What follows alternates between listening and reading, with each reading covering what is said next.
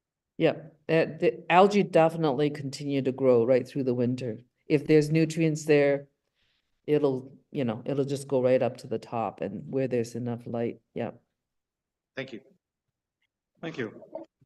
Councillor Cooper, you have one additional question? Thank you, Mayor. Thank you for acknowledging that. I'm sorry I missed this, and now I've got a message, well, that sort of relates to this, so this will take about 15 seconds, but I was remiss in not acknowledging, now stop counting. I was remiss in not acknowledging the work that's been done by Mary Muter. I think it's very important to point at Georgian Bay Great Lakes Foundation, and prior to that, I just see a note from Mary saying she'd be happy to, at some point, give us a little bit of information for now 45 years of water quality sampling. And I think it's a tribute to the volunteerism that we see on Georgian Bay. I think we need to remember those things very carefully. We have gone forward as a result of work by people like this, and we shouldn't forget that. And Mary helped with the funding of Pat's work. But I'd like to point out something else just briefly, that it's not about water sampling, but the first community plan, the first official plan for the township of Georgian Bay was created by Mary's father in 1970, just 71, just after the founding of our township. And his name was Ray Agnew, R.E.A. Agnew. And he was a Toronto lawyer, but he took planning courses at U of T, I believe, in order to understand what planning was all about and create a plan initially for the township. And that's the kind of volunteerism that we get at Georgian Bay, and people care that much. He worked with a scientist, I think, from Galway Bay to do that, and we ended up with a plan in 1972 passed by council. So I think that they both deserve a great deal of credit, Pat and Mary. Thank you. Thank you. Absolutely. All right. Thank you very much for all your time this morning. And I think we've been more than fortunate to have you and your students doing all this research and this reporting for us. And I think it behooves us to take full advantage of all the knowledge that you have shared. I also want to thank not only Ms. Muter, but all the volunteers who over the years have collected samples and as importantly have been interested in keeping our lakes as pristine as possible. And I think it's an extremely important aspect. I mean, it's why most of us are here, is because of the waters that we can enjoy in this area. So thank you very much for your presentation and your patience with all our questions. We greatly appreciate it and look forward to giving you more questions in the future. Thank you. Yeah, I also want to thank you for the opportunity to work. It's the reason we do research in our lab. So I'm very grateful for your interest and your continued engagement. Well, thank you. All right, Council, we have 2 delegations, and I've been requested that we move to our second delegation before we go back to our first delegation. So with that, Mr. Kindersley is here from the Georgian Bay Association. And Mr. Kindersley, you were going to talk about the Municipal Planning Comparison Project. Sir, can I hand it over? Oh, there we go. Yeah. I noticed that the one in the agenda and is missing a slide. So could I share my screen? I'm on the, or how are we going to do this? I'm in Zoom. Okay. So if I could share my screen and do it that way, that would be great. Thank you.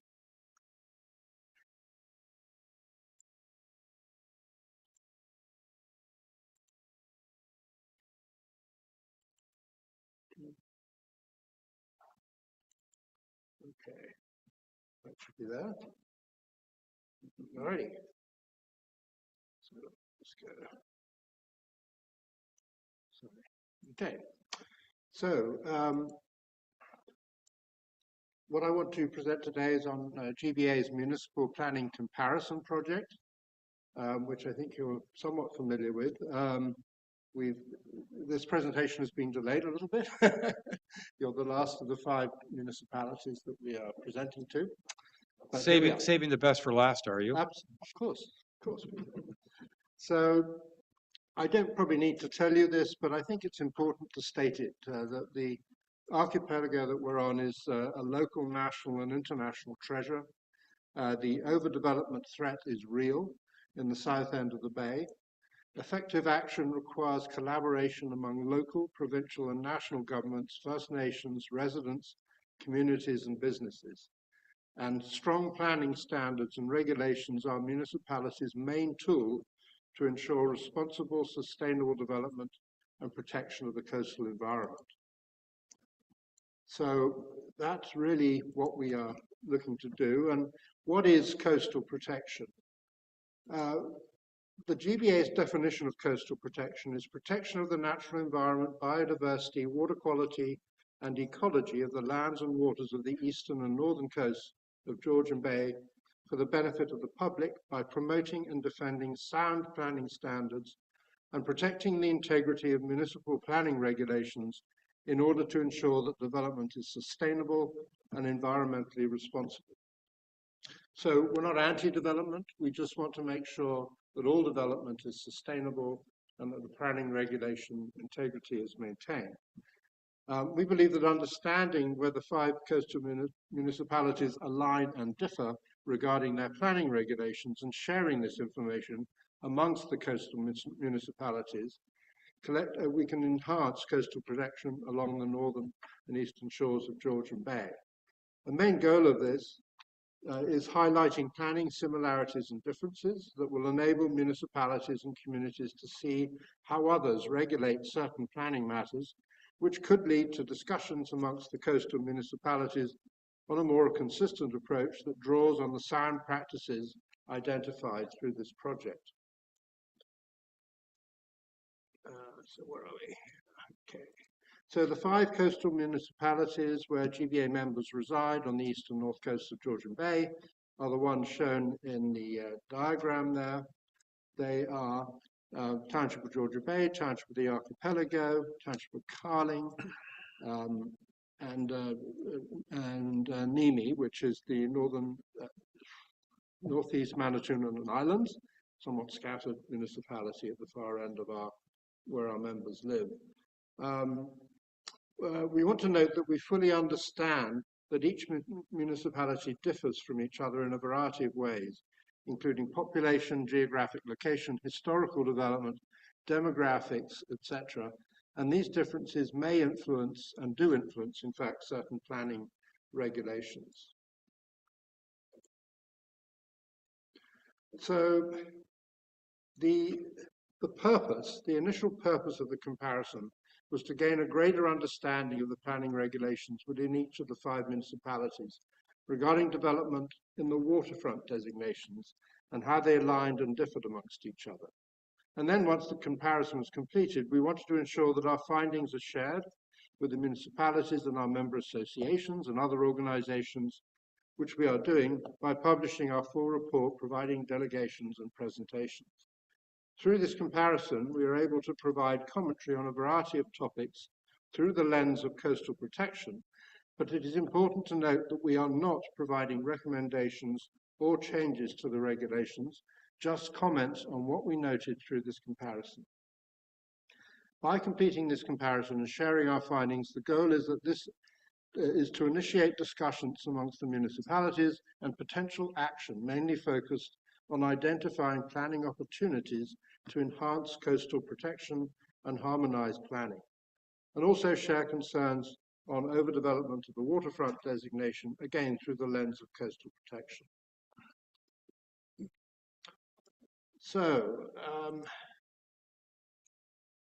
one thing that we surfaced during this process was that the development needs are very different from the south end of the coast along the east coast and as you get further north onto the north coast.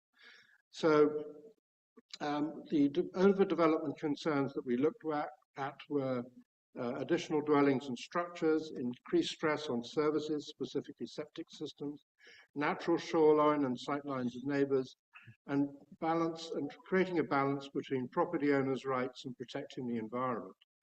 But we also noticed development needs, housing supply shortfall for service industries, so affordable housing needed in all coastal municipalities.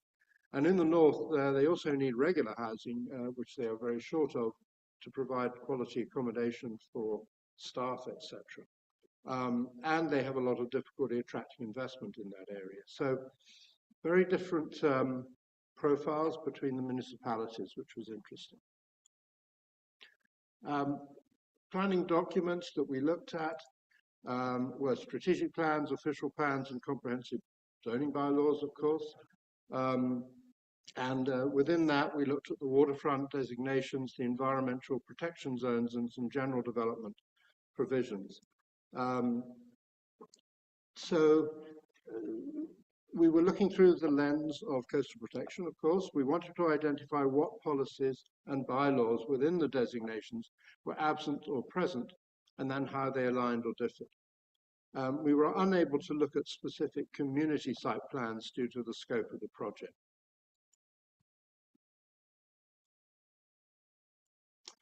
So, waterfront, residential, and commercial designations. The areas that we focused on were policies and bylaws that fell under this, including island zones and mainland zones, mainly lot specifications and permitted structures and uses. We found that there was a variety among the municipalities in certain areas, such as lot and island area, minimum lot and island area, from 0.4 of a hectare to 2 hectares. Coverage, 5% to 20%, frontage, 45 meters to 210 meters, and setbacks, 7.5 meters to 20 meters. There was variation between the permitted uses and the additional dwellings and structures, including docks, boathouses, and sleeping cabins. Some of the commentary provided would be to review the different lot specifications among the municipalities. We reviewed island designations versus coastal designations and how they differ. Ensuring that there is clarity around additional dwellings and structures, and reviewing high water marks and looking at horizontal elevation setbacks from high water marks. On the waterfront commercial designation, it was pretty much the same. A few things that we picked out. We focused mainly on marina and resort tourist zones. And for both of these, we noticed a wide variety in lot specifications. And we also wanted to highlight mainland versus island zones for commercial uses and promote clarity on these designations.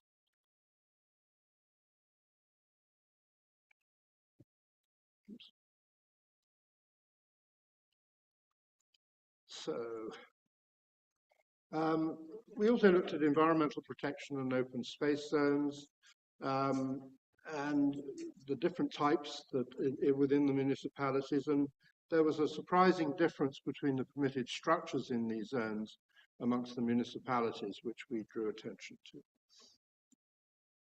On general development stuff, we looked at lot subdivisions and blasting and dredging, and we noticed quite a variety in the size of new lots and the inclusion of specific wetland and natural heritage area policies. And for blasting and dredging, we looked at the presence of these policies and what was covered under them.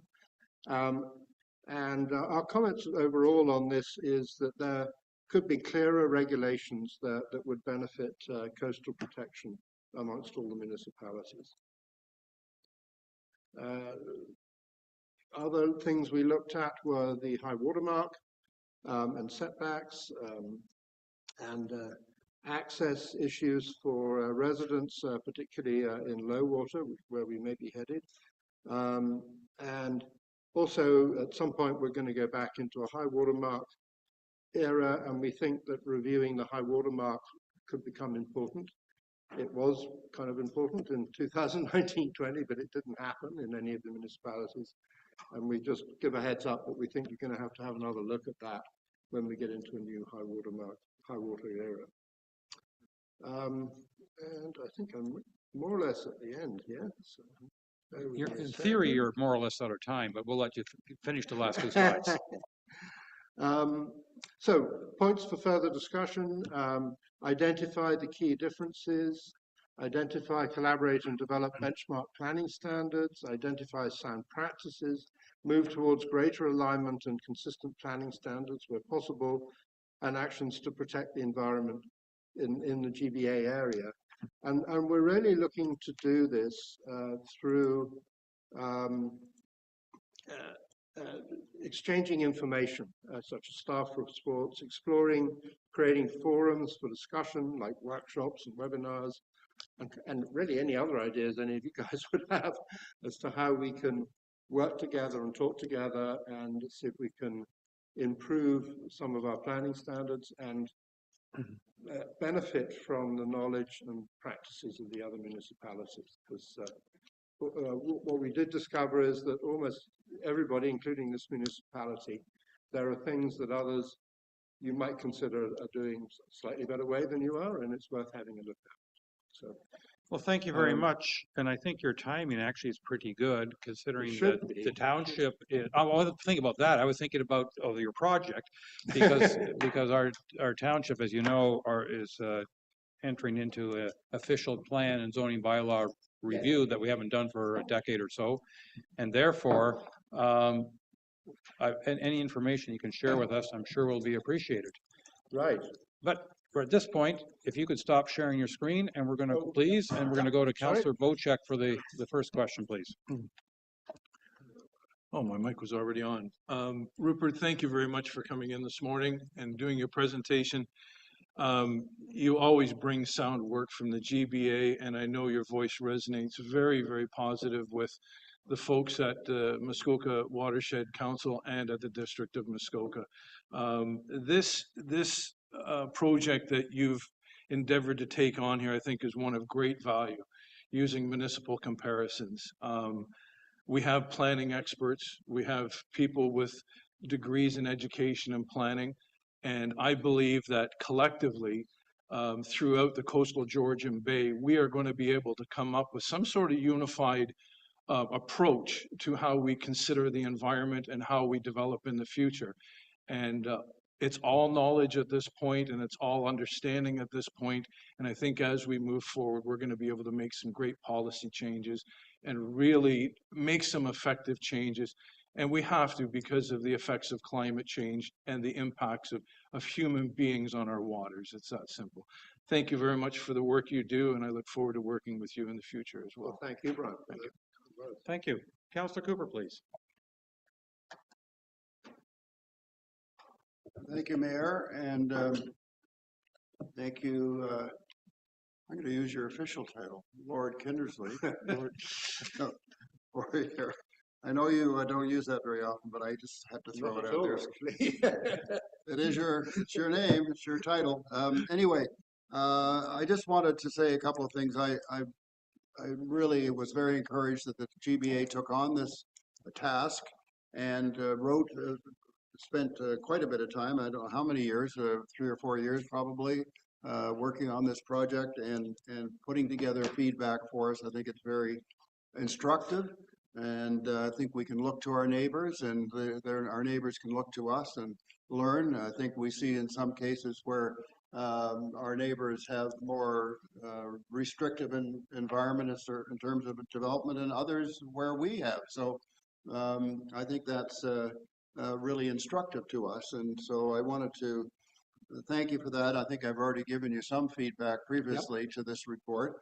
I just wanted to say, as an aside, I was reading an article in my community's annual report or book, and I was reading this article by the father of one of our councillors, and it referred to coming to Georgian Bay to Good Cheer Island, which is the island that you're on. Oh. In the 1880s, this is what I think I read. That's, You don't know about this maybe, or you do, but Councillor Jarvis is it great grandfather? Great grandfather was having gin and tonics on Goodyear Island. So Oh, I think that's kind of fun. Well, you can come and have another one now, Steve, anytime. Anyway, that was it. Thank you very much. I just wanted to acknowledge what has been done here, and once again, fabulous volunteerism. You're setting a certain standard of adding a little historic tidbit to the end of your comments. Councillor Jarvis, how can you follow that?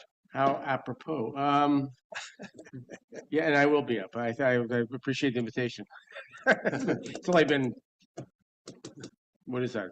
Not, it's been 60 years, I guess. 60, no, 160 years, whatever that it is. Anyway, I really appreciate the work the GB has done on this. It's really nice to sort of get that push that I think it's obviously acknowledged right across the board. Obviously, as noted by our mayor, we have an OP coming up review, and so my question is directed at our director of planning and perhaps to some extent to our CAO, in light of the fact that much of the communities that are involved in this have very, very similar challenges, similar terrain, similar geography, whatever.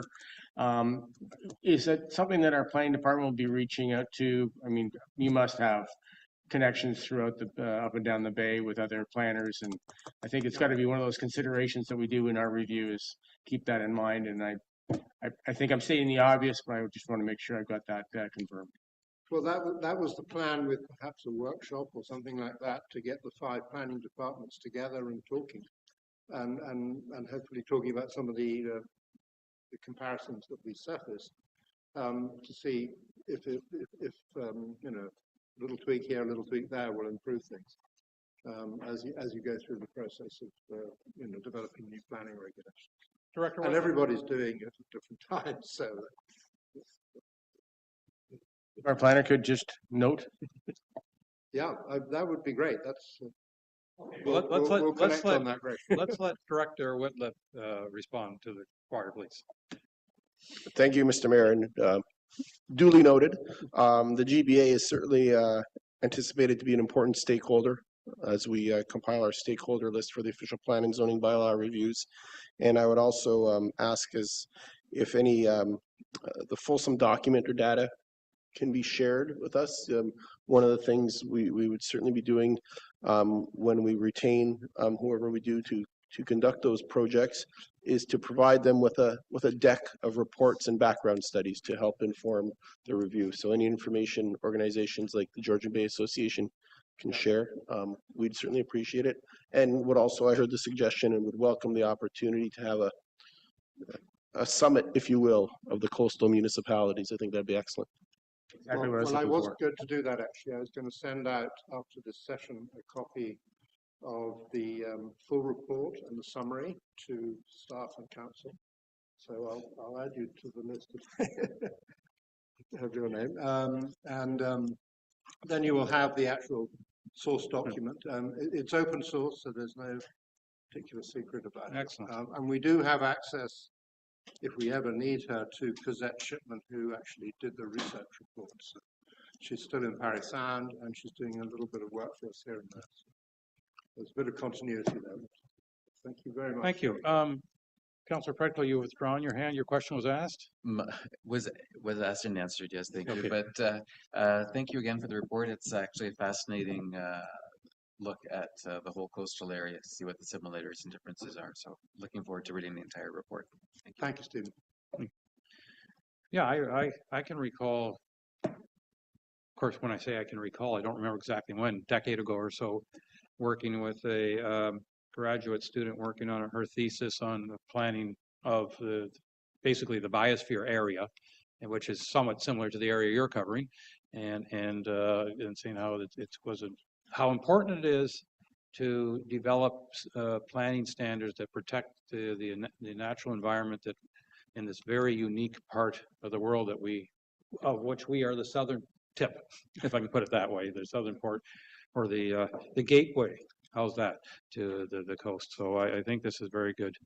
And I'll say thank you very much for your presentation, and say we're looking forward to the report and working further with you on gaining knowledge for our official plan review and update. Okay, Peter, thank you very much. Good to see everybody. Thank you.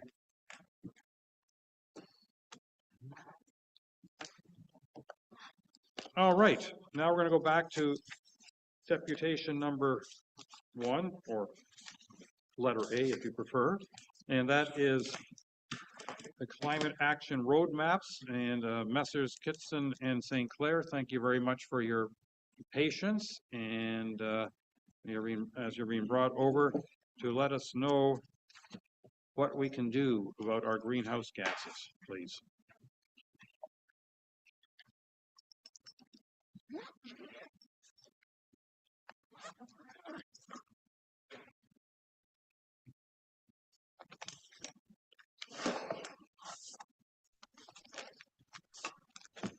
Good morning, everybody. My name is Tom Kitson. I'm from Efficiency Engineering in Cambridge. Can everybody hear me okay?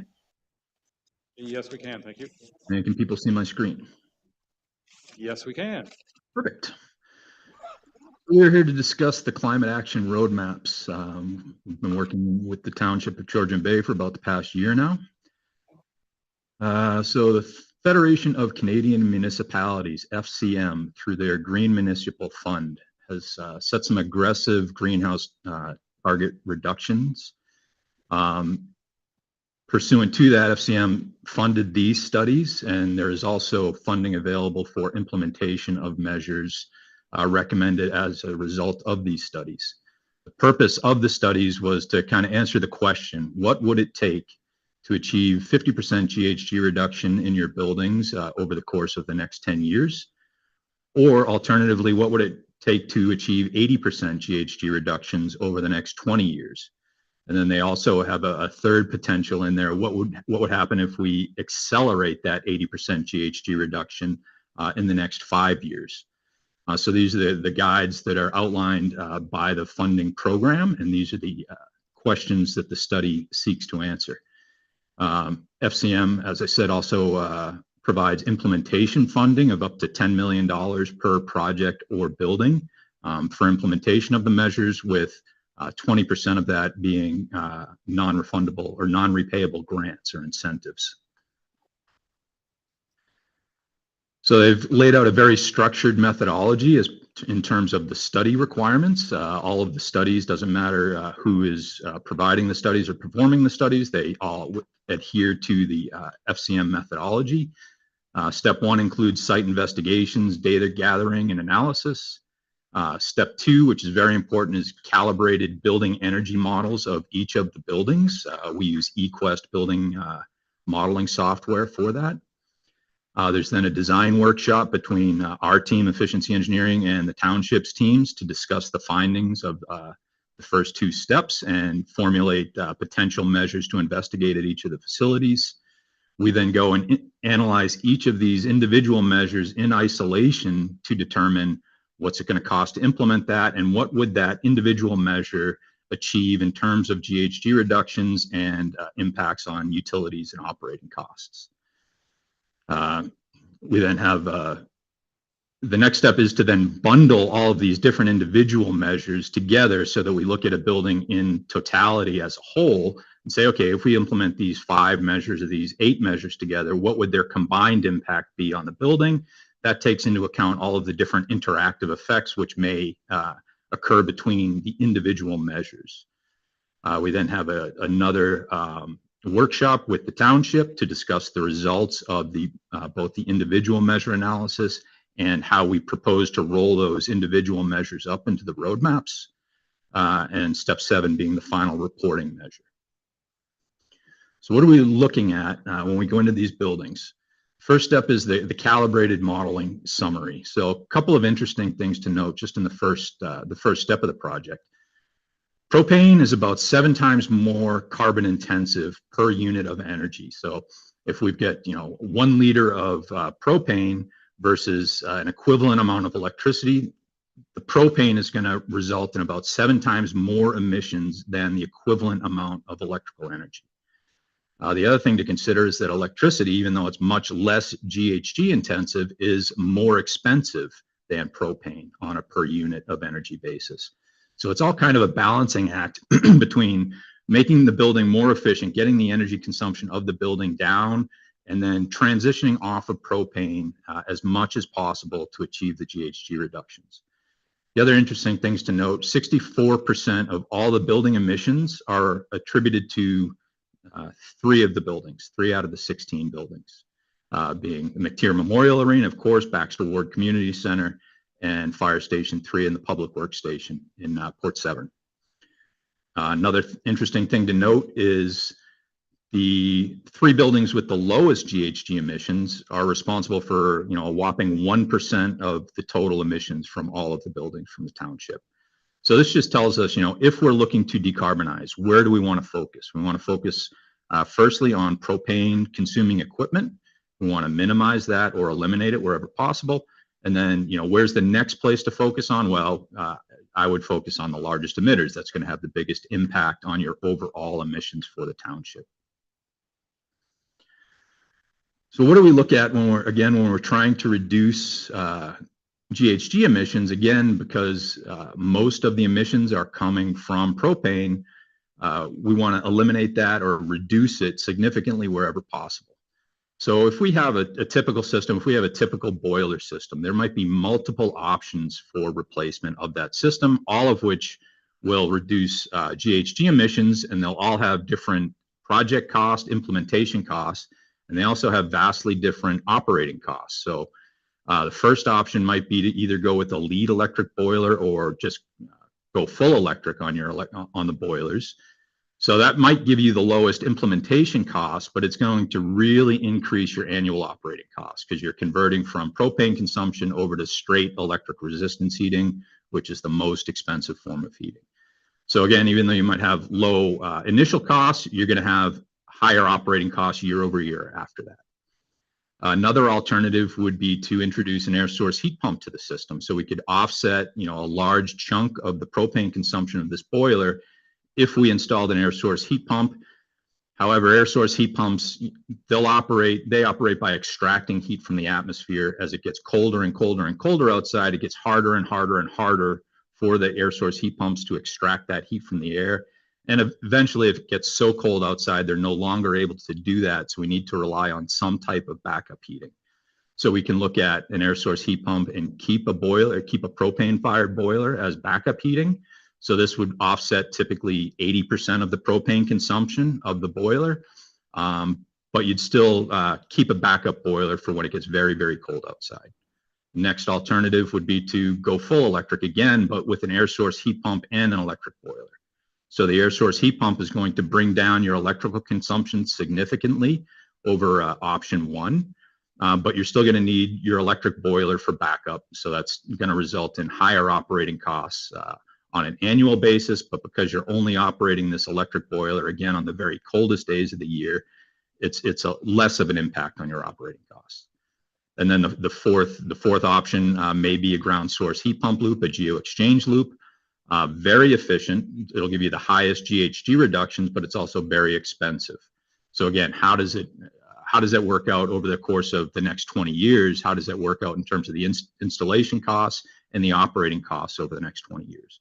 So we look at all of these different options to replace a single piece of equipment, and 1 or 2 of these options would make it into the roadmaps depending on how much GHG reduction we need to achieve that 50% reduction and the 80% reduction, and again, what ends up with the better overall 20-year life cycle cost.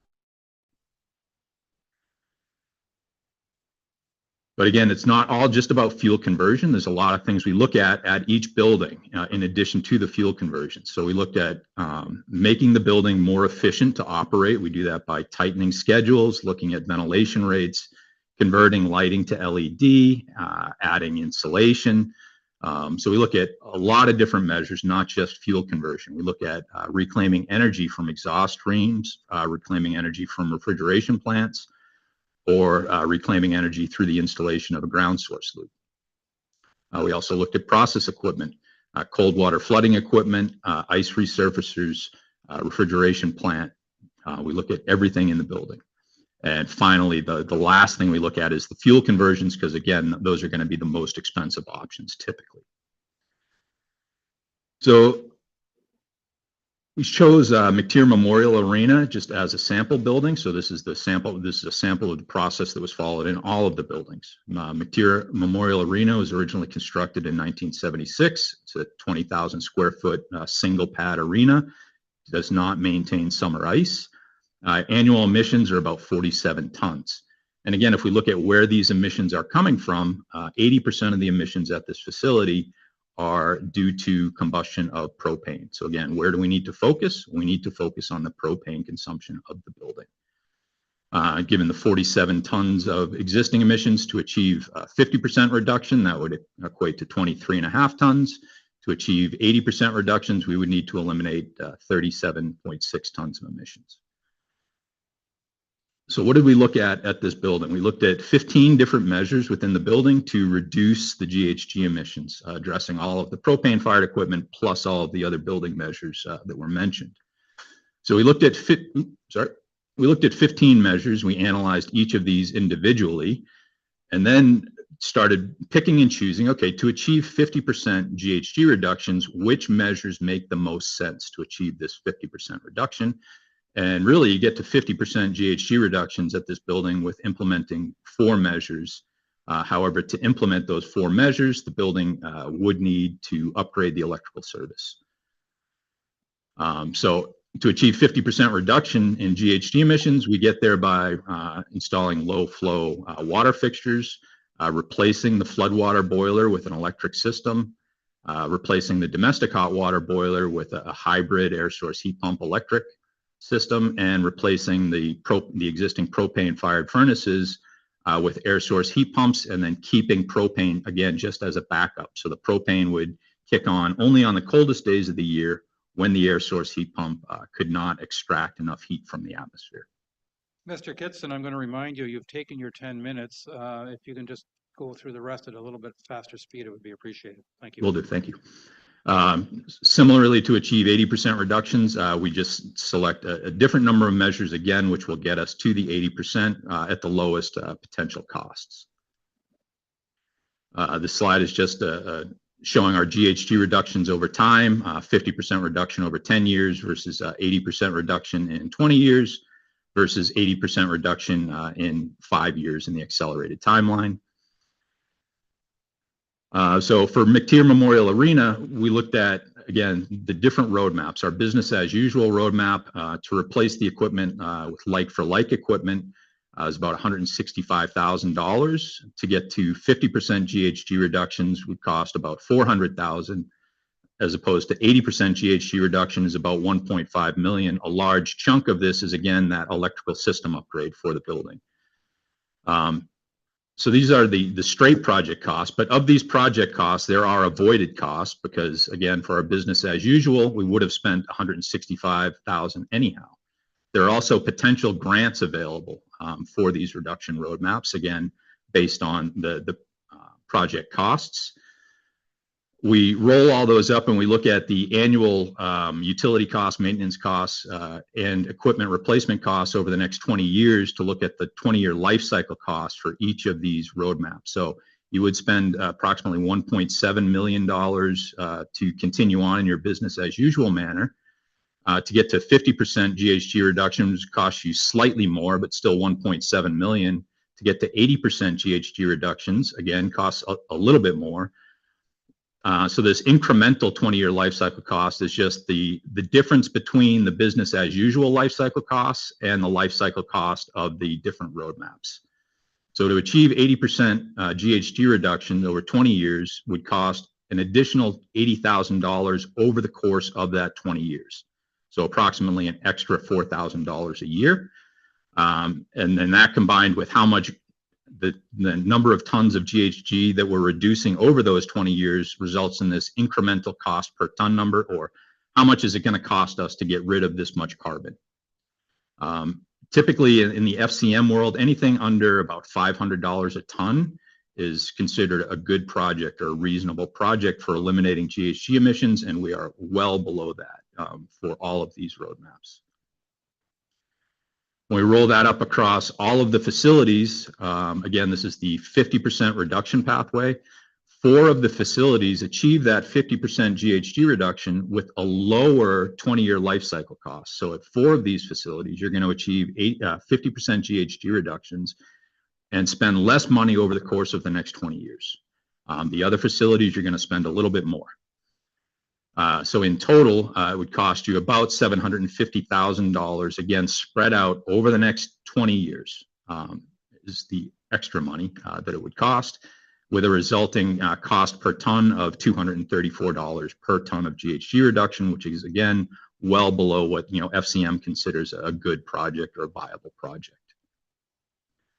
Similarly, for the 80% reduction roadmaps, there are 3 buildings that achieve that, again, with lower 20-year life cycle costs. So 3 of these facilities achieve 80% GHG reductions with lower 20-year life cycle costs. On the whole, it would cost about $1 million, an extra $1 million, again, over the next 20 years to achieve 80% GHG reductions, which results in a total all-in cost of, again, $241 per ton, which is, again, well below what FCM considers, good projects or viable projects.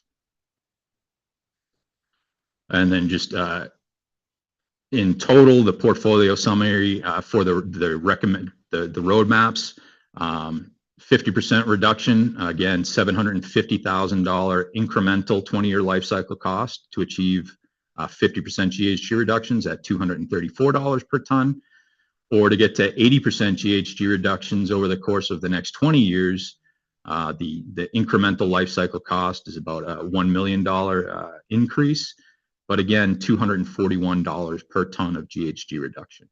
So that's an extra $1 million over the course of the next 20 years. So in conclusion, we've developed roadmaps for all of the facilities that result in GHG reductions ranging from 42% to over 90% on a building by building basis. We look at all of those buildings in combination. For roadmap 2, the 80% reduction roadmap, we're actually achieving 88% GHG reductions with the measures recommended. And if the township were to, pursue true net zero emissions, they would offset the remaining GHG emissions by other measures such as purchasing green electricity, purchasing renewable natural gas, planting trees, other carbon offsets. I apologize for going over the 10 minutes. It's a lot of information. It is. Thank you very much. It's very interesting information. We greatly appreciate it. If I can ask you to stop sharing your screen at this point, and Councillor Bocek, if you could lead off the questions, please. Thank you, and through you, Chair, thank you very much for the presentation. I wanted to focus on one part of your presentation, which was the long-term operational costs. And my question to you is your formula and your basis for your calculations based on the ratio of costs between electrical generated power and propane power at today's ratio? Because as we know, a lot of times when governments get us to engage in programs and convert, then all of a sudden the ratios change, and where today you may be paying 42 cents per kilowatt hour, 20 years from now you might be paying $6 per kilowatt hour for electrical power, but the price of propane may have stayed steady. So your calculations here and your long-term operational costs, are they based on the ratio between the two energies today or in the future? They're based on predicted costs over the upcoming 20 years. That being said, I don't have a crystal ball. I completely understand what you're saying and suggesting in the question. Again, I don't have a crystal ball. The numbers are based on today's energy costs for year one, for year 0 in terms of the analysis. So we look at today's energy costs. We then have projected escalation rates for electricity and for propane. I believe it's 5% or 5.2% for electricity. I don't know off the top of my head. And the escalation rate for propane is slightly less than that, I believe about 3.5%. However, there's also the carbon tax on top of that. So there's the escalation rate for propane, but then we've got the carbon tax on top of that that escalates at a different rate between now and 2030. and then it continues on at that end rate from 2030 into the future. So we look at today's energy rates, and then we have, you know, predictive escalation rates for each utility, water, natural gas, and electricity, and then we've got the carbon tax overlaid on top of those utility rates as well. Very good, thank you. Very complex and something that we're going to have to look at moving forward. But great report. Certainly shows us where our efficiencies need to come from and how we're going to achieve them. So thank you very much. Thank you. Councillor Jarvis, please. Yeah, really appreciate the presentation, Tom. Thank you. Sort of an eye-opener in many respects, particularly with regards to the Mateer Arena, which is very interesting case in point. And that's what I want to talk about just really quickly. Under the Mateer Memorial Arena pathway level analysis, I showed it as page 8 in your presentation. One of the big items project cost-wise was to install an EIFS. Can you tell me what an EIFS is? Sorry, that's short for, we call it EIFS, external insulation and finishing system. So that is adding insulation to the building to reduce heat loss, reduce refrigeration losses in this case as well. So it's a building, and it's essentially making the building envelope more efficient. And it's a very high cost measure. So we look at that.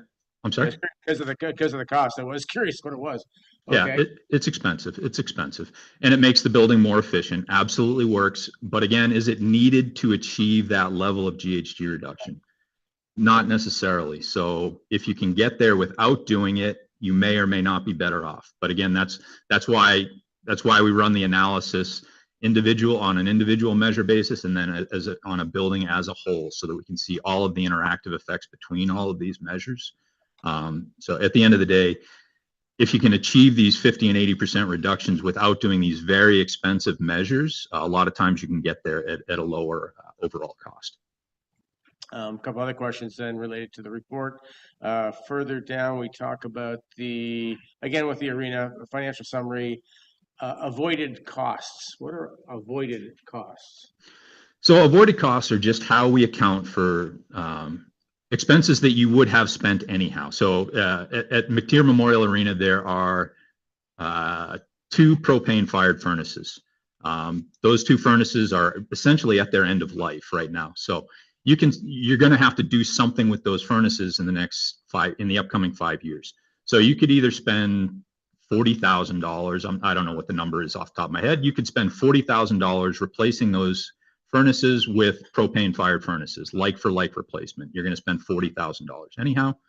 Alternatively, you could spend maybe $60,000 or $80,000 and replace the furnaces with new furnaces and an air source heat pump.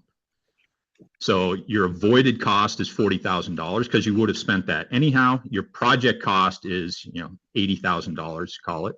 And then your incremental project cost would again be $40,000 because out of the $80,000, you would have spent $40,000 anyhow. Okay, thank you. And then one final one. I've never heard of renewable natural gas. What is renewable natural gas? I had never heard of it before, I don't know, a year and a half ago. Renewable natural gas, it is a developing market. It is a viable market. There are sources of it in Ontario. Renewable natural gas is natural gas that is reclaimed typically from wastewater treatment plants, dairy farms. It's reclaimed natural gas from processes and equipment that would normally emit methane. And the way renewable natural gas works as of right now, because it's a maturing market in Canada, is the township or the client, the person that wants to purchase renewable natural gas would need to find a renewable natural gas project and sign on to that project that's being developed. And then you would essentially be buying a certain percentage of the renewable natural gas that's produced in that project. Thank you. Thank you very much. Councillor Petco, please. Thank you, and through you, Chair. Mr. Kinson, thank you very much for your presentation. I had the opportunity to go through this with the Sustainability Community Committee, so I've seen it a few times in different stages. But the one thing I don't remember us talking about, and it just occurs to me this morning, are some of the other ancillary systems. So, for example, at the administration building here, we have a generator, which isn't obviously turned on all the time. But I don't remember during the development of the project plan that we ever discussed whether or not there was a factor or an impact that that generating system has on the greenhouse gas number for this facility, and whether or not there was anything that needed to be compensated down the road for if that whenever that device is in use and running on propane. Yes, so emergency generator, I mean, they will have a very minor impact on the GHG emissions of the facility if we're accounting for the diesel fuel or the propane, depending on what they're using as a fuel source. So they will have a minor impact. In terms of whether or not that equipment needs to be upgraded or replaced, really depends on the replacement options for the equipment that are selected.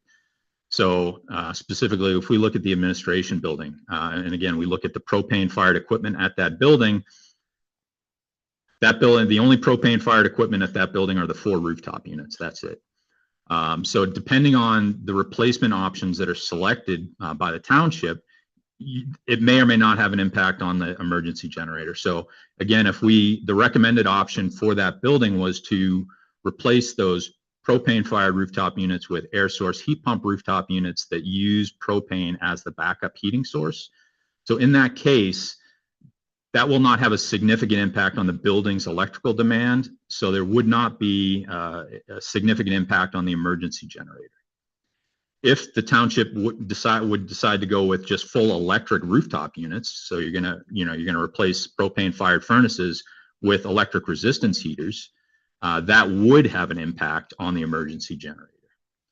So in terms of the emergency generator, there would not be an impact to the administration building if the recommended options were implemented as outlined. If other measures are selected for implementation, then it may have an impact on that emergency generator. Okay, thank you very much. Thank you. Councillor Cooper, please.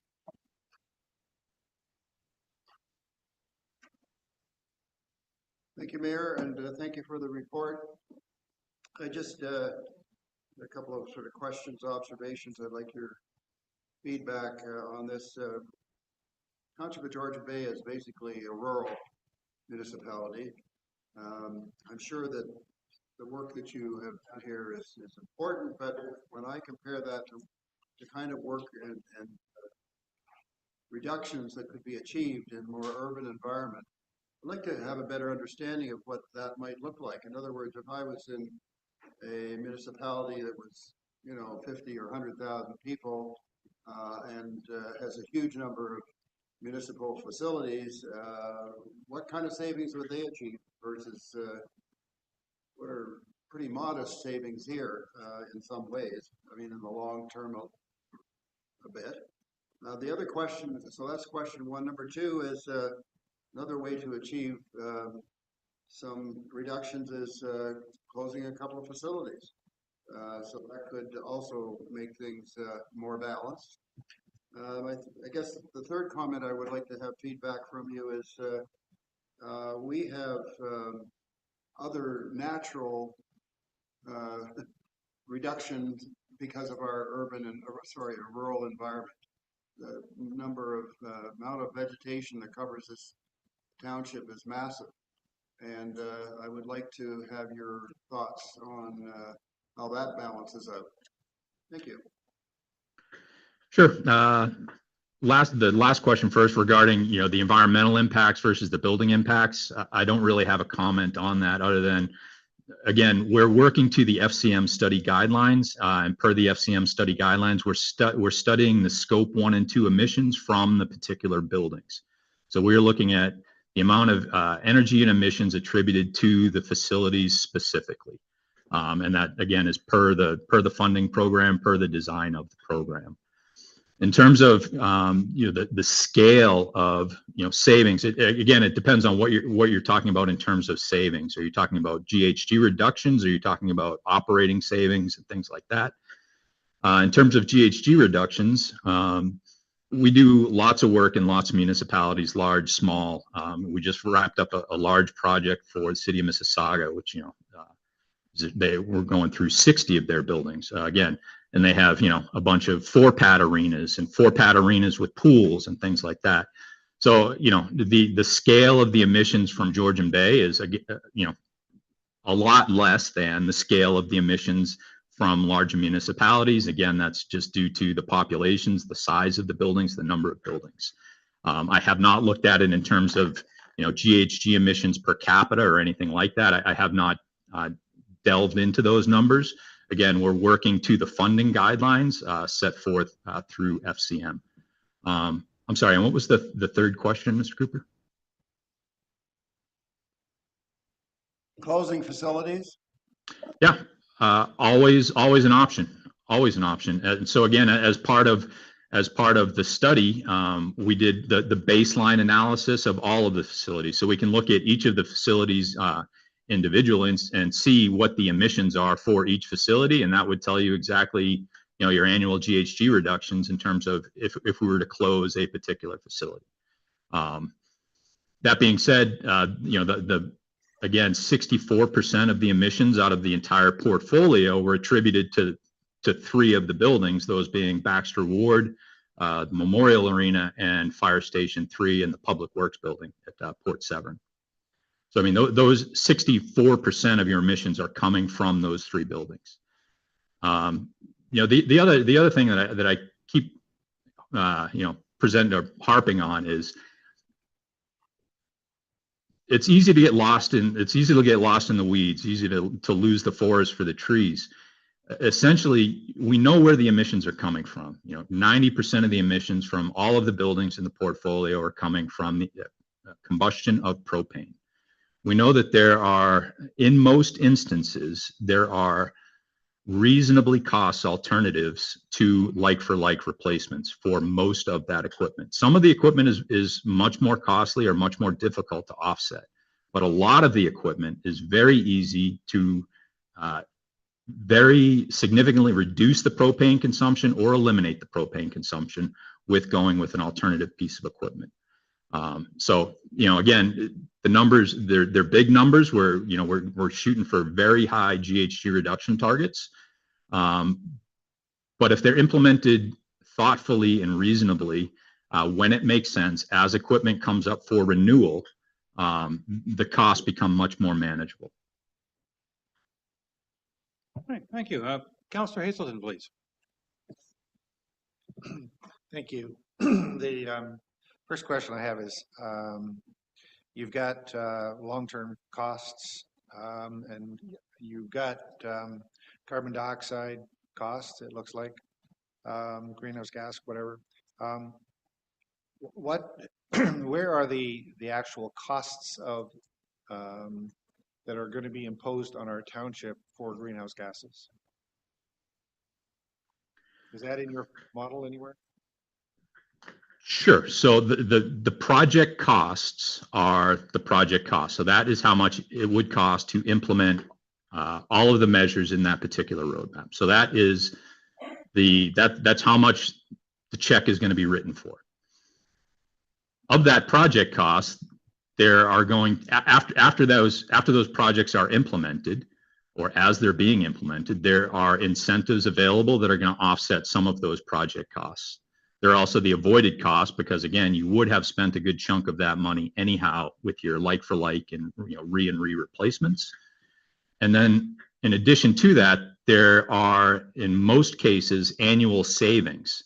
So you're saving money every year moving forward after the implementation of the project. So the project costs are the project costs. That's how much it costs to implement each of the measures recommended in the roadmap for any given building. And then there are multiple things that offset those project costs: avoided costs, annual utility savings, and the potential grants from the FCM funding. So maybe I didn't ask the question properly here, but are we as a township going to be charged for producing greenhouse gases? Are we going to be fined? Is there going to be a carbon tax on our township for producing these gases? There is a carbon tax in place that is escalating up until the year 2030. So we're all paying that tax every time we buy anything that's transported, or if we're buying the energy, we're paying that tax as we buy the propane or as we buy the products. But it's not a tax on top of all those other items. Correct. So one of the threads of the question that Councillor Cooper asked was, if we consider not only the buildings, but the entire township and the greenhouse gas footprint of our township, where we have all kinds of natural consumers of greenhouse gas, being carbon dioxide and trees and everything else. So I guess what I'm wrestling with in my mind here is, we have astronomical numbers that we will ultimately have to sell to our residents if we go down these paths. At the end of the day, if our township as a whole is a net consumer of greenhouse gases with the vegetative footprint, and of course algae is a huge consumer of carbon dioxide. If the residents knew that we were a net consumer of greenhouse gases as a net producer of greenhouse gases, I can't imagine them being interested in us doing the kinds of investments that are being considered here. So I'm wondering, maybe we have some opportunities for efficiency, and maybe we should be looking at that when it comes to the replacement strategies, etc. But I'm not sure that, and I'm frustrated by the fact that we never seem to get a target for the township. We only get targets for the buildings in the township, and I think we need to have a holistic approach here. And if the township is not a net producer of greenhouse gases, in fact, if it's a net consumer of greenhouse gases, then our strategies should be focused on, first, the efficiencies of heating and cooling, etc.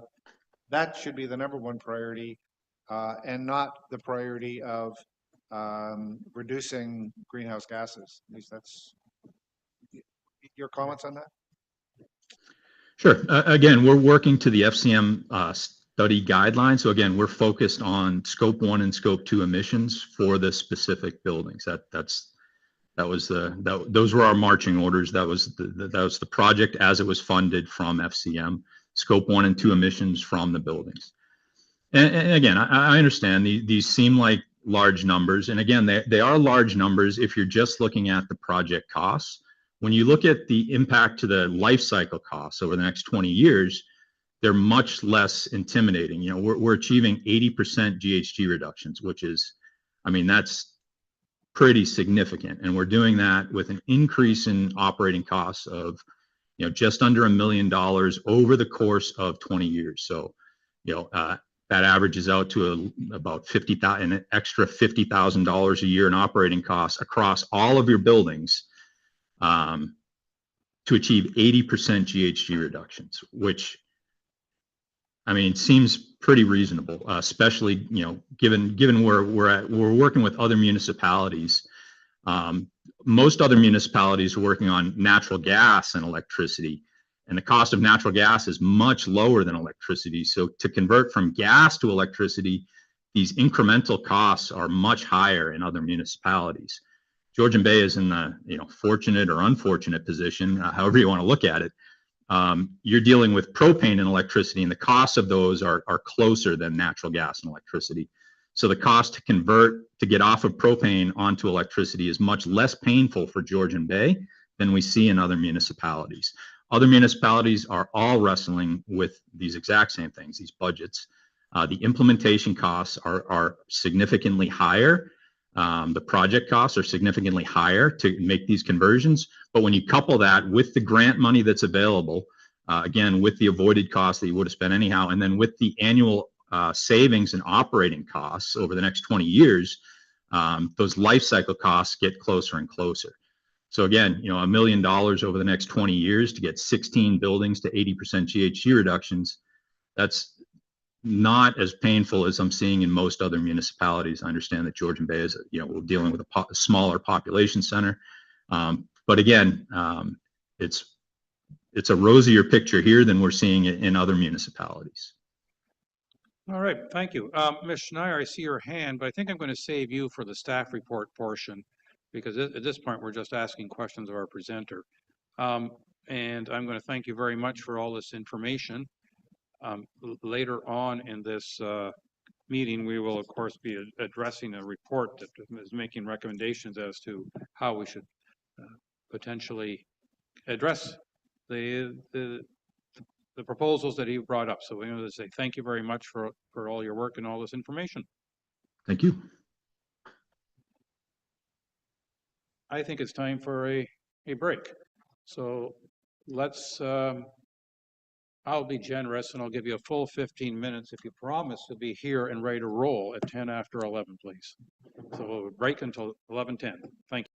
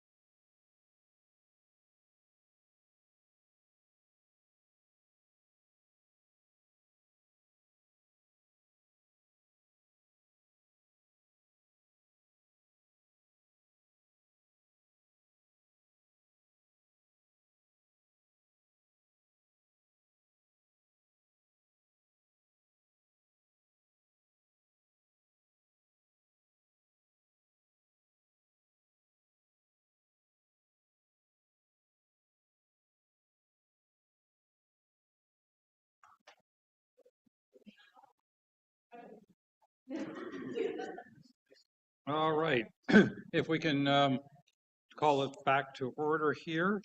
And the first item on our agenda at this point is the consent agenda. And the obviously the motion I have in front of me is that it be resolved the council adopts the consent agenda. But before I call for the vote on that, my question is there anything that anyone would like to ask questions about or comment on? I see Councillor Graziano's hand. Thank you. Through your worship, yes, I'd like to pull item I, which is the tracker. Okay. Would you like me to endeavor to go into detail as to which or do we want to see if Well, anyone else is pulling anything yet?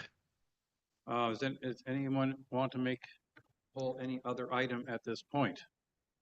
I'm not seeing any hands, so please go ahead, Councillor Graziano. Thank you, through your worship. There's just a few updates that I'm looking for.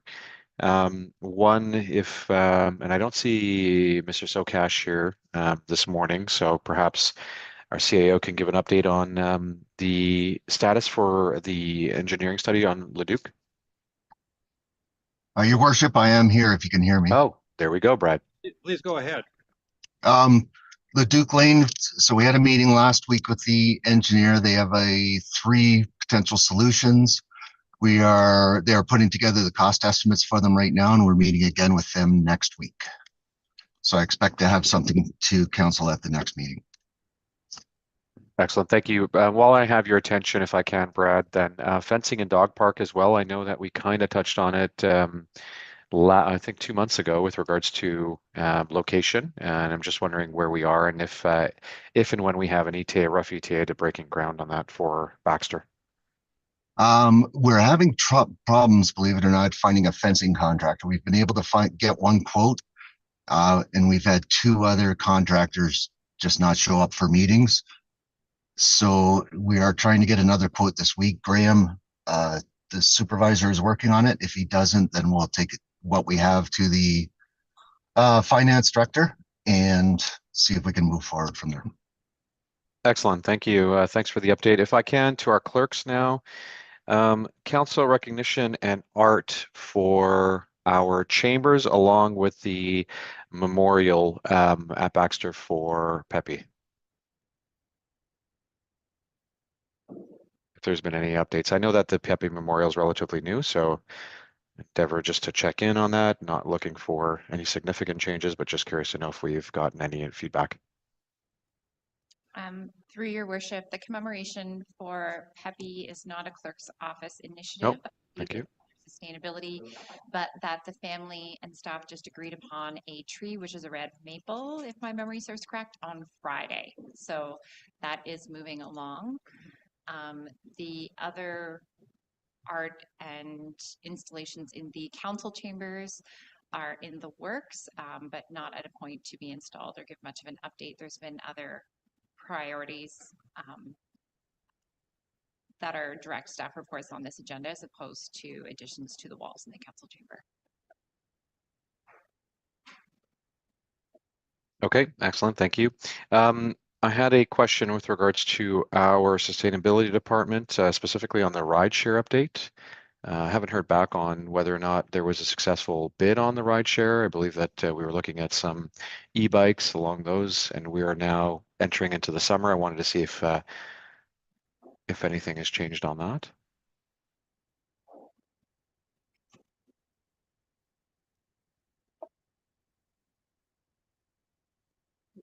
CEO Mariotti, I don't think I see our Director of Sustainability far earlier. Would you have any idea on that one?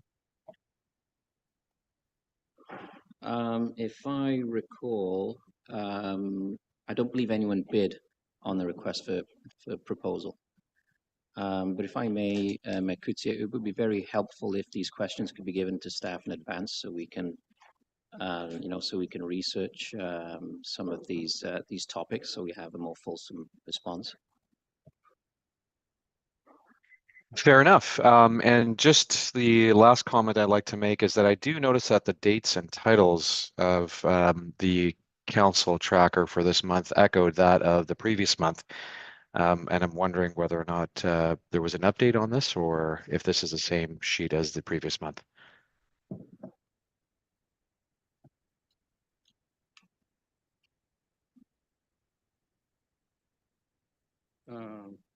Madam Clerk, would you have any idea?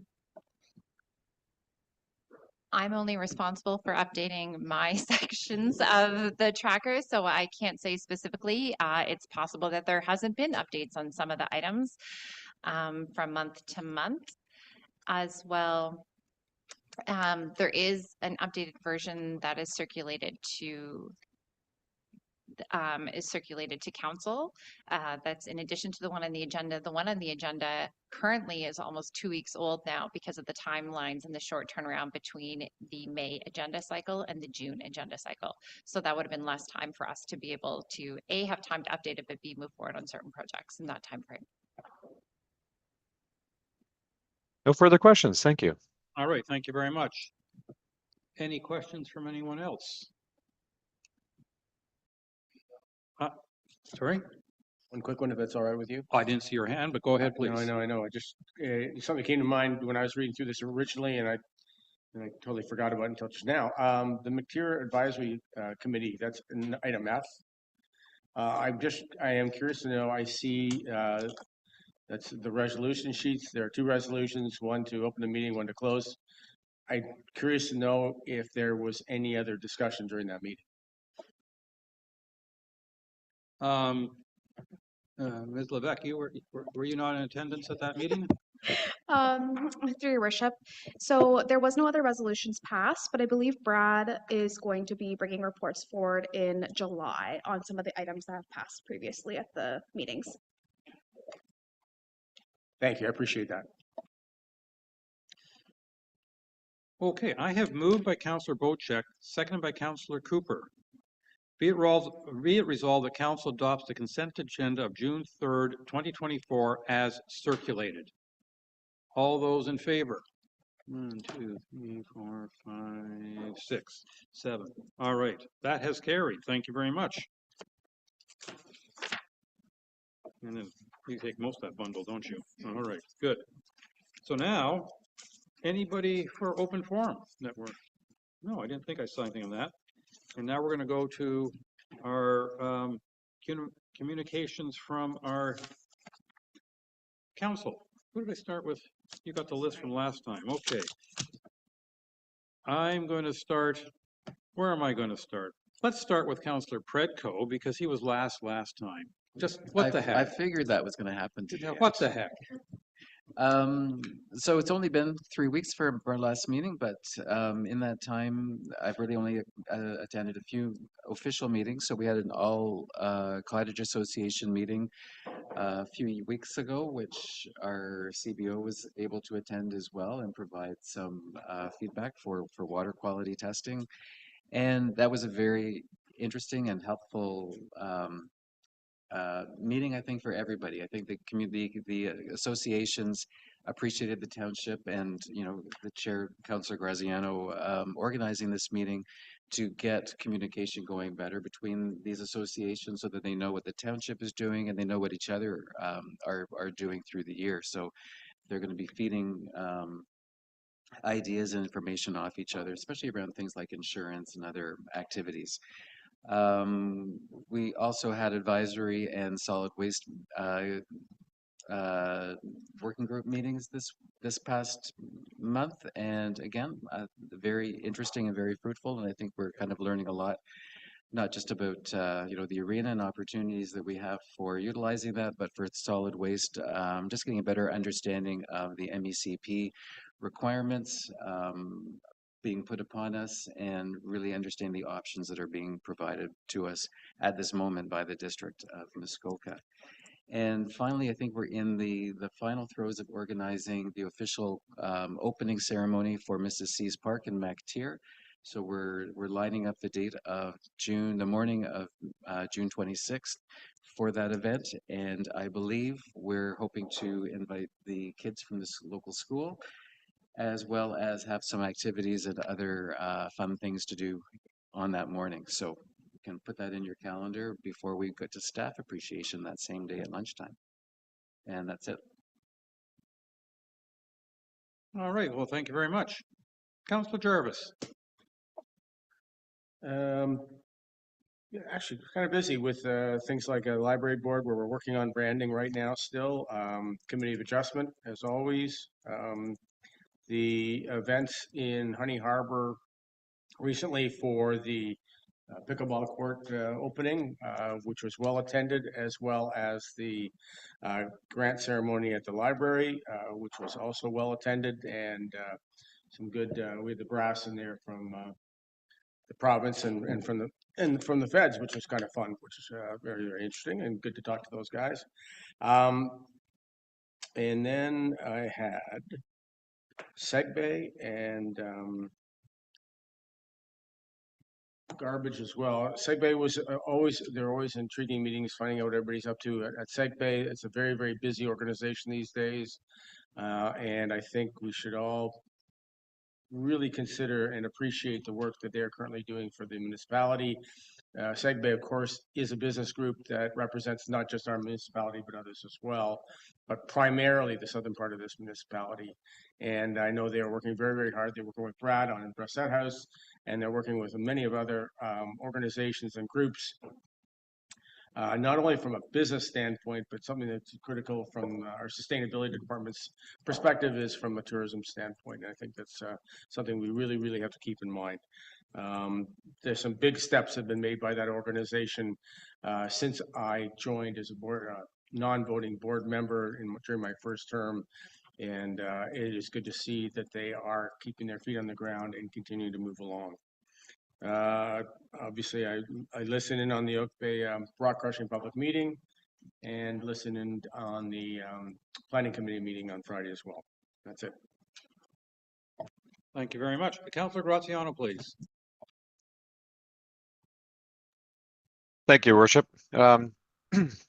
Busy month, to say the least. First and foremost, echoing Councillor Predko as the chair of the All Associations meeting. It was a great gathering, lots of incredible information shared, and the net result is now we've created a WhatsApp group for communications and more fluid conversations amongst all groups and all heads of associations. And I'm looking forward to seeing some of the dialogue that flows from that communication channel. I had the opportunity to attend the Housing Task Force 2.0 this month in Muskoka, and was very surprised to learn of an organization that I think this council should strongly consider investigating further. Specifically, it's a social enterprise, and its mandate is to take students, the active workforce that are looking to potentially enter into the trades. And unlike an apprenticeship, they are providing real world training to these people in order for them to then go on to further careers and within the trades. And that includes plumbing, framing, drywalling, all the above. These guys are taking people that, otherwise don't have the opportunity to go through the apprenticeship program or the funding or the time to do it, but want to get into the workforce immediately and be productive citizens. And as a result, they're training them effectively. They are looking for corporate contracts that can continue to allow them to deploy these students, if you want to call them that, into different projects. And it was a very, very eye-opening and enlightening experience to hear their proposal, and it's great to see that organizations such as these exist. Of course, MAAC with the rest of council here, including Councillor Bocek and Councillor Predko. I attended the town hall, the Oak Bay town hall as well. It was great to listen in on the conversations there and hearing some of the questions from the community. The Georgian Bay Solid Waste Group. We came to learn that our municipality can design anything that it wants to. And this was a conversation that we had with Chris Hyde from the MECP, specifically around how the province is involved in the waste side of things. And it was a great conversation with Chris Hyde. I also had a road meeting with a couple of folks on 6 Mile Lake, one of the 6 Mile Lake / Cognishine roads, and specifically around the potholes and so on like that. And I've had a few conversations with our MPP Graydon Smith on different matters. And as I conclude, if I can, I just want, it's not necessarily commonly known, but I always want to offer recognition where recognition is due. And a lot of the events that I am either chairing or we are creating beyond council as in a way to better our communities, I've had help. And I want to recognize my assistant for giving me, great help for all the things that she has done to help our community move forward as well. So thank you. That's the end for me. Thank you. Councillor Hazelton. Thank you. Kind of a common theme, never seems to die down from an activity standpoint. We did have Rupert here talking about the Coastal Protection Committee and the comparative report. We had another Coastal Protection Committee meeting this month or in the past month. So there's a lot of other things that that committee is doing, and I would certainly encourage you, if you do get a copy, not to put yourself to sleep, but it's an incredible report and lots of detail. But it's also really there more for reference. Had a couple library board meetings. Won't speak further on that. My other councillor, Jarvis, highlighted that. And I too sat on the Committee of Adjustment. Continues to be an interesting forum. We had an opportunity, as already highlighted, to participate in the library's Trillium Grant presentation along with our MPP Graydon Smith. So that was a good step. And then we walked across the street and participated in the pickleball court's official opening. So a lot of Honey Harbor Hamlet stuff going on that day. We last Friday had a planning advisory committee. I'll offer it. My opinion is it's one of the most productive so far. And we've had a couple of water quality working groups. I would kind of frame it as we're in scramble mode for some tactical actions to get sampling underway for 2024. And I think with Kaylee's guidance and kind of handling point, that we're making good progress on that. So thank you so much, Kaylee, for your actions on that. Thank you. Councillor Hazelton. Sorry, you're Councillor Hazelton. Councillor Cooper, please. Thank you, Mayor. And I know we look quite a bit alike, but in any event, by the way, the clerk has moved my microphone closer because you're having apparently trouble hearing me. Can you hear me now? I hope you can. Should I speak louder? Is that close enough now? Is it really? No, thank you. Come on, I'll try and back off just a bit, but I would like to encourage our clerk to do exactly the same thing. Move her microphone a little bit closer to herself when she's speaking. Thank you. What's good for the goose is good for the gander. Anyway, yeah, busy month. I'm not going to sort of belabor some of the things that are typical of any given month, which includes, of course, meetings here and meetings over at the district, other than to say we, along with the mayor and Councillor Bocek, we had a meeting with the district regarding solid waste. And I don't know how to describe that meeting other than to say we still have some challenges. We had some good discussion. But the Township of Georgian Bay, since 2014, I have been looking for financial data. We still don't have it. And I've been able to solicit some support from the chair of the district to say that That has to happen, or we just will have difficulty making decisions around solid waste without, we're shooting in the dark, and it's just not good enough. So I don't know why that is the case, but it is the case, and it's an important matter that's to our entire township, and we've got to get it solved. So that was right after the council meeting on the 21st. I guess, in terms of other meetings and activities, water quality, water testing has been mentioned, and I've been involved with that a little bit too. I've also, I like Councillor Graziano's acknowledgement of the assistance he's getting, and I'm going to mention that I have a parliamentary assistant that's been very helpful to me, and would like to thank that person that's been assisting me. That's my fancy title for my wife. And what is finally I should mention is that I noticed that we have come up with some new acronyms at the township for buildings and so forth, and I'm starting to add in my own acronyms. You may have seen one I sent out later yesterday. So we're just going to continue to come up with acronyms to see if we can create an acronym dictionary. Thank you. Thank you. Councillor Bochek. Thank you, and through you, Chair. A very busy month, as it is when folks start returning to their second homes and see what's gone on over the winter and have lots of demands to get things fixed for the spring for their arrival. I may repeat myself on a couple of here because it was a short month. The first one, Gloucester Pool Cottage Association Spring Dinner, where we all met, and residents, real estate agents, developers all got together and had a great chat about what we're doing at the Township of Georgian Bay and the direction that we're heading in.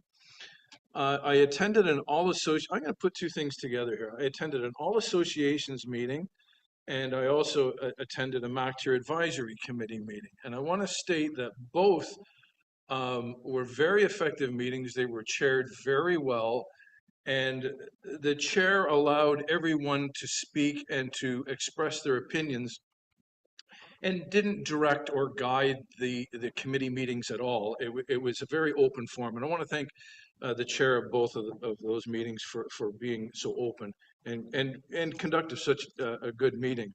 Library funding, already talked about. Our friend Graydon Smith came down and presented a check, and then we walked across the street to the pickleball courts. Graydon's and Scott Aitchison came by. Special thanks to Michelle and Rob, and I hope I get this right, Kuchmanich, who were very, very instrumental in raising funds from the public and putting this whole thing together and making it all happen. So congratulations to them and to everybody that was involved. I attended the Port Carling Paramedic Station ribbon cutting, which was really good. Seems to be a lot of money and a lot of construction overkill from a guy who comes from the construction business, but I guess that's the way government does. We just give it all, just put it all in there. As Councillor Cooper said, we had a very informative meeting with James Steele up at the district about solid waste. Something he's been fighting for everywhere is costing. They gave us 3 options and no costing for any of the options. So how we're supposed to choose, I have no idea. I can't speak for the residents or my constituents based on the funding because we don't know what the costs are. Oak Bay Town Hall, great, had lots of comments from people. I missed the special council meeting on Friday or on Thursday due to an illness. I have caught up. As well, I watched the Planning Advisory Committee meeting on the weekend and rewatched it 3 times in order to gain all the information that I wanted. I think that's it. Outside of meeting with Gloucester Pool Association, 6 Mile Lake, Moore Point and Oak Bay people on a regular basis. It was a regular busy month for me. And I just want to say I did attend the barbecue at Seg Bay, and it was a delicious sausage that they served me. Yes, thank you. Thank you. I've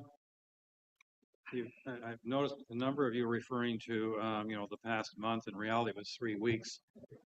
I think it felt like 2 months in some ways, how busy it's been. But amongst the highlights for me definitely was the back on the 18th of May, the library and pickleball events in downtown Honey Harbor. It was great to see so many people out for these events, and I think, you know, I'm very happy to see the library supported by the Trillium Fund. But I also think it was what I really appreciated about the pickleball opening, ribbon cutting, was that you realize that that was a genuine joint effort between the township and the many local residents, because they paid for half of it, not through their taxes, but directly out of their pocket to support that. And I think it's wonderful when we get projects that so many individuals are willing to, excuse the expression, put their money where their mouth is and say, yeah, we think it's important to have more than 1 or 2 courts here, and we'll help and we'll pay for half of them. I mean, I think that is a terrific thing for our communities, to have that great participation. I mean, we know we have that, you know, around the township. I'm just picking this as a highlight of an example because it was a recent opening. Like the past 2 councillors or district councillors, on the 21st attended the meeting with regards to the waste management and at district, and share their frustrations, but also noted during that meeting on a couple of matters they came a little closer to what we think should be the final solution. And so I think that softening has to help balance the frustration, at least in my mind. Though a lot of discussion has been taking place over the past number of weeks with regards to the 12 Mile Bay Road and the condition it's in, and the fact that, you know, that's a district responsibility, and meetings are continuing on trying to get that road put into a reasonable shape. I think I'll note on May 30th, I attended after we had that revenue meeting here. I went to the Muskokan Area Indigenous Leadership Table that was being hosted by the Discovery Center in Gravenhurst, and as always, I greatly appreciate those meetings and the sources of information and the interchange that can take place there. And I've noted that a couple of councillors were talking about their personal assistance or support teams, and I think that, you know, in fairness, I would like to thank not all of the residents who have at times offered me assistance, reports, input. Greatly appreciate that, but also our staff.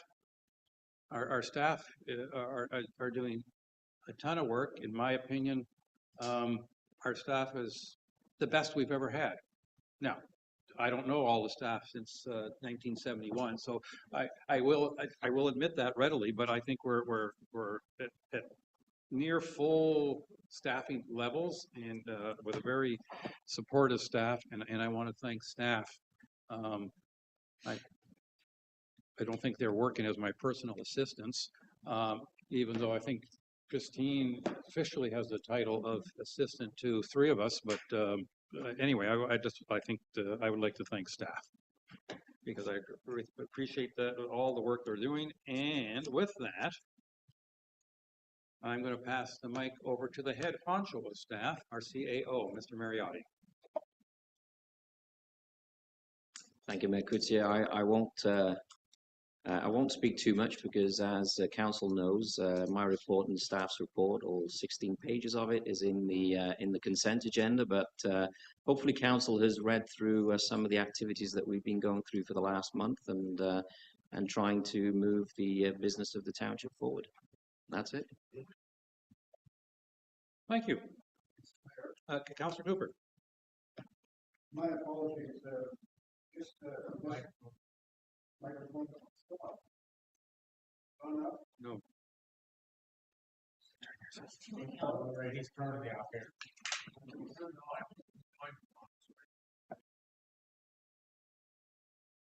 There we go. See, somebody's trying to really get me to the today. Too, But this too many other people weren't turning their microphones off.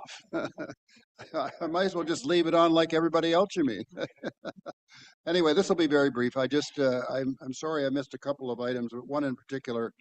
I did also watch the Planning Advisory Committee meeting a week ago. I think it was a week ago Friday, wasn't it? Yes, last Friday.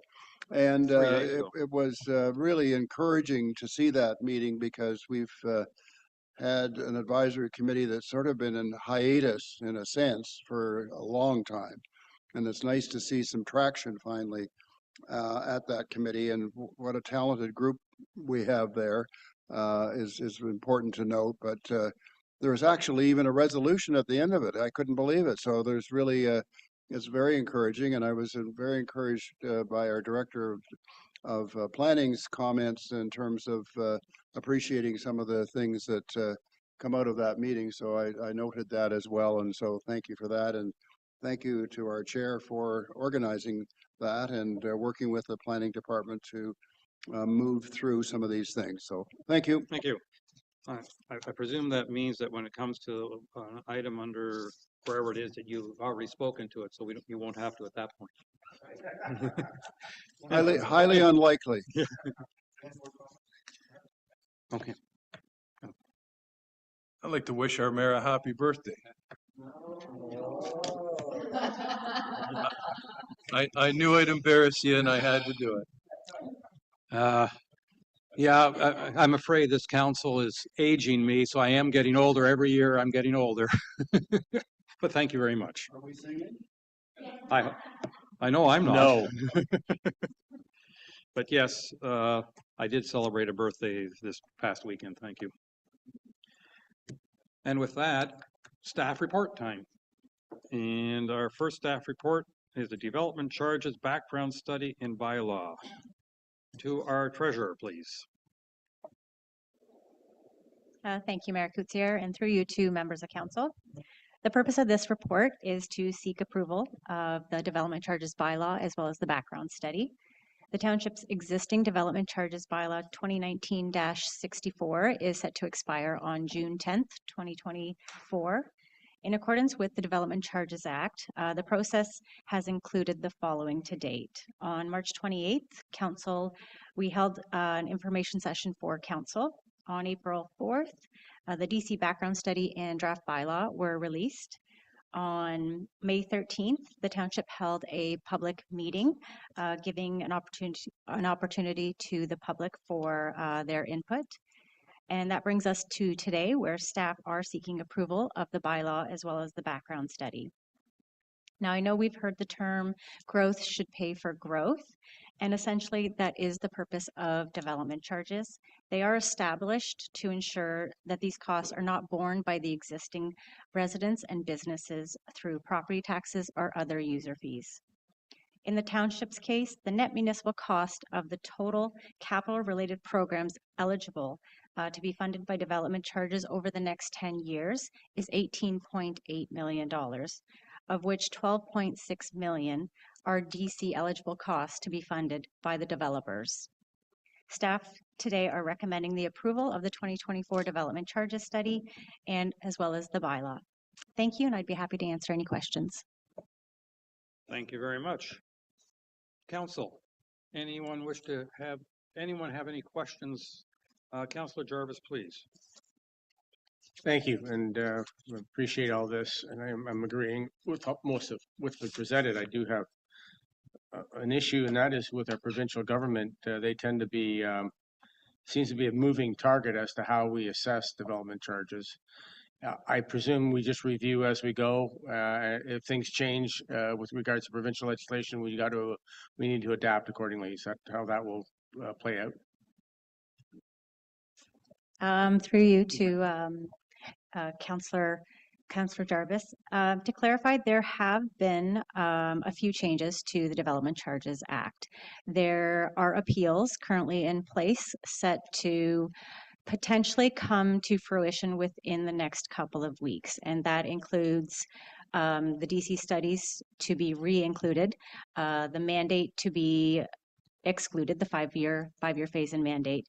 Until until those come to further completion, we would be sticking with what we have. We may have to exclude the studies from our background study, and our goal is not to wait for 10 years to update our study. The goal is to update it every 5 years, just due to the changes in the economy, and changes in the construction price index have been changing significantly over the years. So at this point in time, yes, I would agree with you. We kind of have to play it by ear. Would that mean you'd have to come back to council for some, for sort of a realignment of how the monies are going to be, how the DCs are going to be assessed? Or was that something you could just do after we've passed this resolution? Thank you. Through you to Councillor Jarvis. I do believe we would have to come back to council, as the bylaw would be changing. The background study would not change. However, the bylaw, the rates would change. Thank you. Thank you. Councillor Graziano, please. Thank you, Your Worship. It's no surprise how I feel about this particular situation. I've stated it before, I'm going to reiterate again. I think that this is a very counterintuitive policy that we are considering here. It doesn't take a PhD in economics to understand that by increasing rates, we're going to decrease demand. We're going to decrease it, and it doesn't take a PhD in marketing to understand that it's going to decrease our marketability. We are not competitive, and as such, we are not going to get strong interest in developing within our municipality. Now, we heard our treasurer state that growth pays for growth, but when there's no growth paying for growth. And that's the point that I'm trying to make here. We're not going to get revenue when we increase rates well beyond those that are surrounding us, when we're perceived to be one of the highest, if not the highest, within the District of Muskoka's jurisdiction. And at the end of the day, it's going to have a boomerang effect in that inevitably what we are trying to do by way of not charging our residents will then in fact charge our residents, because when we don't have development here, because of our fees being so high, inevitably we don't have an increase in our tax rate, or a tax base rather, and inevitably we're not going to increase our incomes or our revenues. And as a result, we're going to have to go back to the ratepayer and ask for them to cover the costs of the expenditures that we would otherwise incur for, or that we would pay through this program. It's a counterintuitive program. It's a counterintuitive policy. I think this is the wrong direction that we should be going. Rather, we should be looking at ways to reduce our development fees, open up development in the corridors that are slated for development, and make it a little bit more development friendly. With that said, I'm going to conclude by requesting that we do conduct a registered vote at the end of our conversation today. So thank you. Thank you. Councillor Wojcik. Thank you, Chair, and thank you very much for the report. I know about as much about finance as I do about what Mr. Kindersley was talking about here, but when it comes to growth and it comes to development, our residents are dealt with two separate development charges, one from the District of the Muskoka and one from here. And we have a case where we have a subdivision that the township has taken over, which is undeveloped. Tickner, I think it's called, and we have all these lots, and now they need to be serviced, and there needs to be development fees and everything else. So I see where Councillor Graziano is coming from here. We have these lots that are sitting empty. We need affordable housing. We need development, but yet there is these huge costs for sewers, water, infrastructure, everything else. And so I tend to agree that if you do not increase development charges, you will increase development and then hence recoup that long-term by collecting taxes from these residents. So I'm not sure I totally understand the report. I did receive it, I did read it, but my business philosophies are quite different than that of the Township of Georgian Bay when it comes to this. So thank you very much. Thank you. I think I'll make a few comments. I'm not seeing any other hands at this point. I'm in favor of this report. I'm in favor of this report for a number of reasons. One is it's reasonably consistent with what we've done in the past. Secondly, our rates are, I think, reasonably comparable to those to our in the rest of the district, especially considering that they are reviewing their rates at this point, and so we don't know where they're going to go, but I imagine they're going to go higher. Thirdly, I'd like to comment, following Councillor Bocek, that water and sewer are not part of the development charges. In other words, if somebody is developing within the catchment areas of our water and sewer plants, namely in Port Severn or MacTier, they will have to pay to connect to those services, and that's entirely independent from this. Fourthly, I think it's important to understand that, and this is per provincial direction as well, that if you are building affordable housing or rental units, development charges do not apply. And further, that any case where development charges are applying and the developer builder believes that they should be exempt because of the affordability or what have you, they can always make an application to council for an individual exemption if they believe it's appropriate. I think that the people, the developers, whether they are a group building a whole bunch of homes or they are as an individual, if they can, if they're not building affordable housing, then I think it's fair that they pay a share of the increased costs that will be incurred by that additional development. I also like to point out that our development charges are significantly lower than those to our south. And so I don't consider them that out of line. Those are just some of my comments with regards to development charges. And seeing no more hands, I'm going to read the motion and then ask the clerk to take the vote. Councillor Bocek? Thank you. And through you, Chair, I have a question about your statement, if I may. Yeah. We had a delegation at district about district service charges, and I posed the question at the district, would there be charges imposed by the district from someone in the township of Georgian Bay who was developing on a property that was not on sewers and water? In other words, an island property or a property away. And they said, no, the district would not be imposing charges on anything, development charges on anything that didn't have sewers and water. And I will go back and rewatch that meeting, and I will listen very closely to that. But that was the explanation that I was given at district, and that's why I made that statement. So if you are correct, I stand corrected. To the best of my knowledge, they will be applying development charges for new development, not for like a rebuilds or expansions. In other words, if you already have a development on your property and you're expanding or replacing, there are no development charges. But if it's a new build, the district, short of it being affordable housing of one form or another, if it's a new build, then there would be, the district development charges would apply.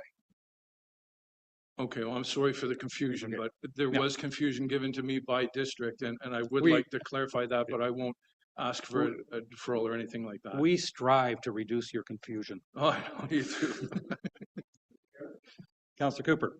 Just curious, after hearing that question and answer, when you say new build, in other words, you are suggesting if it's a completely barren lot as opposed to a lot that has, for instance, a building on it, a home, but maybe adding 2 sleeping cabins. In that case, it doesn't apply. It only applies to completely new build. That's my understanding of development charges. Ms. Radigan, can you confirm or deny, please? Thank you, Mayor Kutsir, and through you to Councillor Cooper. That is correct. With the latest changes of development charges, additional residential units are exempt from any type of development charges. And that's just to promote housing for, a lot of the time is for seniors or parents or even rental units. Thank you. Well, thank you. That clarifies quite a bit. All right. Councillor Graziano. Thank you. I'm going to open up and invoke my right to a second round with, of course, you and your permission, Your Worship. We heard the only developer in our municipality say no to this. They took the time out of their day to come here and say no. I don't believe we did any assessments, nor did we consult with the building or development community on what their perception is with regards to this proposal.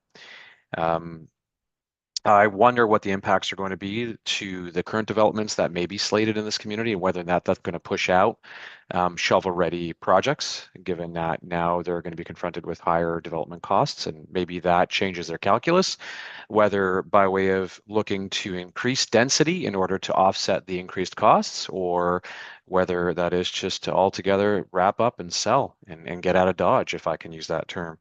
I think it's short-sighted that we don't even have any information pertaining to what the community, or at least the development community, wants and what they're looking for.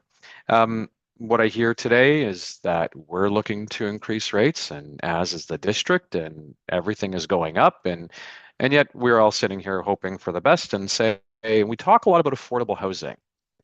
And this is what I find to be incredibly interesting from my perspective, in my opinion, is that we talk a lot about affordable housing, and we all want to collectively support affordable housing because it's the right thing to do. People need homes in our province. They need to live. And yet here we are looking at trying to find ways to decrease demand, hinder growth, as well as to charge more. And I think that, again, it's counterintuitive. So in my opinion, I don't think we're pulling our weight with regards to affordable housing. And as such, again, I just don't think that this is a great policy.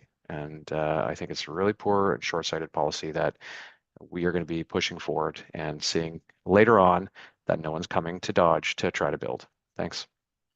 Thank you. And I'll remind everyone that affordable housing, attainable housing does not attract development charges as long as they meet the definitions as set out by the province. Councillor Predko. Well, thank you, through your worship. I was just going to reiterate that point as well. But while I have my microphone turned on, I will just reiterate that I think the development charges, as has been presented to us through the various reports and the analysis on the cost for the facilities and the infrastructure that's required for new development, is an accurate reflection of what will be coming forward for the township. And that I agree that we don't want our existing residents to bear the burden of that additional growth through their property taxes. So I'm in support of the development charges as presented. Thank you. All right, I'm going to read the motion and then turn it over to Clerk Way to take the vote, please. So I moved by Councillor Hazelton, seconded by Councillor Jarvis. Be it resolved that the report regarding the 2024 development charges background study and bylaw be received, and that a bylaw be presented to council to approve the 2024 development charges background study and accept the minor amendments to the bylaw at its meeting of June 3rd, 2024, to be effective June 10th, 2024. Ms. Way.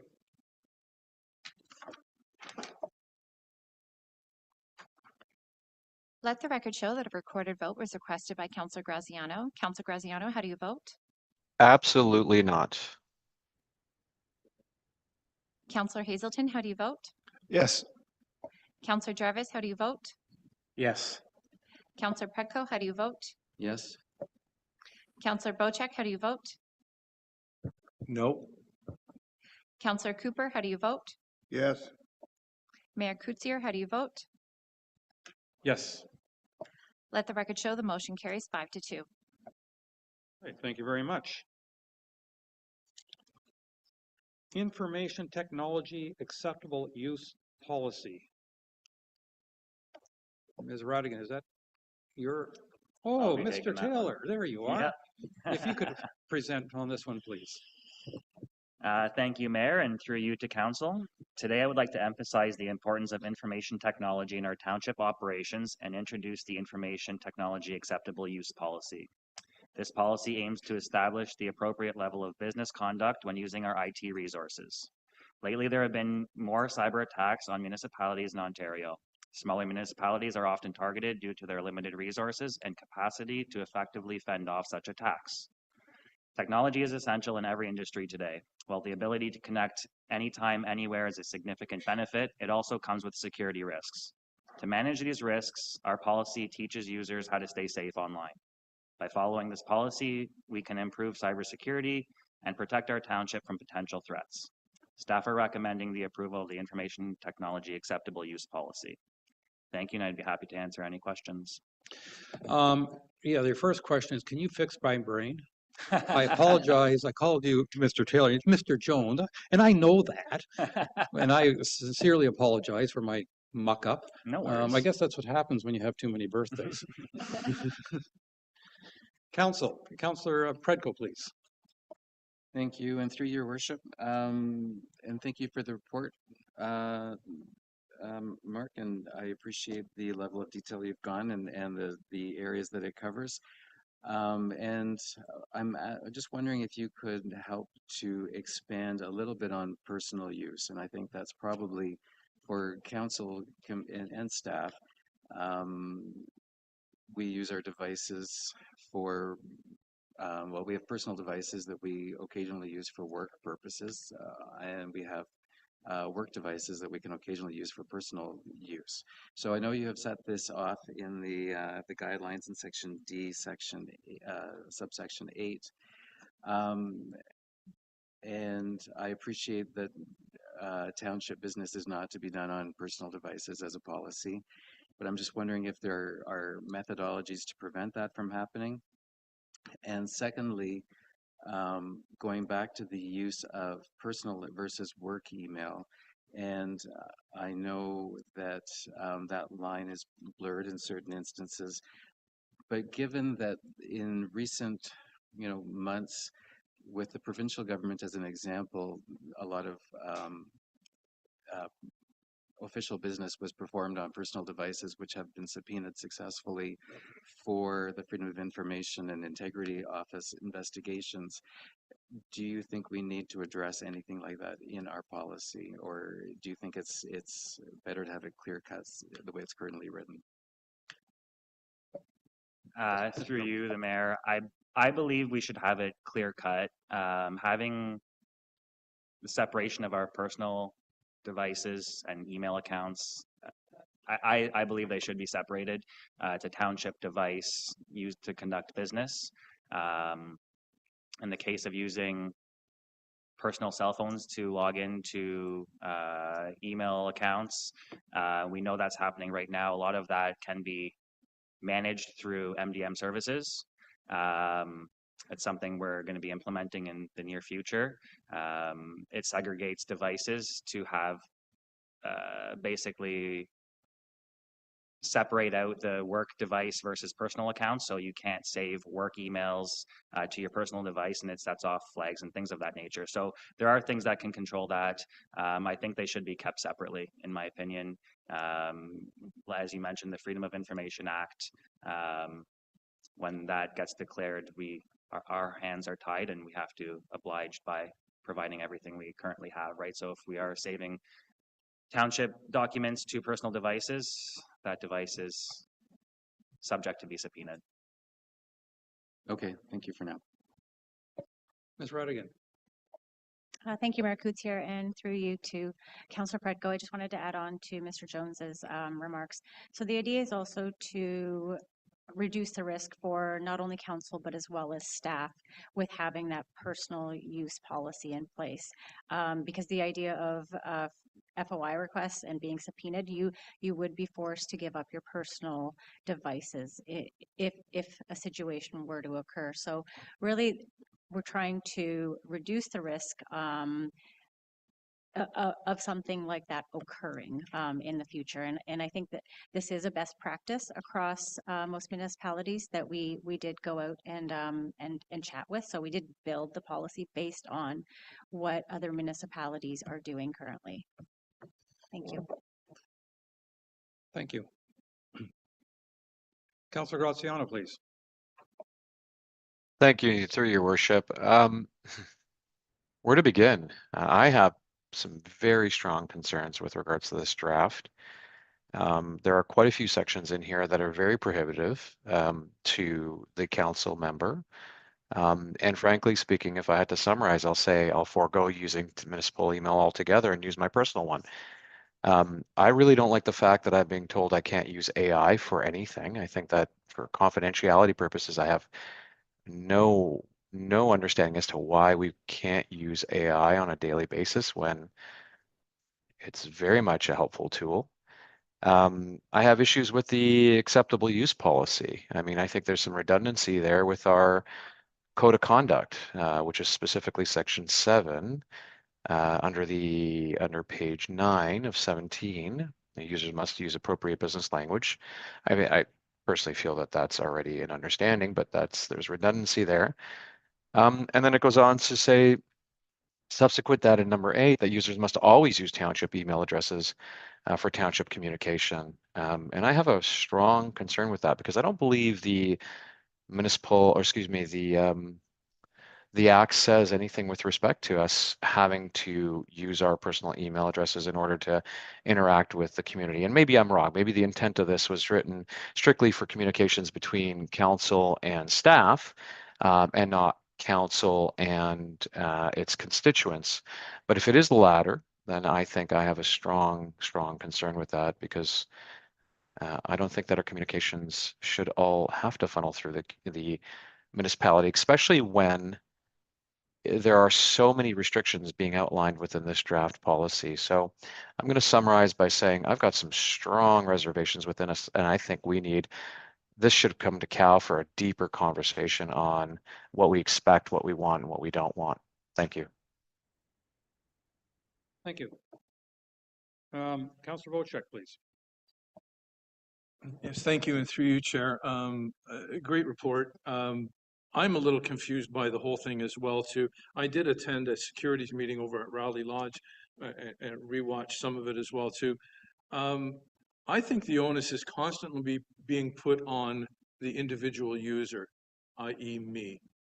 Some of us are getting up in age and technology is changing very, very fast, and the younger generation understands the technology changes and that kind of stuff. But why is it always incumbent on the user to be the one to exercise all the caution? Why are the parameters not put in by our technical departments, by by your department, that doesn't allow us access to things that we shouldn't be allowed to have access to? The onus should not be on us, because, and this is why, you give me a set of rules I have to follow. Then I go to district, and district gives me a set of rules and a bunch of password changes that I have to make. And then my corporations do it to me. And before long, all I'm doing is spending all of my time trying to circumvent fraud on the computer. That's not what I'm paid for. I'm paid to make decisions for this township and act in the township's best behalf, which this is a part of. But we pay a lot of money to our technical department to keep us safe, keep us protected. Why is it our responsibilities as councillors that really have, I'll correct myself, this councillor has no idea what's inside this box or how it works? Okay, so please understand that I'm not belittling your report or trying to belittle your report, but we need to find a better way, and we need to take the onus off the individual users. For the most part, pretty dumb from my point of view when it comes to computers, and put it back on the people we pay to keep us safe. So those are my comments, and I'll just leave it at that. Anyone care to respond?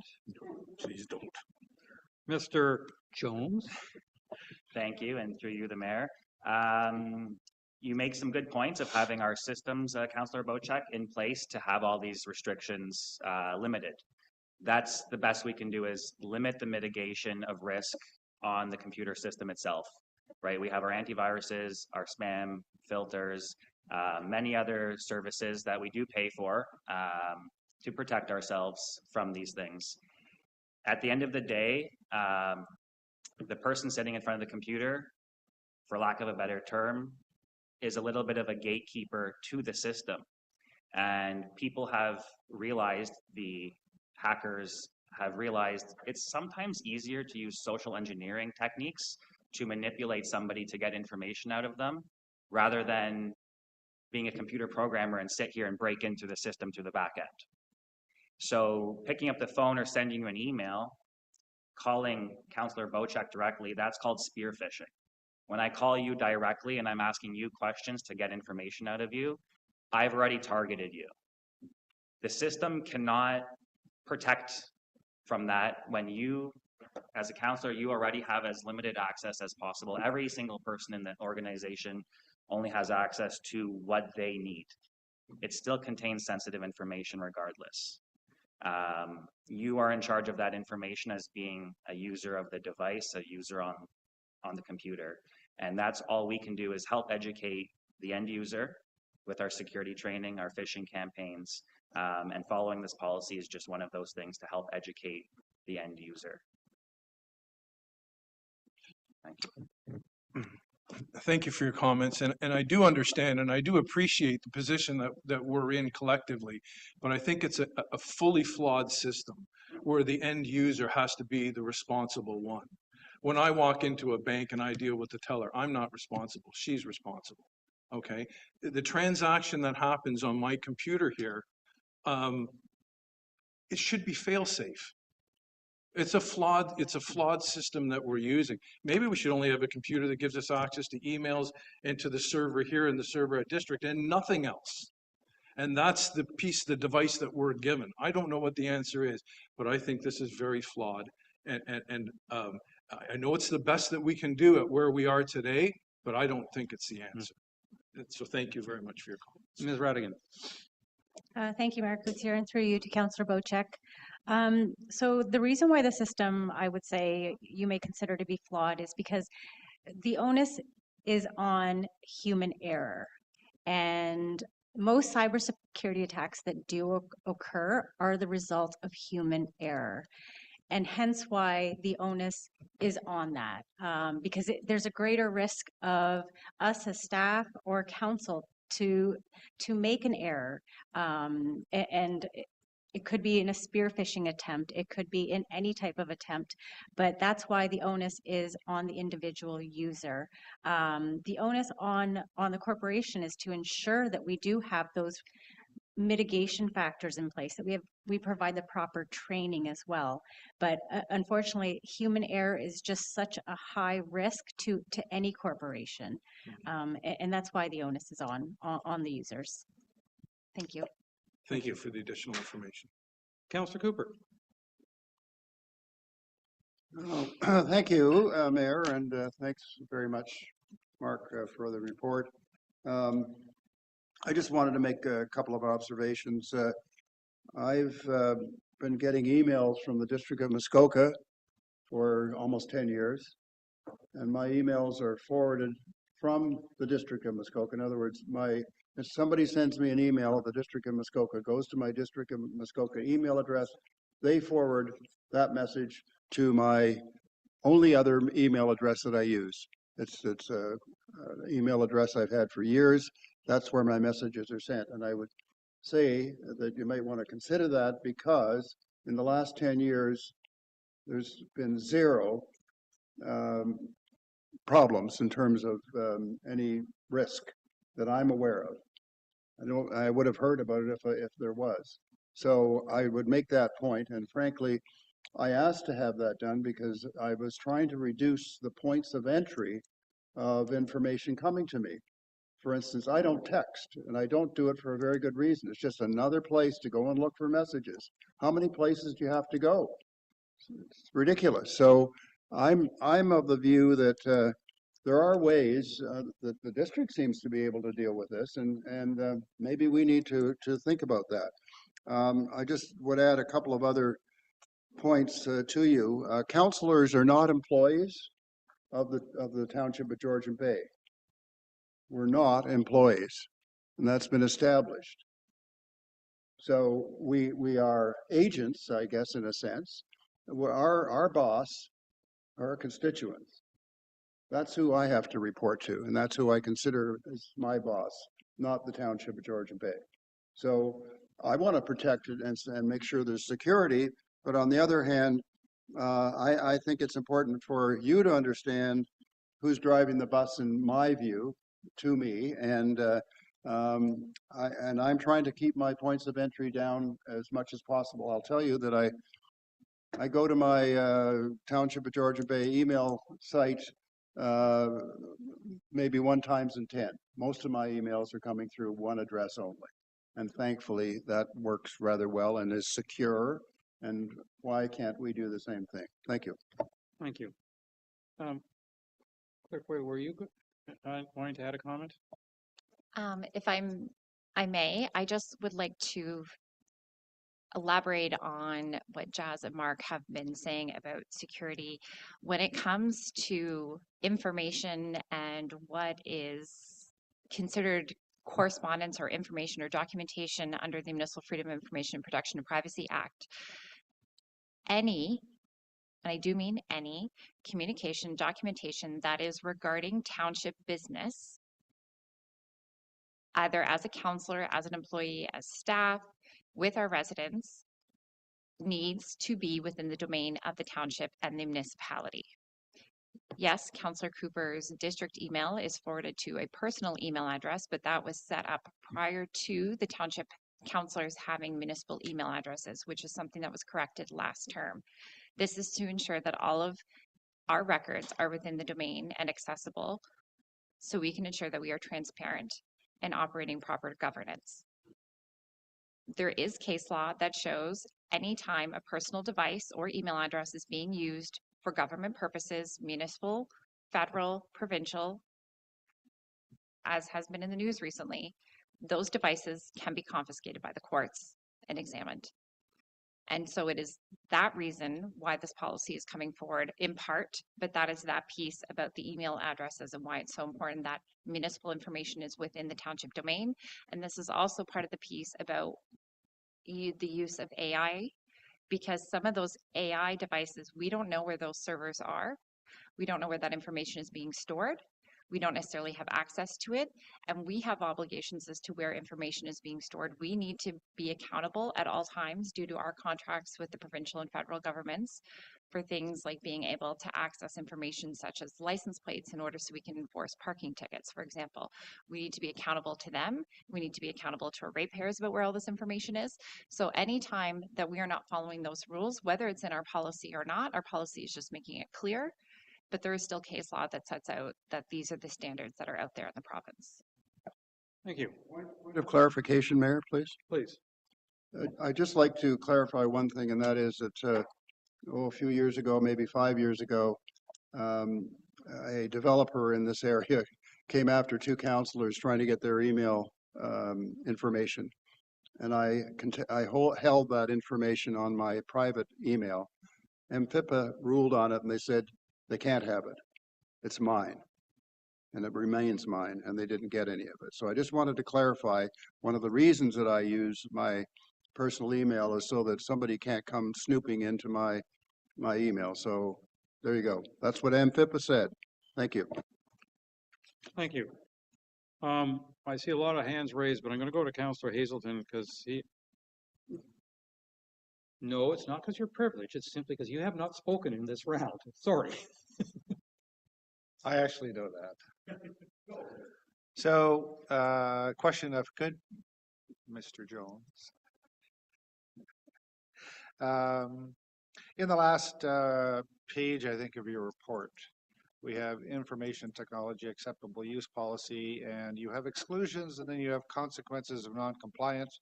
And bridging on what I've heard from a couple of other councillors, since councillors are not employees, they're either contractors, consultants, whatever you want to call them. You explicitly state that the policy excludes those people. Could you comment on that? Yes, and through you, the Mayor, Councillor Hazelton. It does say who is excluded there, the public network users, contractors. They're not using direct IT resources, email, logins to the ADS domain. Under the consequences of non-compliance, the last sentence there, result in removal of individuals from accessing IT networks would be probably most suitable in that case. It would be, if you're not able to abide by the policy, all we can do is protect the residents and their information, because that's really at the end of the day what this policy is. It's protecting the resident information. That's whose information we currently have, right? So not abiding by the policy would eventually removal of IT resources, right? Protecting the township from that side of things. So going down that path a little bit, other than accessing the closed session material, I don't believe I have any access to any IT resources or networks that the public don't have access to as well. You are correct. And as I said earlier, everybody has certain access to what they need. So we restrict access as much as possible from a system point of view. So you're absolutely correct. You would have as little access or only the access that you need. So if it's closed sessions and those things, everybody's different. The policy is for the entire organization, and that's kind of the best way we can handle that. And that's in that case. So I get that, but I think we're making a mountain out of a molehill here. And I think that what we need to understand is I, as a counselor, have zero ability to access the network or IT resources. None, period, full stop. I have emails that come to me, but presumably the email world has figured out how to be secure. Otherwise, we would be in a really a really horrible situation if we weren't. But if we can't figure out how to make email secure, then perhaps Councillor Cooper's strategy becomes the preferred strategy, which is just turn off the corporate email. And I mean, I guess my point is, I can't see any path that I have into the corporate network, period. I don't have access to anything unique from an email standpoint. I don't have access to any documents, file shares, anything. So as far as I'm concerned, under exclusions, I'm excluded under number 1 and 2, both. And so I don't understand how we as counselors are going to be impacted by this. Having said that, if we can get to that consensus, I think that the policy is great for employees, because I think employees who have access to IT and network resources need to have this kind of fundamental policy in place. But for those of us who are on the outside looking in, we don't have access. So how could it possibly apply to us? One of the biggest issues is that you have a network account, you have an ADS account, and you have an email. So at the end of the day, you're a user on the system. What's a network account? ADS is your computer login. The login you use every day. But I don't need to do that. I don't need a computer login to do my job. So last term, that's where we were at, and council was provided a device to log in, so we could have remote support for you guys, right? There's many benefits. One of the biggest things was remote support through our managed service provider. Right. So in that whole thing, we created Active Directory accounts, email accounts on the township domain. That was all new this term to support you guys throughout the term. Right, but if I take that away, if I take those devices that's away, a whole nother conversation, Councillor Hazelton. I know, but I'm just trying to argue here that common sense seems to prevail when you say, well, what are the things that are triggering the concerns here? Well, if you take the physical device away and those logins, and you just leave me as a public resident in the community or anywhere, where I can do my job completely. I can do my job as a counselor with no network access of any kind. And if there's login related information or closed session information, I'm certain staff will provide us that information when we show up in closed session. So as a counselor, I can do everything I need with zero access to hardware or networks. All So right, I think you've made your point a few times. I'd like to hear further response, and then we'll move on. Ms. Radigan, I saw your hand raised. Thank you, Mayor Kutsier, and through you to Councillor Hazelton. I think the point here is that it is an all-encompassing policy to protect the corporation. As a council member, as a staff, we are privy to very sensitive information. And this is simply just the first step to a bigger picture in protecting the township from any type of attack, whether it be cybersecurity or some sort of network breach. And that ultimately is truly the goal of what we're trying to do. We have met with our insurance providers. We do discuss cybersecurity regularly. And the question now is not if we will be attacked. The question is, when will it happen?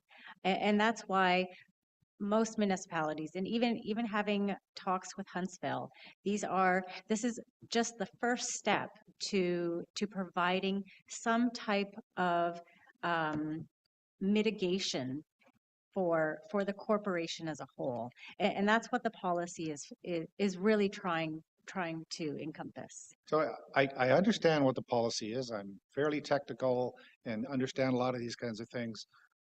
But I would like a clear answer to what information do I have access to as a councillor that the public don't have access to? And I can tell you that I'm told all the time by the clerk, you can't have access to the information that the public doesn't have access to. So I would say that I have zero access to any private information. I'm not allowed to. I'm told Okay, that let them answer the question, please. I think to answer some of these questions, this isn't the right platform for that. If you'd like to go further into access, I think we need to take that offline.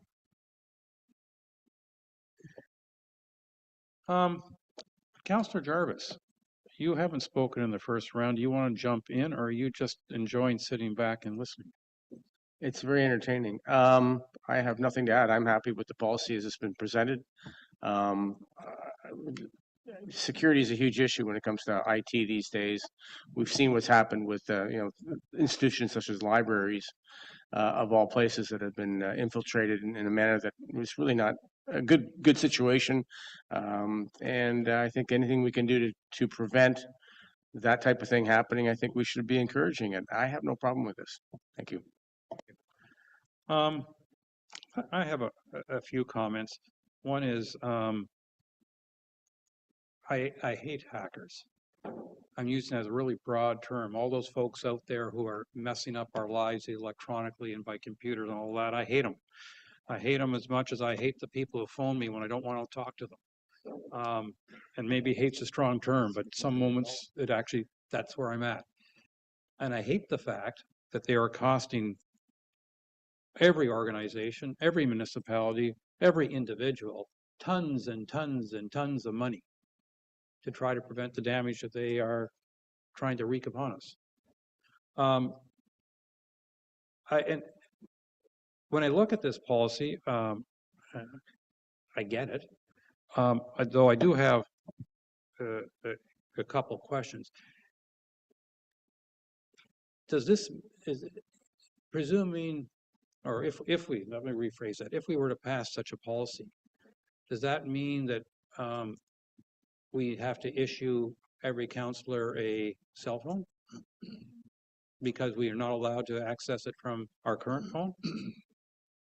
Ms. Radigan. Thank you, Mayor Kutsier. That is something that I would recommend that council passes a resolution that we come back with the 2025 budget, including a cellular device for council purposes. That's what I would recommend. Another question, and I'm going to I know I'm going to get dirty looks from at least a few councillors, but if I understand the rules and regulations correctly, as stated by our clerk, any correspondence that we as a counselor have with anybody, that is, I'll call it in recorded form in one form or another, is public property. So even if I'm using my private email address and having correspondence with, well, let's pick on Councillor Jarvis because you're looking in my direction, then that would be considered, our emails back and forth with each other would be considered public property. Any emails that I'm having with my next door neighbor or a developer or a concerned citizen up the coast, or you name it, in theory is accessible this way. Yes, that doesn't mean they would necessarily be released publicly. There is some protection for constituent information, for that information being released publicly, but that doesn't mean that we're not accountable for keeping track and managing that record. That's two different pieces. And I think that's a big challenge for all of us. I do recall, am I going back 2 years or 3 years ago, when you had a bit of an overwhelming request under freedom of information, and one of the instructions you gave to us is if we had any emails on our personal devices relevant to that particular topic, we had to share them with you. And that was a pain in the butt, but I eventually did it. But so to me, that is one area of, I'll call it very challenging.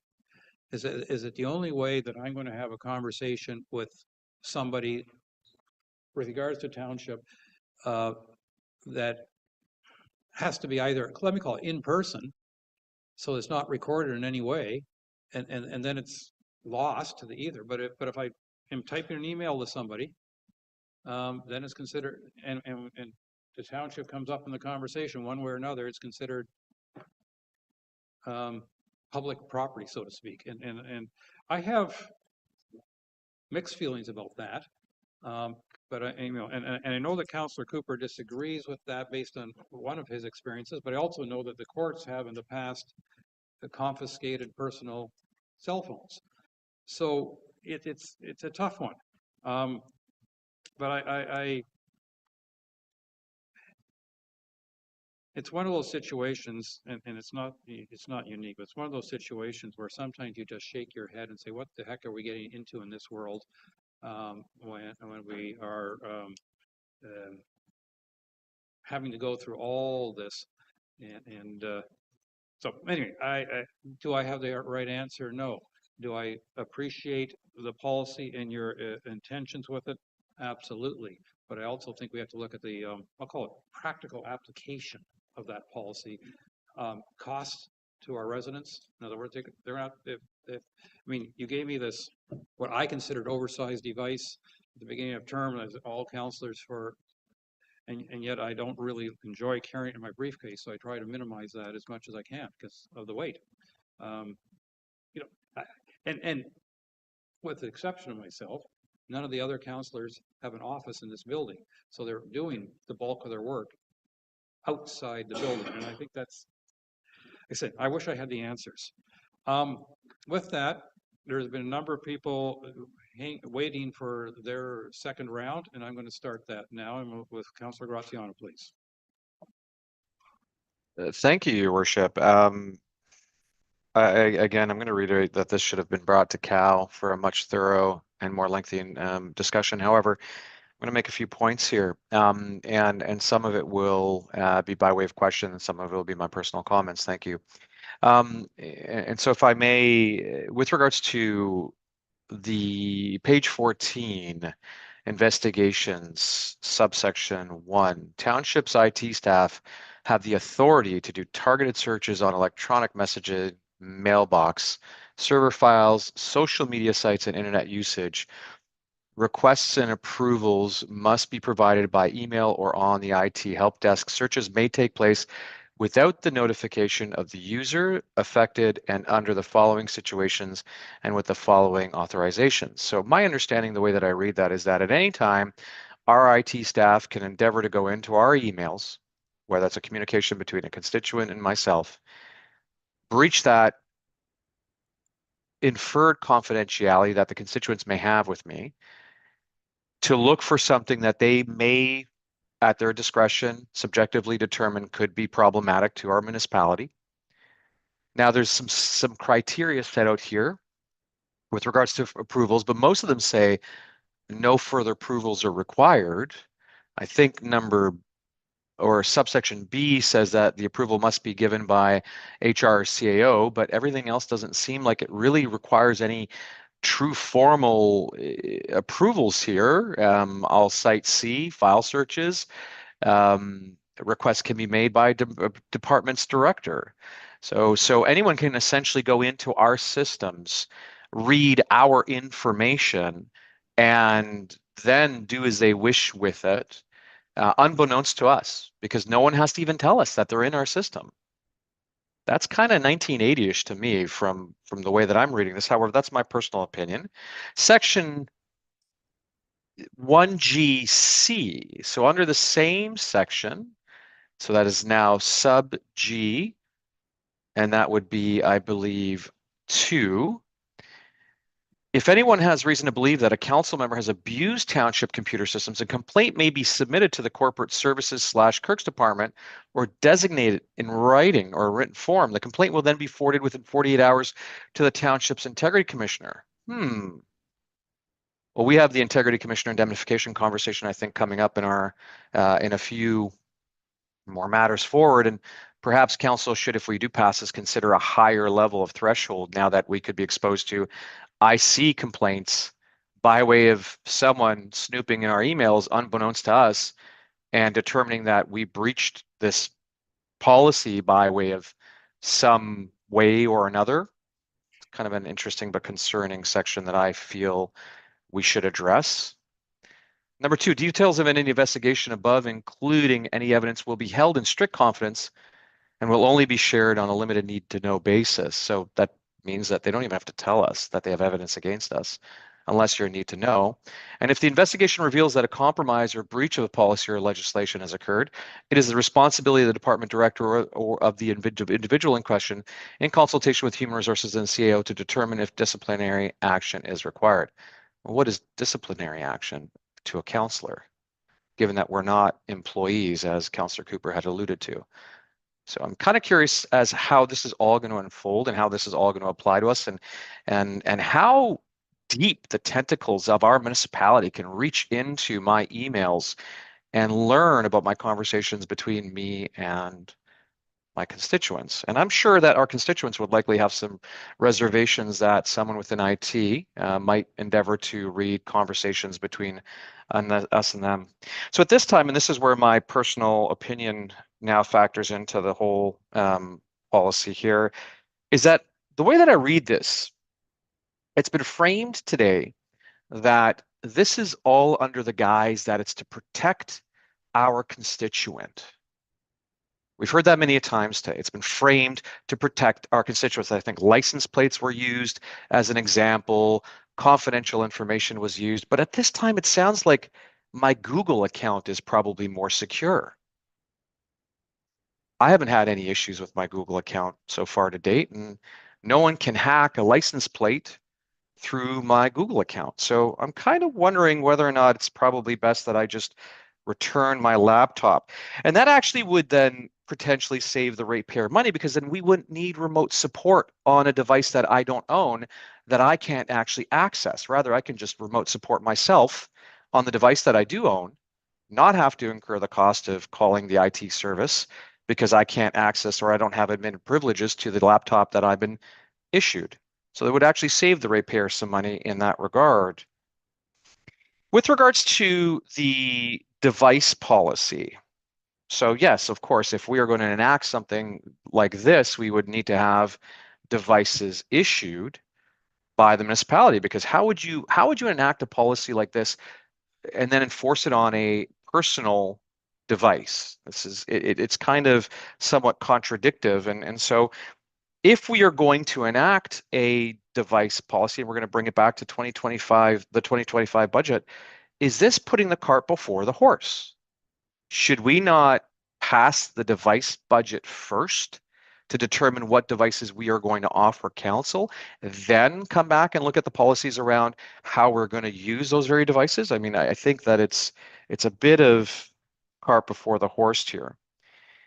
So lastly, two things. We've heard the talk of the questions around illegality or courts or so on. And I'm going to say that, you know, in this day and age, I've heard it said so many times that things are illegal. If I had a dime for every time something was illegal, I'd be rich at this point in time. That's why I have a great lawyer, and whoever wants to come after my emails is welcome to try. But I think that at the end today, this is a real hasty decision if we pass this. We have not vetted this. We have not delved deep into conversation as to how this is going to impact us. This would be a hasty decision. We should bring this back to Cal. We should have numerous iterations on this policy, and everything should be considered well before this gets pushed and passed. My comments, thank you. Thank you. Councillor Predko. Thank you, and through your worship, I just wanted to make some more general observations too. And just in my experience in IT management and in different corporations of different sizes, having a code of conduct separate from the IT acceptable use is a very common practice. I don't think I've ever seen one that was combined or even tried to combine them because they were so dissimilar in their subject matter.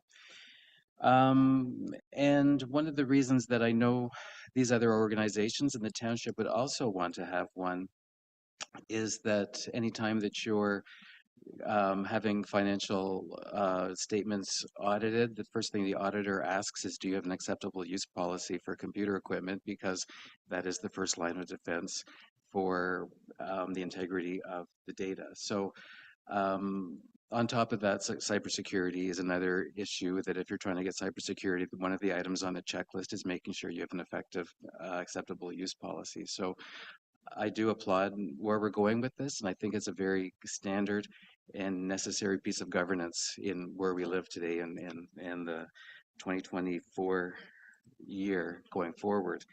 And I do think in all the times that I've had to manage and implement a policy like this, the two things that were always contentious and needed a lot of discussion, both at the management level and selling it to other users, is the area around investigations and is the area around personal devices. And I think you're going in the right direction, but I think, as I think Councillor Graziano has pointed out, there's probably some room for us to have some conversation about the checks and balances in investigations, and hopefully we can move this forward to a place where everybody feels comfortable with what we are being asked to sign and as part of the governance. And on one other point, I know with the Microsoft account that we're all given that has access to Outlook, there are also benefits like the OneDrive where there are shared files from township staff with councillors. So there are other pieces of the network that we do have access to, and if we remove that, there will probably be a loss of communication and facilitating going forward. So thank you. Thank you. Councillor Cooper. Thank you, Mayor. I just will repeat myself very quickly. We are not employees. And one of the things I would suggest is that we consult with Amphipa and determine that, because the experience I have had and another councillor, it was two of us, where a developer was coming after three of us. and basically the answer was, if it's on your email and you're having sorry, not relations, you're having a conversation with your constituents, it's yours, you own it, period. If that's changed, I'd be interested to hear about it. I very much doubt it has. So I just think we need to know that kind of information. This isn't, as it was referred to, 1980. This is not 1984 Big Brother. We do operate as independents in a sense, and we find out differently, let's see. The municipal act that I've around this subject says we are contractors in a sense, not employees. And you can certainly tell by our salaries and our benefits that we are not employees. So I think we need to revisit this at Cal. It's a difficult subject, and I hope we can figure out a way where we have security on one hand, but not interfere with our communications with, especially with my boss, the constituents. Thank you. Thank you. Councillor Jarvis. Yeah, I'm just going to agree with what Councillor Cooper's just said, because I was involved in that last bit.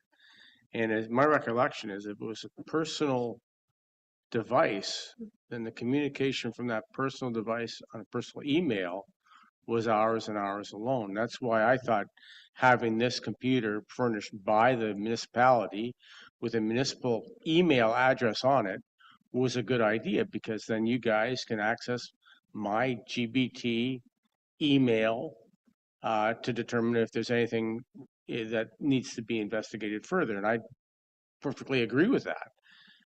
Where I think and yeah, it comes down to 1984 again. It's stepping over the line when you get into personal devices, and I think I do have an issue with that.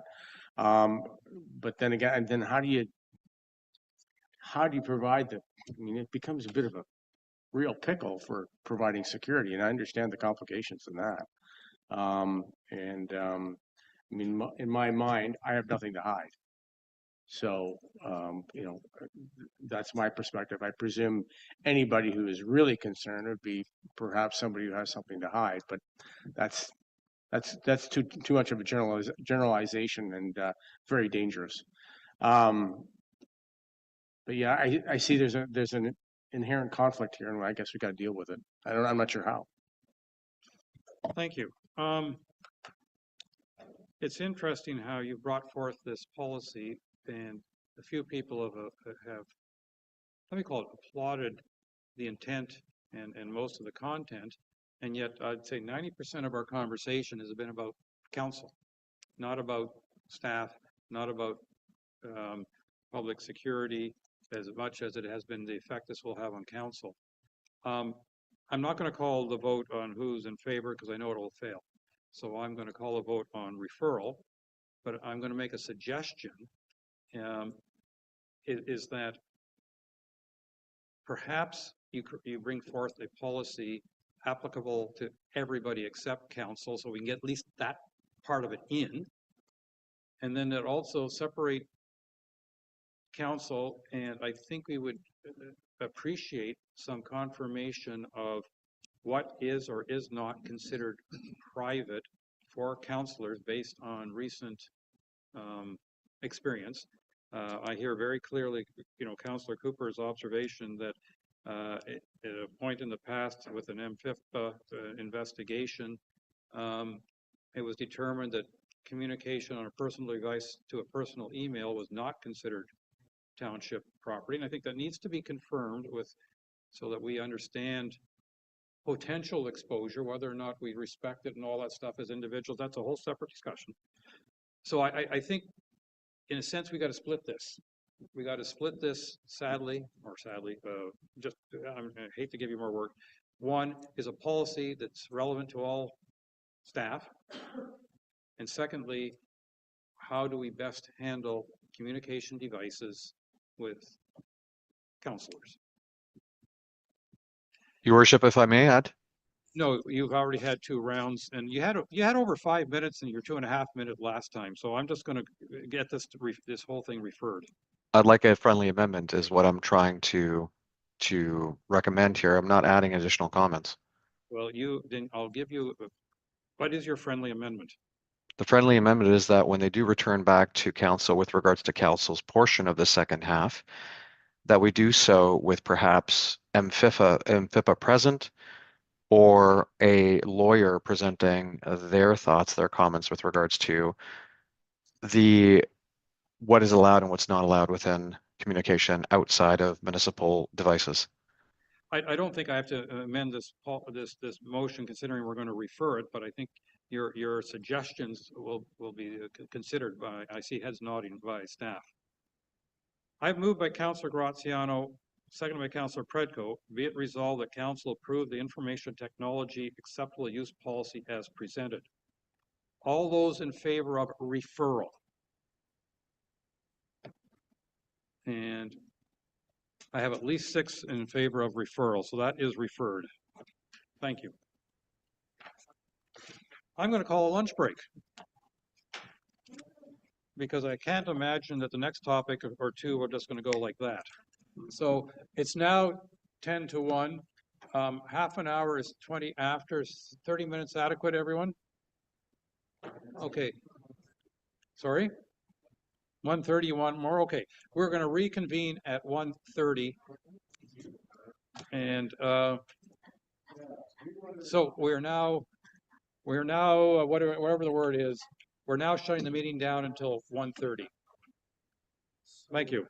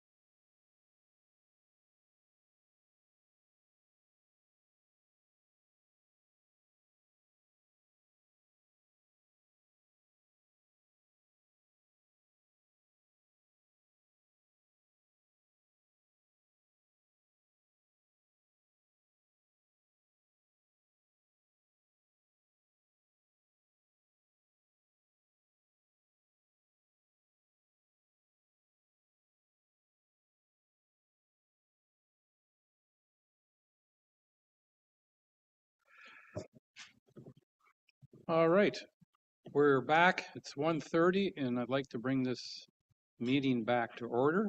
And we were working through our staff reports, and item C on the staff reports is the GHG emissions final report and summary from our sustainability department.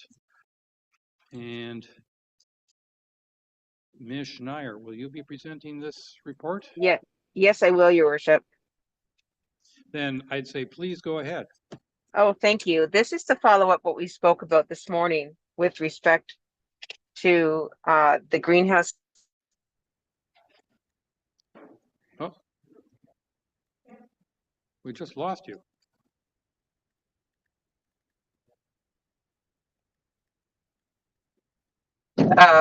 We are already going, oh, hang on a second. I think I just lost. We are already going to be spending a good portion of this money on lifetime repurposing of already existing assets in order to keep them operational. And as a result of that, the concept of switching to an efficiency model, which would steer us away from propane, will not only save on the 171% increase in carbon tax, but also in the overall maintenance and of build and operation of the building. So if I'm happy to answer questions, Your Worship, if that's the wish of council. All right, so my understanding is that you're recommending that council adopt the 80% within 5 years option of the three that were presented to us in the presentation this morning. Well, we can certainly get as close as possible to 80% right off the hop by being able to support. We can definitely achieve very close to our 80% goal that council committed to when we did our initial commitment to the climate change. Probably 15 years earlier than anticipated, but that doesn't mean that all the projects that are put forward by efficiency engineering for efficiency in our buildings need to be accomplished in the first 5 years. We can do many of those over the 20-year span. And as indicated by Mr. Kitson today, it's about $50,000 a year in additional costs when you factor in the grants that are available as of right now through Federation of Community Municipalities, as well as our commitment to our asset management plan and our already existing lifetime efficiency projects that we're going to be doing regardless. So we're going to spend this money anyways. It's just a matter of showcasing the opportunity for reduction of our greenhouse gases, but also efficiency of our building. And it will save our taxpayers money in the long run. All right, I'm going to turn it over to council at this point to see what any comments or questions they may have. And we're going to start with Councillor Jarvis, please. Thank you, Mayor. Jen, part of the recommendation sort of leaves things in the hands of staff to come up with the best way of getting to this place that we want to be to. It doesn't necessarily mean we're going to be spending $50,000, the equivalent of $50,000 a year, whatever the money is. It's just going to be how it comes forward through staff. Is that correct? I mean, we're not committing specifically to, what is that, $1 million over 20 years. We just don't know until staff come in with recommendations. Right. Through your worship, yes, to Councillor Jarvis, that is the idea that right now at a staff level, we are keen to sink our teeth into this report and then review it with our asset management plan and be able to look at what already needs to be replaced, what is already at its end of life, and look at the efficiency opportunities. As soon as we decide what we're going to sort of take on as our first step, the next application would be to the Federation of Canadian Municipalities to get some grant money to be able to do it. Normally, municipalities don't get access to grants for refitting buildings and fixing items that need to be fixed anyways.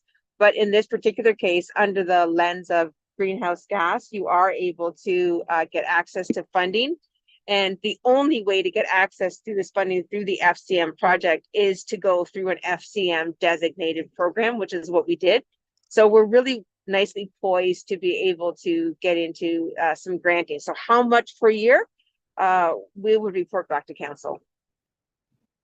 So, I mean, when we're looking at things like the, the avoided cost sections that are part of that report earlier today, there are certain aspects to our assets right now. We're going to have to do some remedial work as it stands now anyway. So Right. part of that remedial work will be looking into how we can reduce GHG emissions with whatever new work that needs to be done, right? That's through you, your worship, to Councillor Jarvis. That's absolutely right. Without having done this study and having the foresight to know that this is a priority of council to meet these goals, staff could have gone and just replaced them with already similar items without putting any perspective and thought into the GHG emissions. But this study has really opened up our eyes to say this is what we can do now to meet our goals in 20 years. Okay, then just finally, then, if for example, because we were using the McTier Arena a lot as an example, and there's some substantial work that needs to be done there anyway, but also more from a significantly more cost involved in retrofitting or refitting for significantly reduced GHG emissions. If a significant amount of funds are going to need to be spent at McTier, I presume that would come to council for our approval first anyway, correct? Right, that, yeah, through your worship, that would be the intention to do that, because it would appear in your capital budget analysis every year at budget time anyways. And so we would be able to have those discussions, but you can be rest assured that any recommendations that would be coming forward, should you approve this plan, would be with the intentions of reducing the greenhouse gas emissions where it is most efficient to do so. Thank you. Thank you. Councillor Predko. You, and through you, your worship, just a point of well, I don't know if it's a point of clarification yet or not, but maybe I'll ask our treasurer first. Do we have any analysis yet on the asset replacement? I'll speak for a few minutes so you can have a moment. Where we are with the asset replacement and the overall asset management plan, with things that have been identified so thus far in this report. Through you, Mayor Kutsier, to Councillor Predko. We do understand that the items have been outlined within the asset management plan. We haven't sat down and gone through it detail by detail to determine what date they actually are due. We do know that the majority of the items on that list are due within the next 5 years. So based on what the presentation was recommending, it is around the same guidelines of what the asset management plan does state. So the idea would be to sit down with Director of Operations, Director of Sustainability, and come forward with a capital plan which does request council approval, and also to look at reducing GHG emissions if it's feasible. So as a follow-up to that, I guess my question really is, how much of the replacement cost has already been put into the capital reserves for these items that have been identified? Has that been worked out yet? Through you, Mayor Kutsier, to Councillor Predko. So I believe the last few years when the asset management plan was presented to council, council did make the resolution to add an additional 14% to the capital budget. So we are setting aside additional funds as a result. So there are funds set aside in the reserve. Would they have captured the additional amount we would want to spend for GHG emission reduction? Possibly not. They most likely looked at like for like replacements. Okay, thank you for that. And I guess the last comment or observation would be that we've got an 80% reduction over 5 years and 20 years being the same project costs with the same avoided costs. But if we, I think if we would looked at 80% over 20 years, our avoidance costs would be much higher, because we would have had a number of other pieces of equipment and pieces of the infrastructure that needed to be replaced anyway by that point. So that $241 cost per ton of CO2 would actually be much lower as we're looking through our natural life cycle. So while I think we've got a great impetus for 5 years. I think for 20 years, taking advantage of that natural life cycle is an option that we should still consider. Thank you. Thank you. Councillor Cooper, please. Thank you, Mayor, and thanks for this report. I am having a little trouble sort of cost justifying, shall I say, something like this.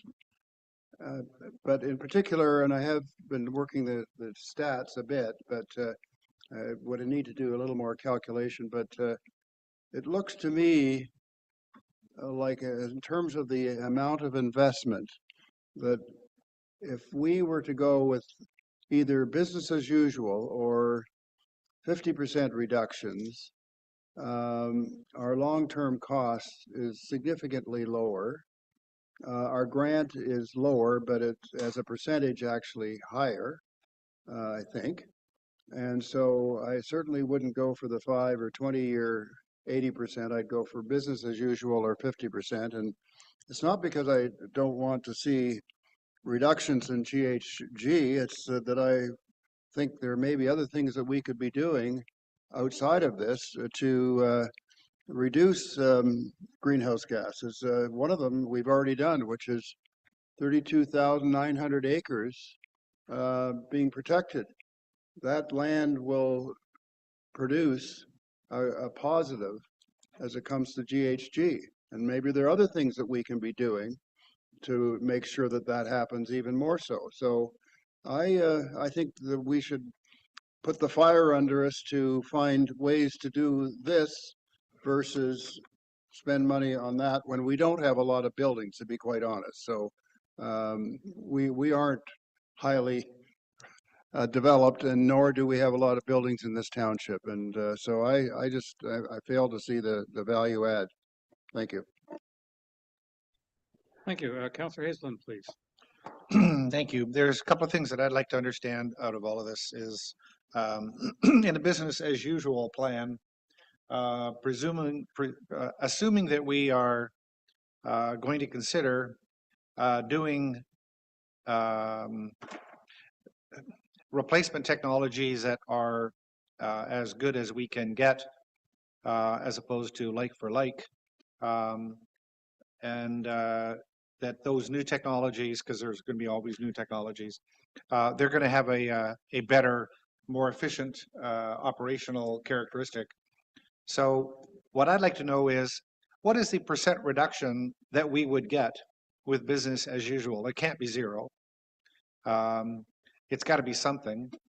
And I would like to understand what that is, because I look at the chart here and it says, you know, zero emission reductions. Well, if you're doing purely like to like, that might be the case, but you know, I'm certain that anybody looking at replacing something is going to look at doing something better. But the point that I'm ultimately getting at here is somewhat leveraging what Councillor Cooper has said, which is we're asking our taxpayers to come up with a bunch of money, and the you know, the do nothing scenario doesn't cost any more than what we have today. The do something, the smallest do something is 750,000, $750,000, and the 5-year program is another $500,000 over that.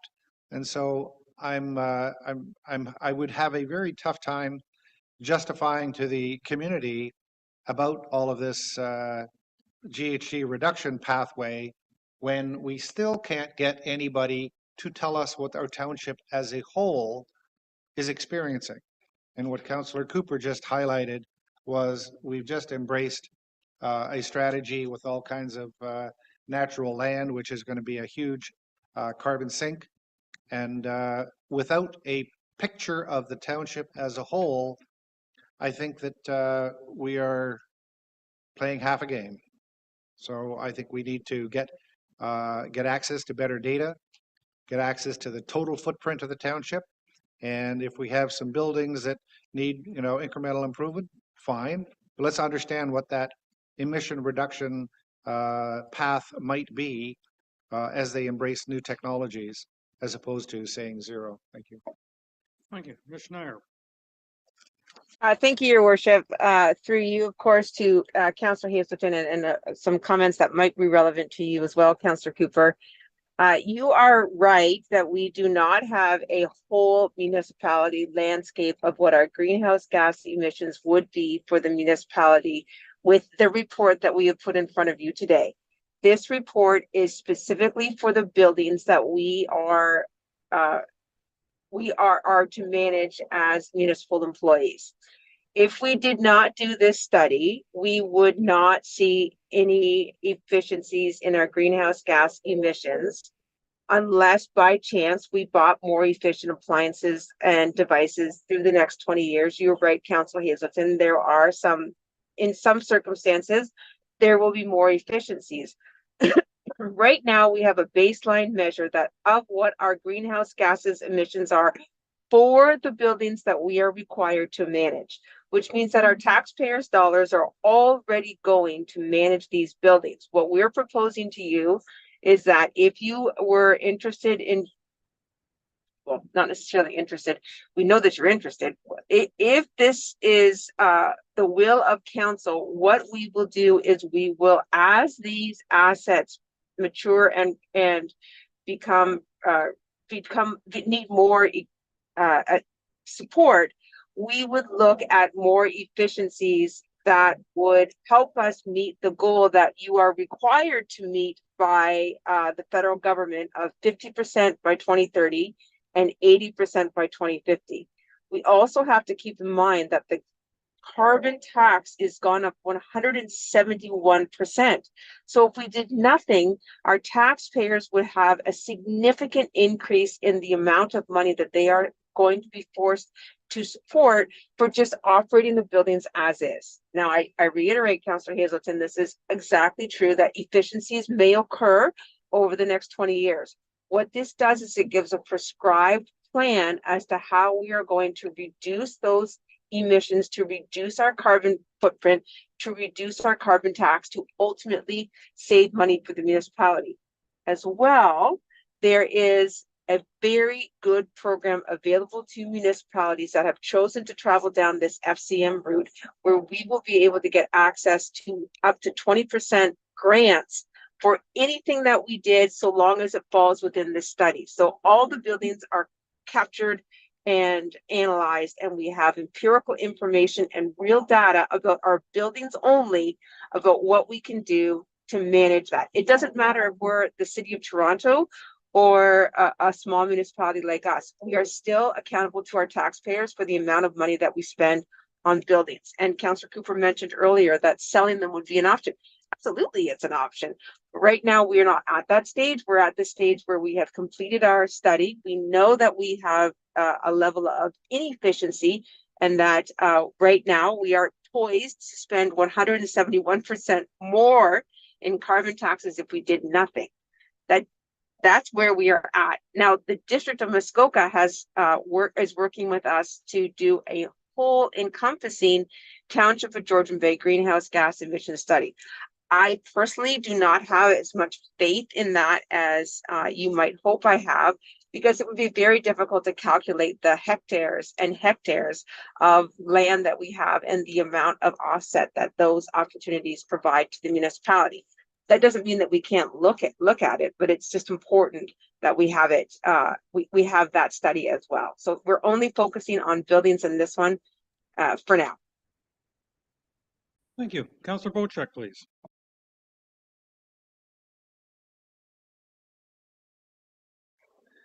Thank you, Jennifer, for the report. Couple of things. I listened to what my fellow councillors said, and I didn't follow their reasoning on it, and I don't know why, but over the next 20 years, we're going to have to spend X number of hundreds of thousands or millions of dollars to improve our EVAC systems that we currently have. Why not replace them with things that are more energy efficient and less carbon footprint for a little bit more money? The thing I'm not understanding is we pay a carbon tax, and carbon taxes are increasing. And I asked my fellow councillors to listen to this because it goes contrary to what they were saying. We pay taxes, carbon taxes. I don't think we get a check from the government for all the carbon absorption that we do with our trees, our plants, and our waters. In other words, we're going to be putting dollars out continually in carbon taxes, okay? But the trees that are absorbing that carbon aren't writing us a check back. So if we're putting out $1.2 million, let's put out $1.7 million, get as much funding as we can, which will probably cover most of that off, upgrade all of our systems, create less of a carbon footprint, because last time I checked, our #1 concern in this township was the environment. And the other time I checked, our environment didn't stop at the bridge in Port Severn and MacTier. It's an all-encompassing environment, and we all have to do our part. What we're going to do here at the township at Georgian Bay is going to be nothing compared to what they have to do in Beijing or in Taipei or in Tokyo. Okay, but we have to do our part, and we're given an opportunity here to get some funding and get some education and do our part. And I think it's very incumbent upon this council and to our constituents to do our part. So that's my 2 cents. Thank you. Thank you. Yeah, I guess I look at this maybe a little differently than some others.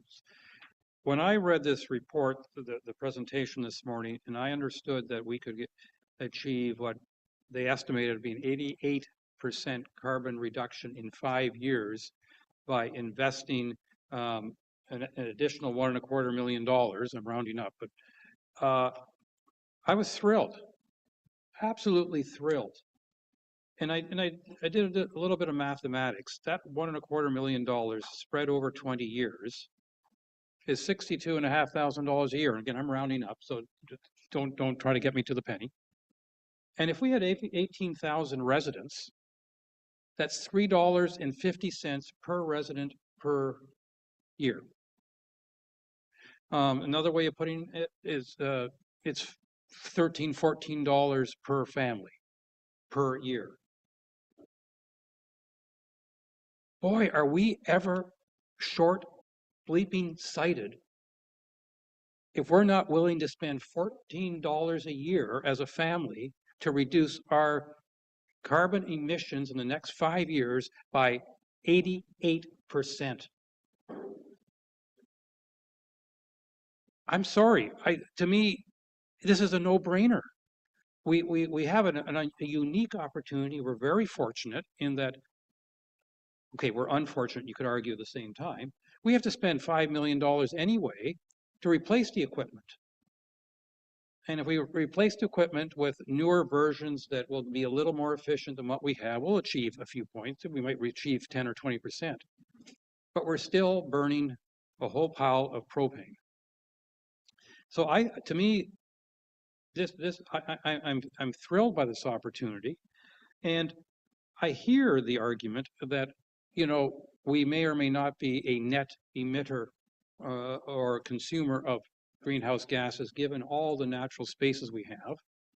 And I can tell you, in my opinion, we have to preserve as much of that natural space as possible. We have to encourage the shoreline area as much as possible, not only for greenhouse gases, but protecting the water and for natural shoreline. But holy smokes, if we don't do this, I don't think we deserve to say we believe that the environment's first. I don't think we deserve to say that we are thinking about future generations. And I also would like to observe, just one final comment, maybe the township, if we are able to do all the calculations, is a net greenhouse gas consumer as opposed to emitter. I don't know. So I will comment that outboard motors emit a heck of a lot more greenhouse gases per kilometer than a car, hugely more.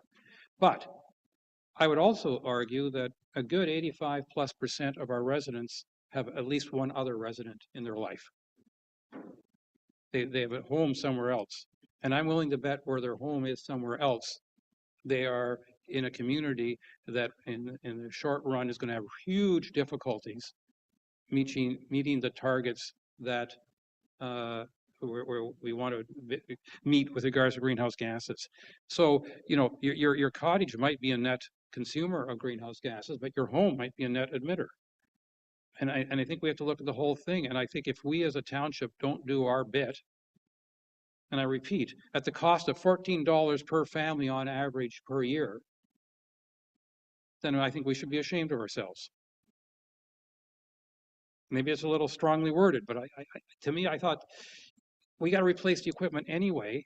It costs us 25% more to replace it with far better equipment, but we got potential grant money that will help reduce our overall costs. We have we'll pay less greenhouse gases taxes, and we will be actually finally, and I'm speaking for my generation, I know not everybody here is my generation, but we will finally be doing something where we actually are taking our kids' and grandkids' lives into consideration, as opposed to being the most self-centered generation of history. Does anybody question where I stand? Or sit? Okay, you're corrected. All right. I'm not seeing any hands raised. Oh, now I am. Councillor Cooper. Thank you, Mayor, and some very good thoughts from you. And all I would say is that, well, when you break it down per family, it is a relatively low number. Unfortunately, we keep adding to our ratepayers' pile of money that they have to fork out, and that's where I have issues. The taxes are can be incredibly high, 5, 7, 10,000 a year, and every $14 you just keep adding it on. One of the ways we need to think about from time to time is what can we demonstrate that we're going to save in order to pay for this, and we haven't done that. Thank you.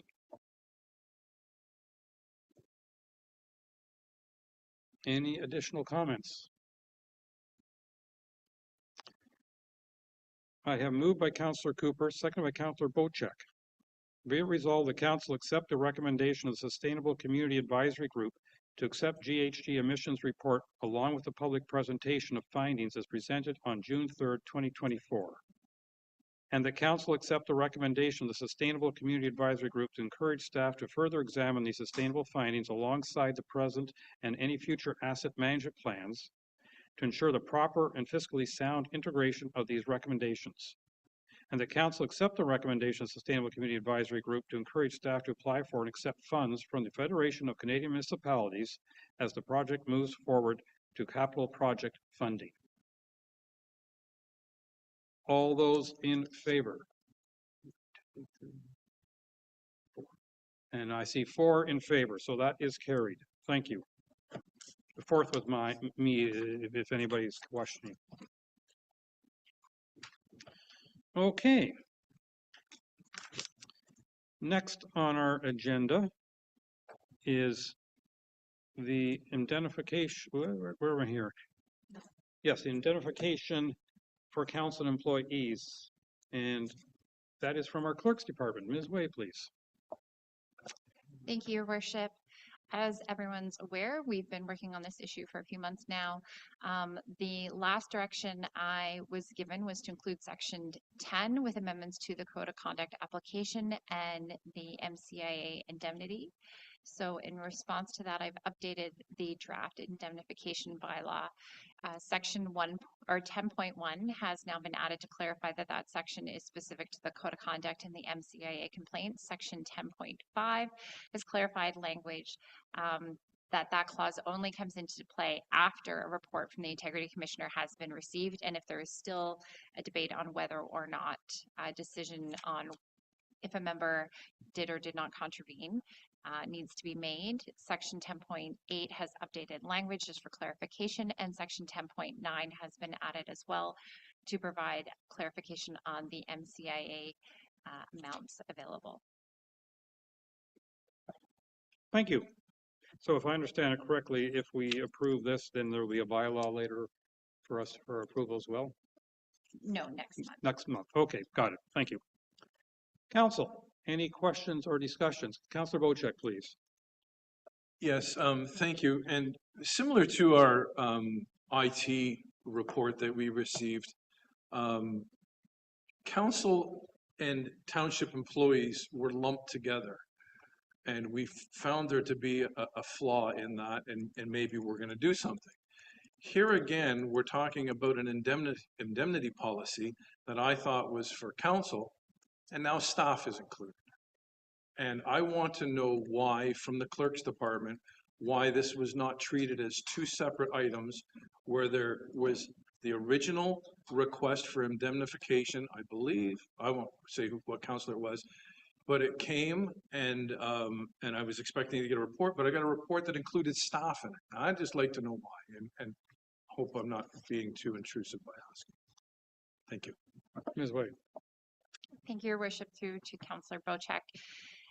The ask was to include further indemnification for members of council. We've always had an indemnification bylaw for council and employees. So in reviewing the request to add additional indemnification for council, the previous bylaw was over 20 years old and needing updates. So it only made sense to update that and include the additional provisions. Well, thank you for that explanation. That does help me a little bit. However, I thought the impetus of this this resolution was brought forward to patch up some holes in the indemnification process towards councillors that were left exposed to certain risks. And I was very surprised to see that it wasn't two separate reports, one for staff and one for council, because I think there's two very, very different concerns and risks. Thank you. Yes. Nothing has been changed to the employees' coverage through the indemnification bylaw. Again, the only changes are to the additions under the Code of Conduct and the MCAA coverage. No. Yes, and that's, yes. Sure, I appreciate that. These questions were to get the answer. But unfortunately, we always have to make a decision a few minutes after we get our answer. Microphone, please. Sorry, we ask questions at council and we get answers, and we're asked to make a decision minutes after without really having time to absorb and research and understand completely. But I'll take it for what it is here today. But I know moving forward that in a case like this, I would like to see more discussion on what was asked for by an independent council member, and this was a broader scope to what was asked for, and I was having difficulty understanding why there was a broader scope. And I think you've made it clear. You've answered my question. Now we have to make a decision whether we want to agree to it or defer it or whatever. So we'll move on.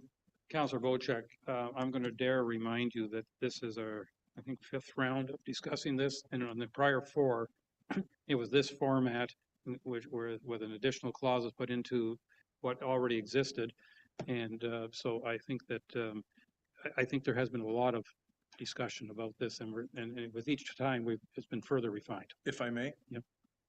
I regret that I wasn't able to ask these questions that I wanted to ask at the last session that we had, and I was just seeking clarity. Okay, thank you. Councillor Graziano, please. Thank you, Your Worship. And just reviewing this, I think we are at the 99th yard line with one to go. 10-5.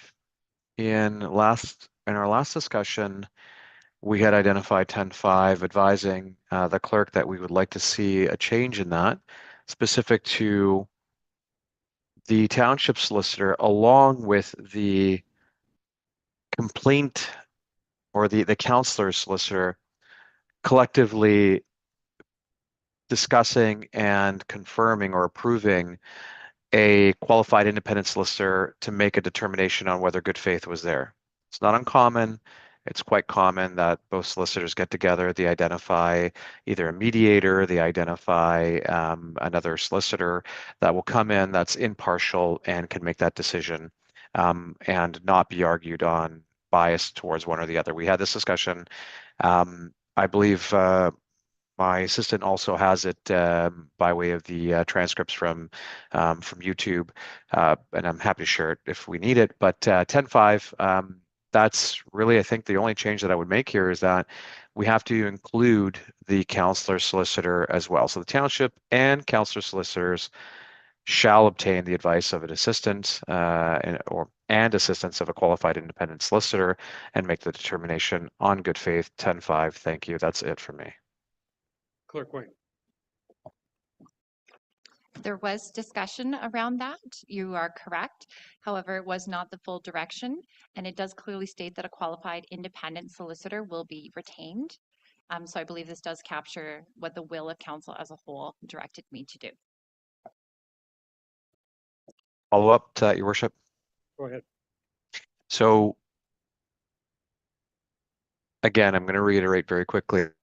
So qualified independent solicitor based on whose subjective opinion. If you're precluding one party, of course, there's a potential for bias, and this was the nature of the discussion originally. This is something that I think is key here. Both parties should approve the recommended solicitor to make that decision. You. Councillor Cooper. Thank you, Mayor. And, you know, I'm generally in support of this. I really would, like we found out earlier today, see our councillor indemnification and our employee indemnification as two separate documents. I think one of the problems with having us in the same document is that it sort of conflates that same issue, which is that councillors are employees. They're not. And I think one of the ways to clarify that in this particular case would be to have almost a duplicate document to cover off some of the concerns that have been raised. And as I said, I'd be happy to support this if in fact we can treat our councillors as what they are, independents. Thank you. Clerk White. I thought I saw your finger. Okay. Councillor Hazelton. Thank you. I'd like to say ditto to Councillor Graziano's comments and concerns about the need for the councillor lawyer to be included. And one of the things that I've said on every opportunity where we've discussed this document, I have been concerned about clauses elsewhere in this document being drawn into or being relevant to the code of conduct, which really is why I think other councillors have suggested in the past and are still suggesting that maybe we have a separate document. But here's a couple of specific concerns. In 10.2A, we have a reference to section 5 of this bylaw, which references other characteristics. And so right off the bat, my concern is, well, if this section 10 is referring to section 5, then what other sections is a lawyer going to pick apart and pull together inappropriately when reviewing it? And then in section 10.6, we talk about notwithstanding section 7. Now, is that section 7 above or section 7 of the entire document? It is section 7 of the entire document. So once again, we have two other sections of this document which were never intended to refer to the code of conduct, because this is a totally new section. But now we are giving somebody the opportunity to connect the dots between section 10 and section 5 and section 7. And my fear is that a good lawyer is going to pull all kinds of other sections in this document together when evaluating a code of conduct consideration. And I think it's just now getting too messy. I don't remember those references before, but maybe they were there.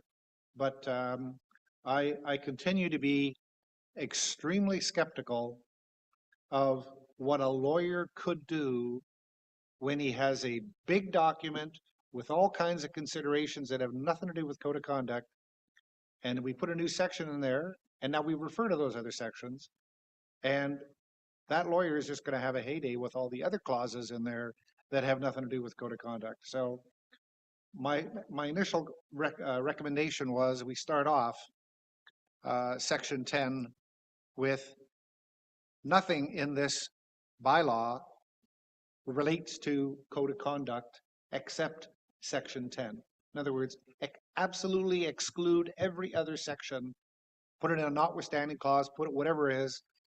I mean, if we're going to put everything in one document, we need to have something that absolutely excludes every other section except section 10, and then have section 10 cover everything properly. Because I'm extremely uncomfortable with the way it is right now. Anyways, that's it for now.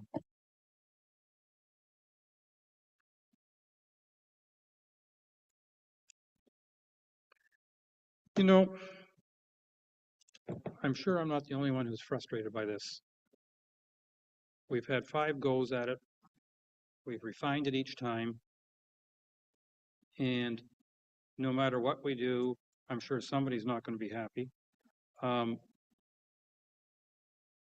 And I would argue that our residents aren't going to be very happy, because we've been talking about this for, I'm going to guess 15 months now, because I can't remember exactly when it started. Consuming a lot of time, a lot of money. We've added a clause to the indemnification policy to capture the idea that councillors can be reimbursed for some of their expenses if they're defending a code of conduct charge. Something that we didn't do before. And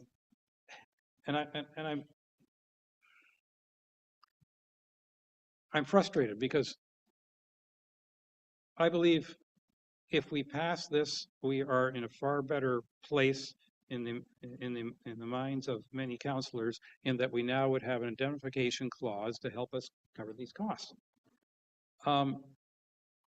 If we keep going on and adding more phrases to it, we're going to keep on going that much longer without this coverage that some councillors believe is very important to have. When do we draw the line?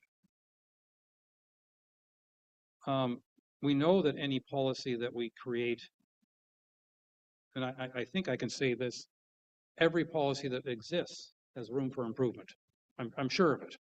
And I don't mean any offense to anyone drawing up any of those policies, no matter how fresh or old. They always have room for improvement. We always learn new things. So how long are we going to continue debating this? If I understand it correctly, Councillor Hazelton would like section 10.1 expanded and references to any other thing removed. Councillor Graziano would like 10.5 expanded to allow the councillor's solicitor to be part of the seeking of the advice and assistance of a qualified independent solicitor.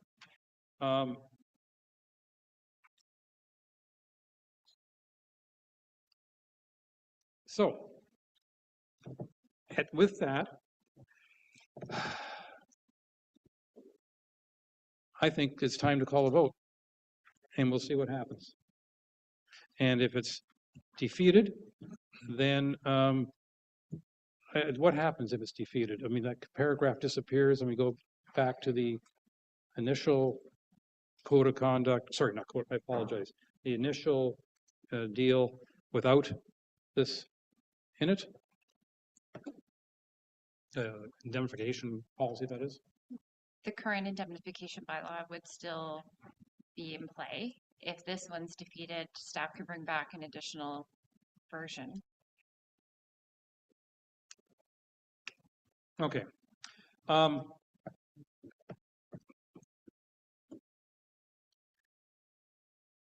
Okay, I see more hands. I'll allow a second round, and then we will, I'll call the vote. Councillor Graziano. Thank you, and through your worship. My request isn't all that complex. It's adding one simple word: the township and councillor's solicitor. So it's 2 words, actually. It's not that hard. Doesn't need to be complex. You can just add that and be done with it today. Simple, clean, easy. Thank you. That's one of the shortest presentations you made to us. Thank you. Councillor Hazelton. Yeah, I would support what Councillor Graziano just said, but I will also like to offer that the other concerns that I've shared relating to a notwithstanding clause or whatever that fully excludes the rest of all the clauses as not relevant for a code of conduct consideration. These are not new items. These are items that have been repeated over and over and over again every time we've talked about this document. So I fail to see how we could possibly call a vote on a document where the recommendations that have been out there have not shown up in these future versions. Thank you. Clerk Way.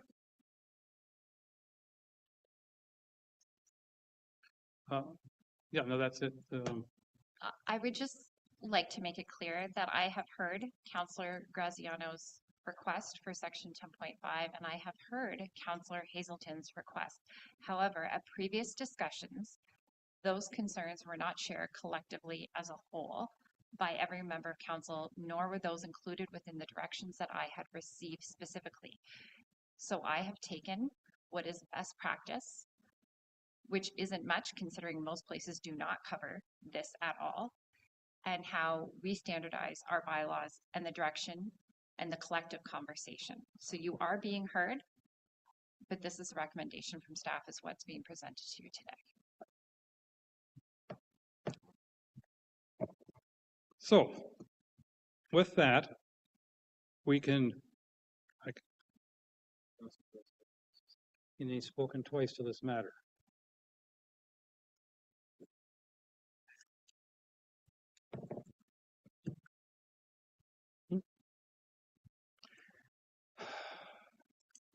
All right. I have moved by Councillor Jarvis, seconded by Councillor Bocheck. Be it resolved that council approve the identification of council and employees bylaw as presented, and that staff be directed to establish a reserve for the identification of council and employees bylaw in the amount of $56,000 to be budgeted for in 2025. Point of clarity, Your Worship. Certainly. Are we voting for this to be either declined in its entirety? Are we, so by voting no here today, will that send a message to our clerk saying that this is off the floor in its entirety, or are we voting just strictly on my recommended amendment? Right now, the vote would be on it in its entirety. And why would we? So if this vote is defeated, then the identification policy as it currently stands would continue to stand. And then it would be up to council and or staff if they want sometime in the future something to come forward in a different version to bring that forward separately. Your Worship, I'm going to move that we vote for my amendment first before we vote for the current.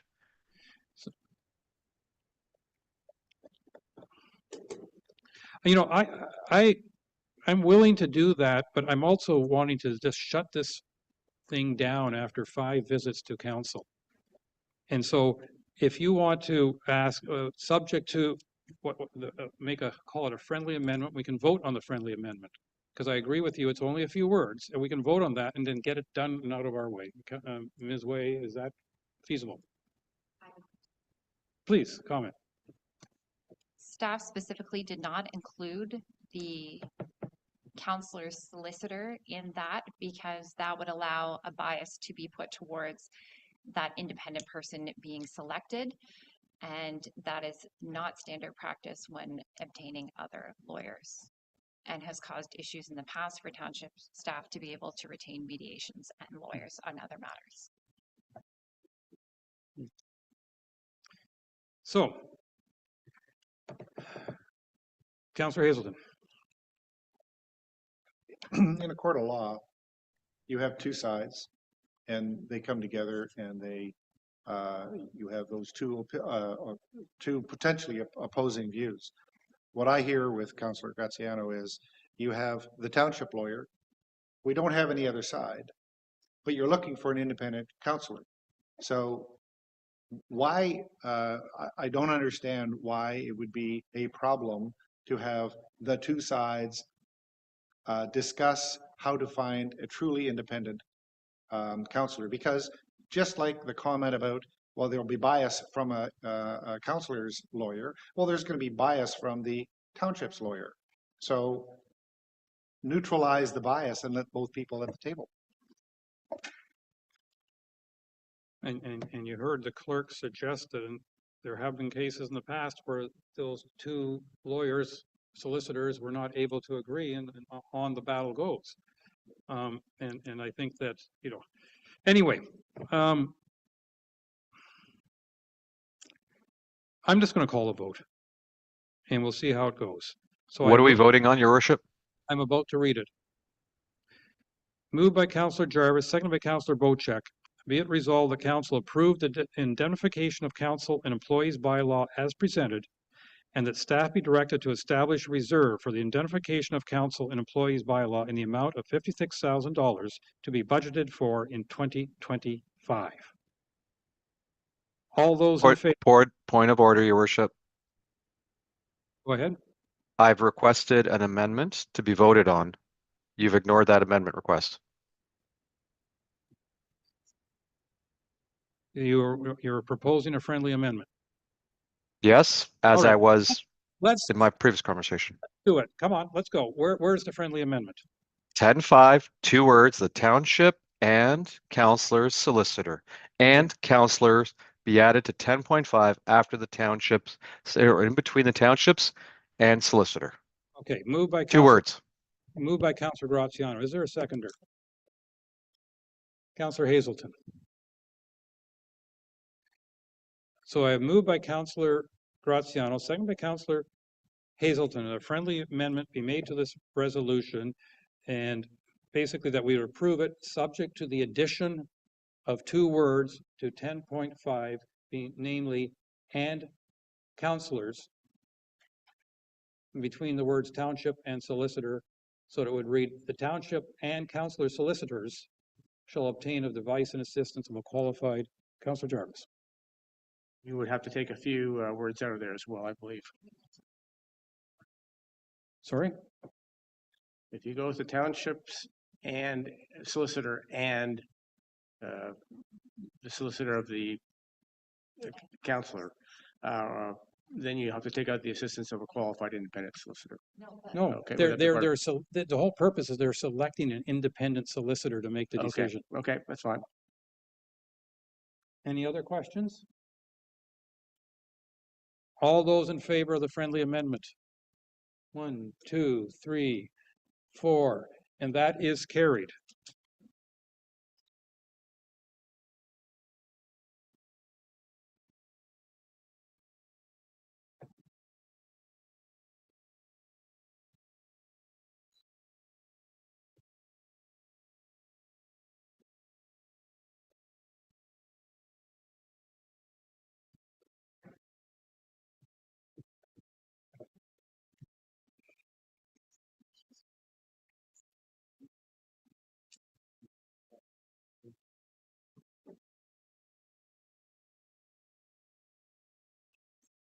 Okay, Councillor Jarvis, your hand's still up, or is that something else?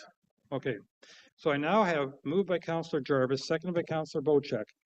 Be it resolved, the council approve the indemnification of council employees bylaw as amended with the addition of and councillors in 10.5. All those in favor? 2, 3, 4, 5, 6, 7. So that is carried as amended.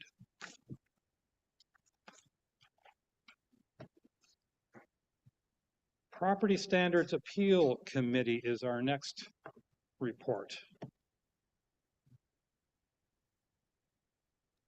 And that, Ms. Way, I believe is yours as well.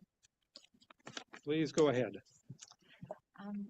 So we have an outdated appointment bylaw for the Property Standards Appeal Committee. It's from 2016, and out of the appointed members, none of them are able to serve for various reasons at this point in time. Since the beginning of this term, we have actively solicited recruitment for the Property Standards Appeal Committee. to no avail.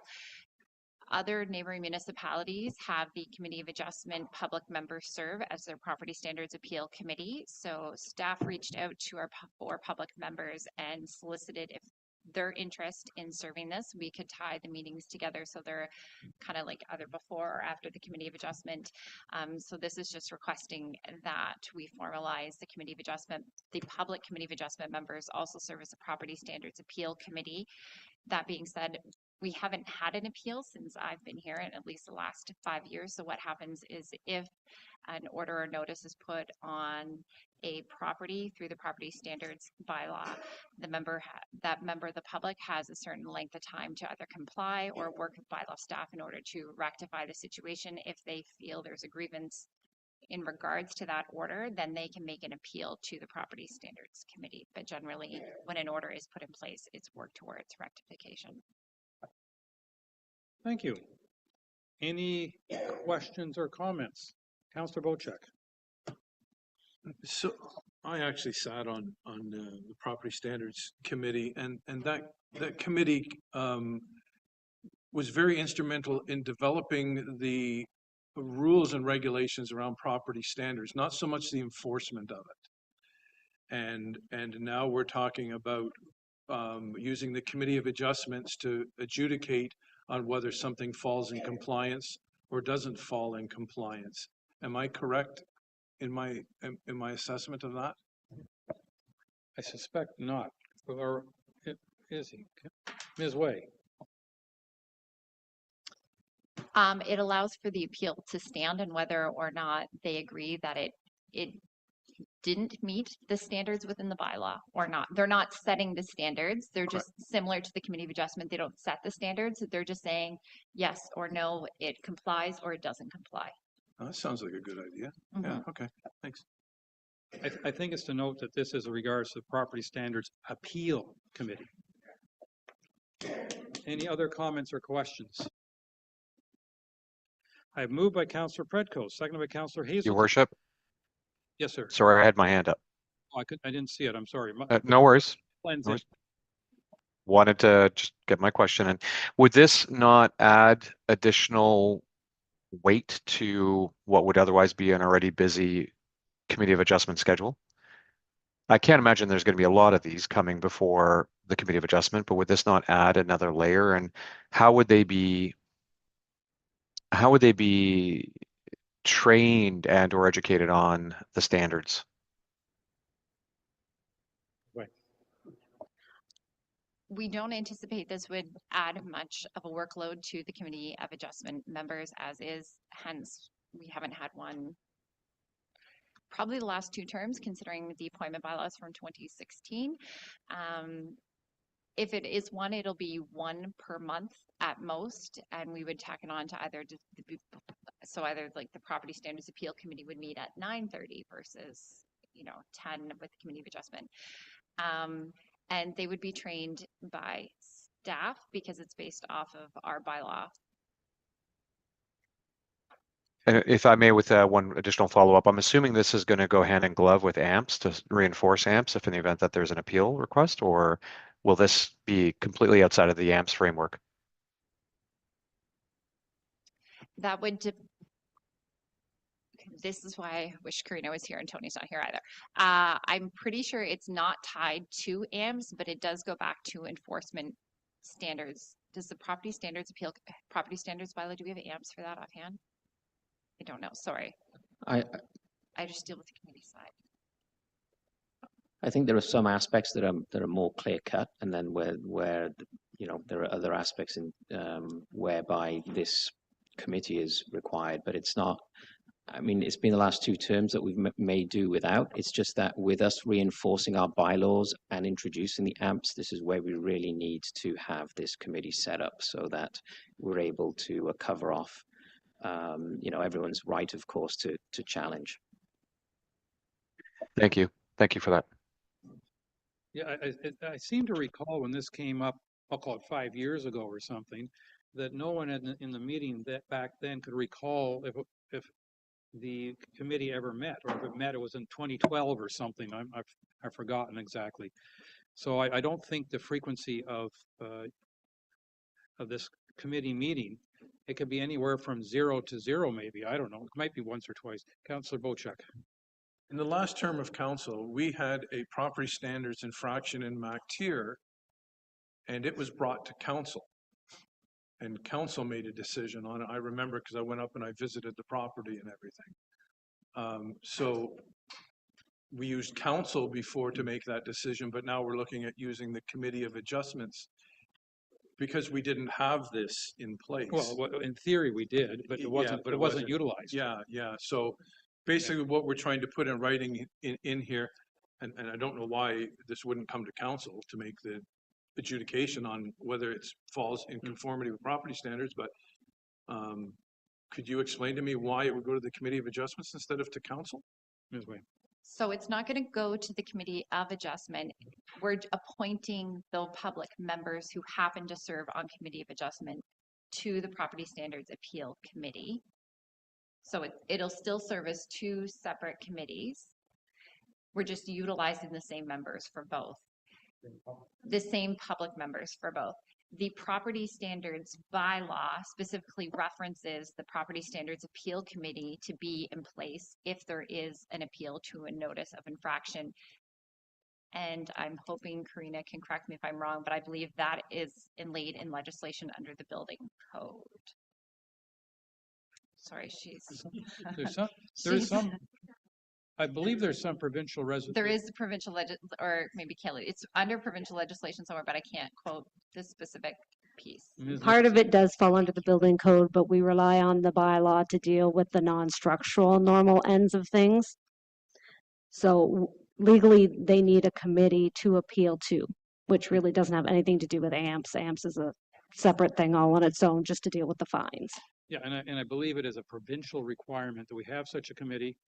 And we are, the four public members of the Committee of Adjustment have generously offered to be listed as committee members in case the need ever comes up.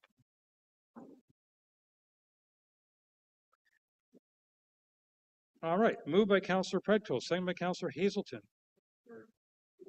Oh, Councillor Hazelton, you're not voting now, are you? You put your hand up. Go ahead, please. I just have a question. Have we asked the non-council members of the committee if they would be willing to stand for the property committee? You didn't read your report, did you? Sorry, I missed that part. Okay. Or listen to. Yes, we did. And yes, they all put their name forward. Okay, good, thanks. Hence, I'm thanking them for being generously offering to fill this role for us. And with that, I have moved by Councillor Predko, second by Councillor Hazelton.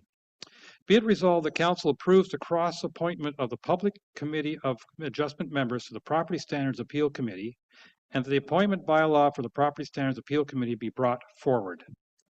All those in favor? And that is passed unanimously.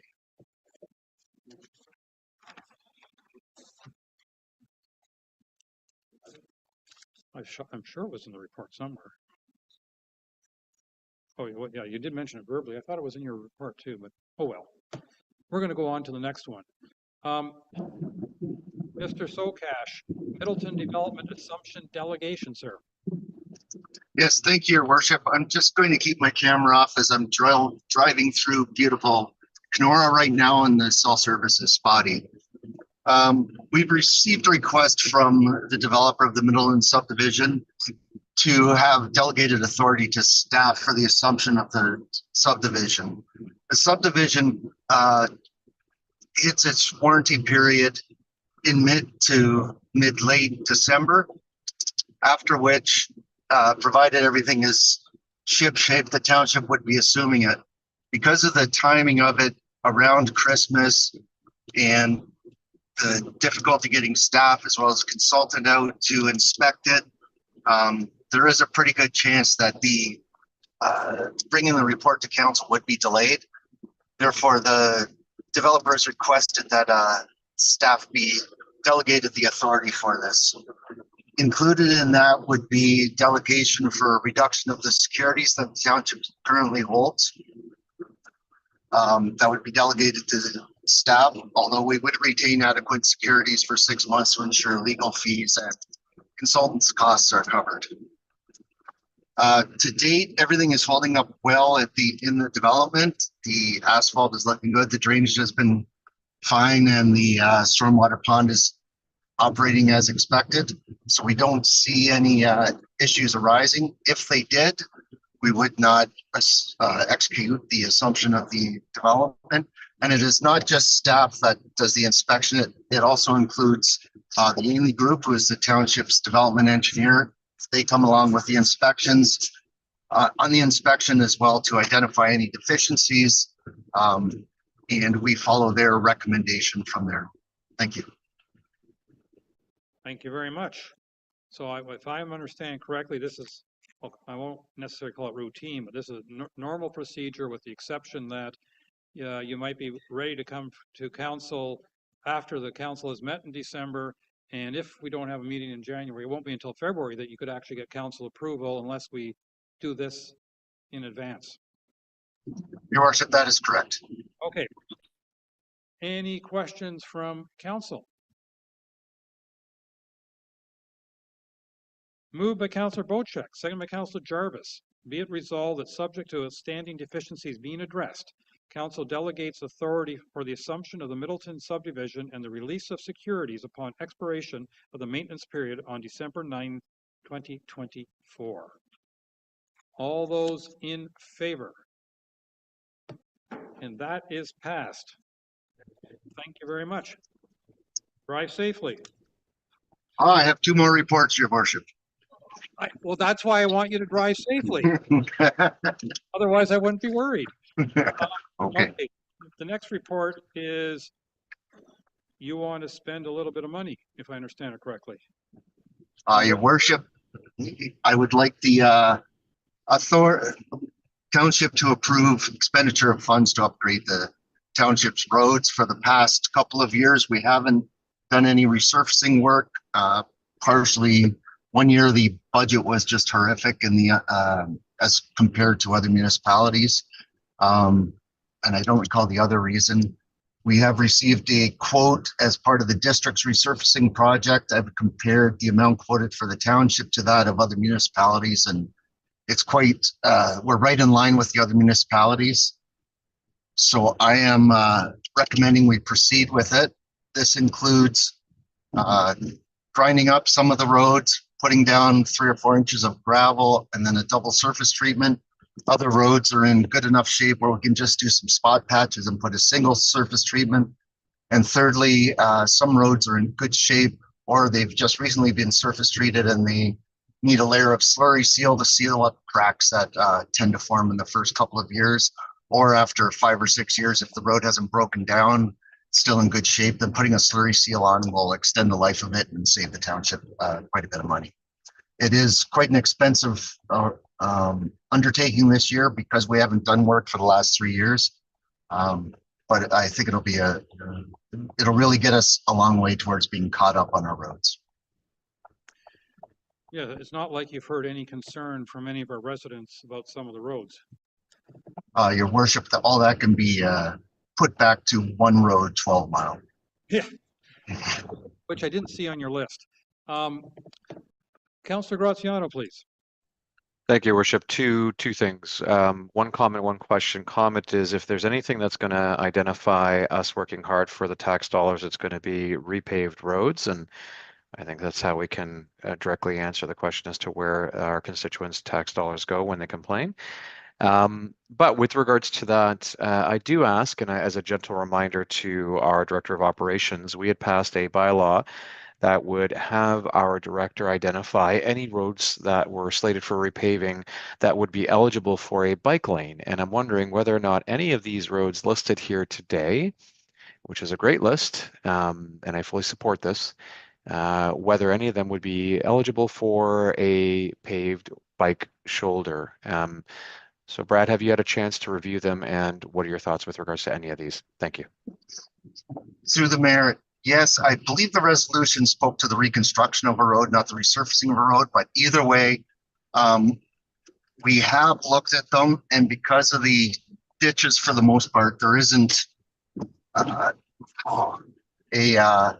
good way to widen the surface to put in a bike lane or a walking lane or an active transportation lane. Is there a way, a follow-up question, Your Worship? Thank you. Is there a way to essentially demarc a cycling lane by just adding a line rather than maybe widening the shoulder? If I look at like Kings Farm Road, you know, that would be a great ride to Whites Falls Road. You know, not sure whether or not that's possible, and if so, could we not do like little bicycle demarcation pictures on the road to identify it as a shared road rather than maybe just a sole bicycle lane? Through the mayor, I love this question. Thank you very much. At a recent conference, I attended a session on active transportation and ways to fit it into an existing road allowance. I've been waffling on whether or not to bring forward some of the ideas that were presented in this session, but based on this question, I think I will bring it forward. It does require some council discussion. It would be narrowing the traveled portion of the road. It would require some education of the people that use it, but in short, it can accomplish what you're suggesting: cars and cyclists or people walking in the same road allowance safely. Thank you. Councillor Jarvis. Did I have a question? I guess I did. Can you put down your hands up? Yeah, so when you brought up, I'm curious because I've had calls, I had a call with regards to 12 Mile Bay Road. Is that on the list? Can you explain why 12 Mile is not on the list? I know through the mayor, the portion of 12 Mile Bay Road that we're getting almost all of the questions on is the district's portion. We are responsible for maintaining that, and because of the condition it's in, we've been putting so much of our resources into that road that we haven't been able to keep up with our own roads as well as other district roads. As such, we have had some meetings with the district regarding this, regarding how we can fix what's happening, how we can free up more of our resources. I don't want to speak to details yet, but I'm hoping by the end of this week or early next week, I will have something from the district that will satisfy both of us. So it'd be safe for me to go back to my constituent and say that we are in discussions with district on this. Absolutely. Thank you. At all levels. All right, Councillor Predko, please. Thank you, and through you, Your Worship, I'm going to a little bit like a broken record because I've got constituents who would like to have their roads put on this list as well. So really, Brad, or Director of Operations, where do we go next year? How do we understand, you know, future budgets? Is that something that we can have presented to council and in terms of knowing the resources and as well understanding better how roads are evaluated for this, because it is something that we do get calls constantly about the state of roads and when they're going to be addressed. So understanding a schedule would be very helpful. Thank you. Through the mayor, absolutely. I've been in discussion, the Director of Finance and I have been discussing this, how we want to bring it forward in future years. We didn't feel there was enough visibility to the council with what was being proposed and how we came up with what's being proposed in the last few years. And therefore, as part of the update to the asset management plan, we will be bringing this back to council as well as at the budget, at the time of the budget. Excellent, thank you. Councillor Wojcik? Well, your hand's up. Is that unintentional? All right. Sorry, my question was answered by Councillor Guthrie. Has a question about the bicycle path. All right, thank you. I have moved by Councillor Cooper, seconded by Councillor Wojcik. Be it resolved that a contract in the amount of $1,543,179 plus HST be awarded to Fowler Construction for road reconstruction resurfacing works, and that a contract be awarded to Fowler Construction in the amount of $205,923 plus HST for the application of slurry seal. All those in favor? And that is carried unanimously. And Mr. Sokash, we have one more for you, and that is you want to spend some money on new doors. Yes, thank you, Your Worship. This is an unbudgeted item. We have heard from many staff members that when there are meetings going on in the council committee room, at times some sound seep out. So we would like to improve the quality of the doors on those, of the two doors on that building. We'll also be purchasing some white sound machines. But the replacement of the doors, unfortunately, is quite pricey as we have to do the frames as well, but they would be heavy doors that have very good sealing to keep the noise in the room and make it as garbled as possible when it leaves. In addition, we are proposing to replace the two doors going into the council chambers. As councillors, I'm sure are aware, there is not a window in there, and I understand one of our staff members got hit in the face with the door when somebody else was coming out. So the first step would be to put some opaque glass so people can see if there's somebody on the other side. As well, we'd like to improve the soundproofing of the door and put a lock on it. It's the understanding of staff that council would like more senior staff present during closed sessions. That at times can be difficult in the committee room. So this would also give us the ability, if we wanted to use the council chambers for closed meetings. Again, we'd have a white sound machine outside the door just to muffle anything that was coming through. We have obtained one quote for replacement of these doors. We're trying to get two more, similar to the fencing ordeal. We've had a couple of contractors tell us they weren't interested in one other one not show up to do an inspection. We're hoping to get a second price this week, but if we don't, similar to the fencing, we'll go to the Director of Finance and try to get her approval to proceed with the purchase, assuming that this is approved by council. Thank you. All right, thank you very much. I see already 3 councillor hands. We'll start with Councillor Graziano, please. Thank you, Your Worship, and thanks, Brad, for bringing this forward. What I'm hearing is that council is a loud bunch of people, as well as you'd like to lock us in at some point in council chambers. That's always going to be fun times.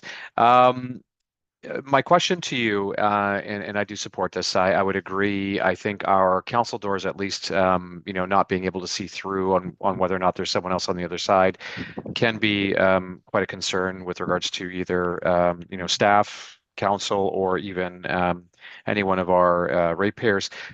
You said an opaque glass, so I'm assuming that we still would be able to see kind of a hazy figure silhouette on the other side. Frosted glass is what I'm assuming or envisioning here.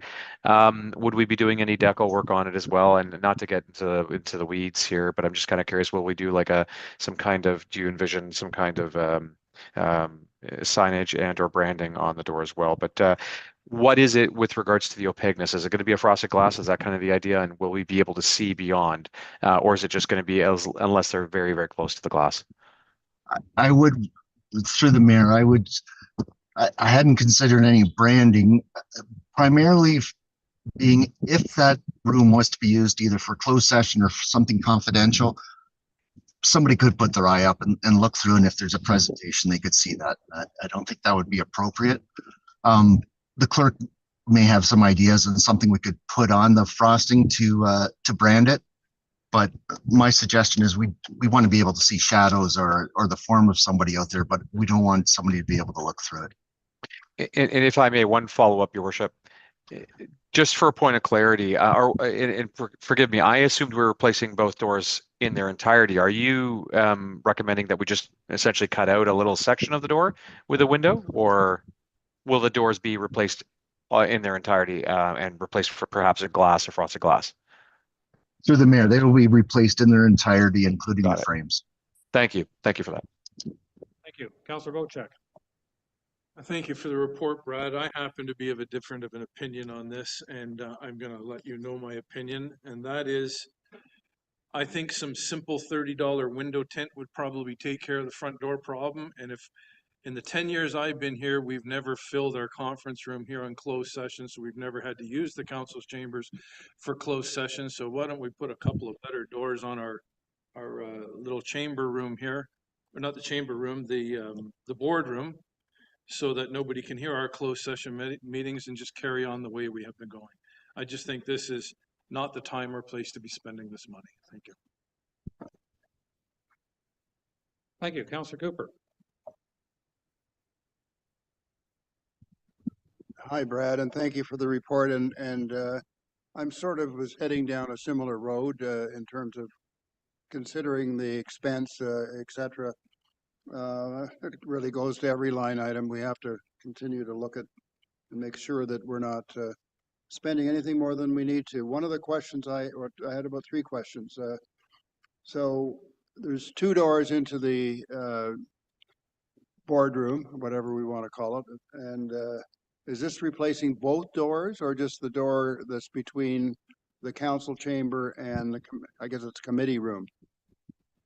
Through the mayor, it would be both. As you have the council chamber on one side where you could have people hearing what's happening, and we also have staff on the other side. Okay, so it's 2 doors and into that particular room. And the other sort of associated with this, are we sure it's the doors and not the walls that aren't sound insulated, for example? So if we put a new door in, how do we know that the sound won't come through the walls? Is there insulation in there to stop sound from going through? Through the mayor, there is insulation in the walls. Whenever we've cut them, we've hit insulation. We believe most of the sound is coming through the doors.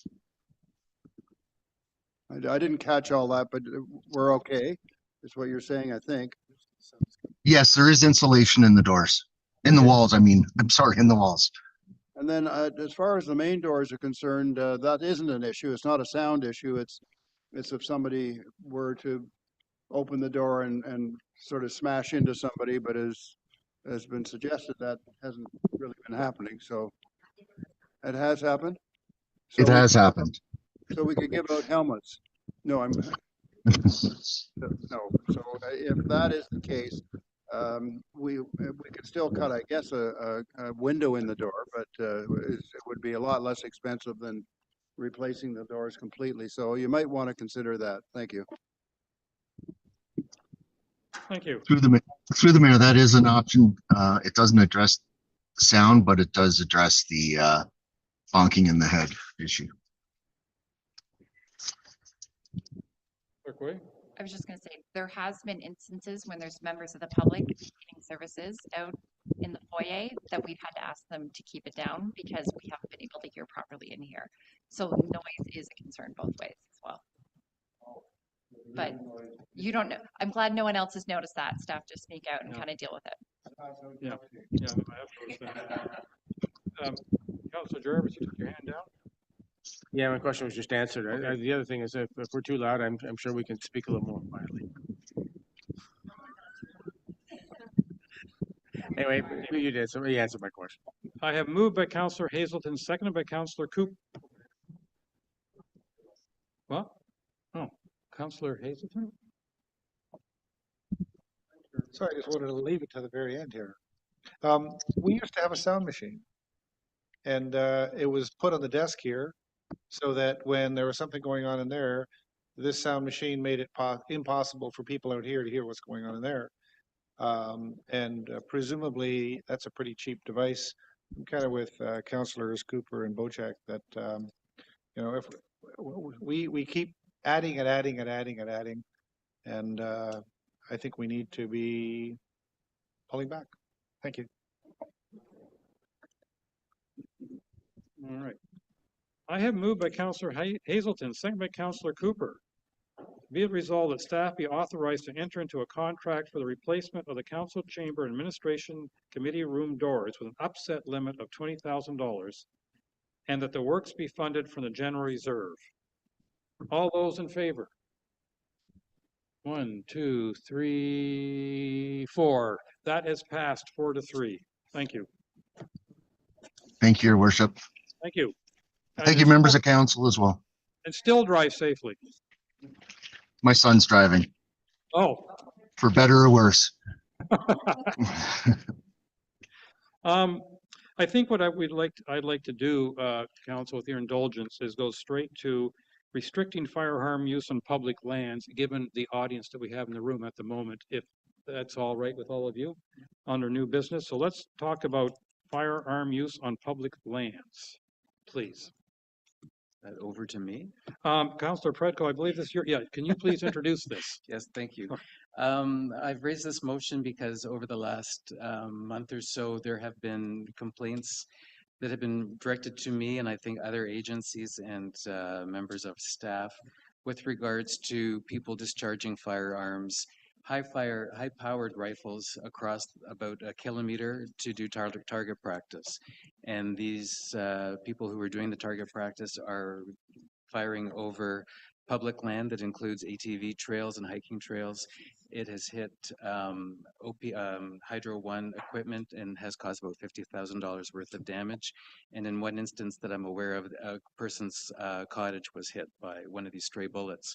So the issue and the question today is, what can we do to preserve people's right to be able to target practice safely and use their firearms in legal and responsible manners, but what measures can we take to protect our residents and their property? So I will assume that Karina has some comments to make on this. Thank you. Ms. King. Yeah, through your worship, I'm just here to answer any questions that we may have about the circumstances. We do have a bylaw currently in place, and it's from 91, so it's quite old. It just has setbacks from a landfill and a dwelling, which people have to abide by. The rest of the, these certain circumstances, there's been 2 situations. A lot of OPP should be dealing with a lot of the gun safety end of it. Even the types of guns that are being used are being looked at. I know I had a call this morning with an OPP officer in Bracebridge up for the MAC tier situation, and they're having their chief fire official look at their firearm person look at the guns that were taken at that site. So I feel a lot of this is, it's a big agency response because, as I said, Hydro One, I was out there with them this week, and their infrastructure has been damaged at Tyre Road as well. So it's a big group effort to get this done, but just here in case council has any other questions that's specific to what we can help with that would be covered under bylaw. Sure, and I guess a part of that, because the residents are calling us for some sort of action to help address the issue. Part of the resolution is to not only look at our own bylaws and practices, but ask the OPP in their next delegation or delegations to the township to inform council and staff about the actions and measures that they're taking to try to respond to and address these issues, and as well as potentially raising the issue with the Minister of Natural Resources, who happens to also reside in this area, for further clarification and direction on what can be done, because most of the land that they're currently using is MNRF Crown land, and that's under their jurisdiction. So hopefully we can get some visibility and action from these other agencies to address a problem that we're being blamed for. Thank you. All right. Councillor Graziano, please. Thank you, Worship. And I understand the intent of this motion. Councillor Predko and I had a conversation with each other prior to him bringing this forward. I do understand this. The concern that I have is, as a licensed firearm owner myself, and seeing what the Liberal government has done with bans recently, I'd be strongly concerned around the fact that that the legal, law-abiding firearm owner may be penalized if in the event that we change our bylaws. Now, I'm not against reviewing them as as our bylaw team has advised. It's we haven't reviewed this since the 90s. I would hope that it would come back to council well before and open for discussion well before a policy is brought forward. But with that said, again, I'm strongly concerned that that the law-abiding firearm owner may get the short end of the stick if in the event that we get a little aggressive on the changes that we seek to implement. And I think that we really need to consider the nature of our municipality. We're rural, there's a lot of hunters up here, and we have to consider that, because as a hunter is walking down Crown land, if they're shooting at a target, ultimately it could be perceived as maybe entering into someone else's private land, and then they're seeing bylaw knocking on their door. And interestingly enough, the only vegan on council is advocating for hunters at this point in time, which I didn't think I would. But with that said, again, I would welcome this. Based on the circumstances and the situation, I would agree. I think that awareness needs to be brought. It's unfortunate that we can't bylaw for lack of intelligence, which clearly whoever's shooting at these electrical components are lacking. So, thank you. My comments. Thank you, Councillor Wojcik.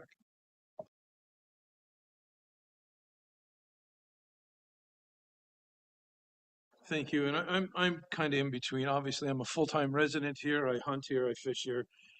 We use hydro properties to target shoot. We hunt on hydro properties. We hunt on crown land.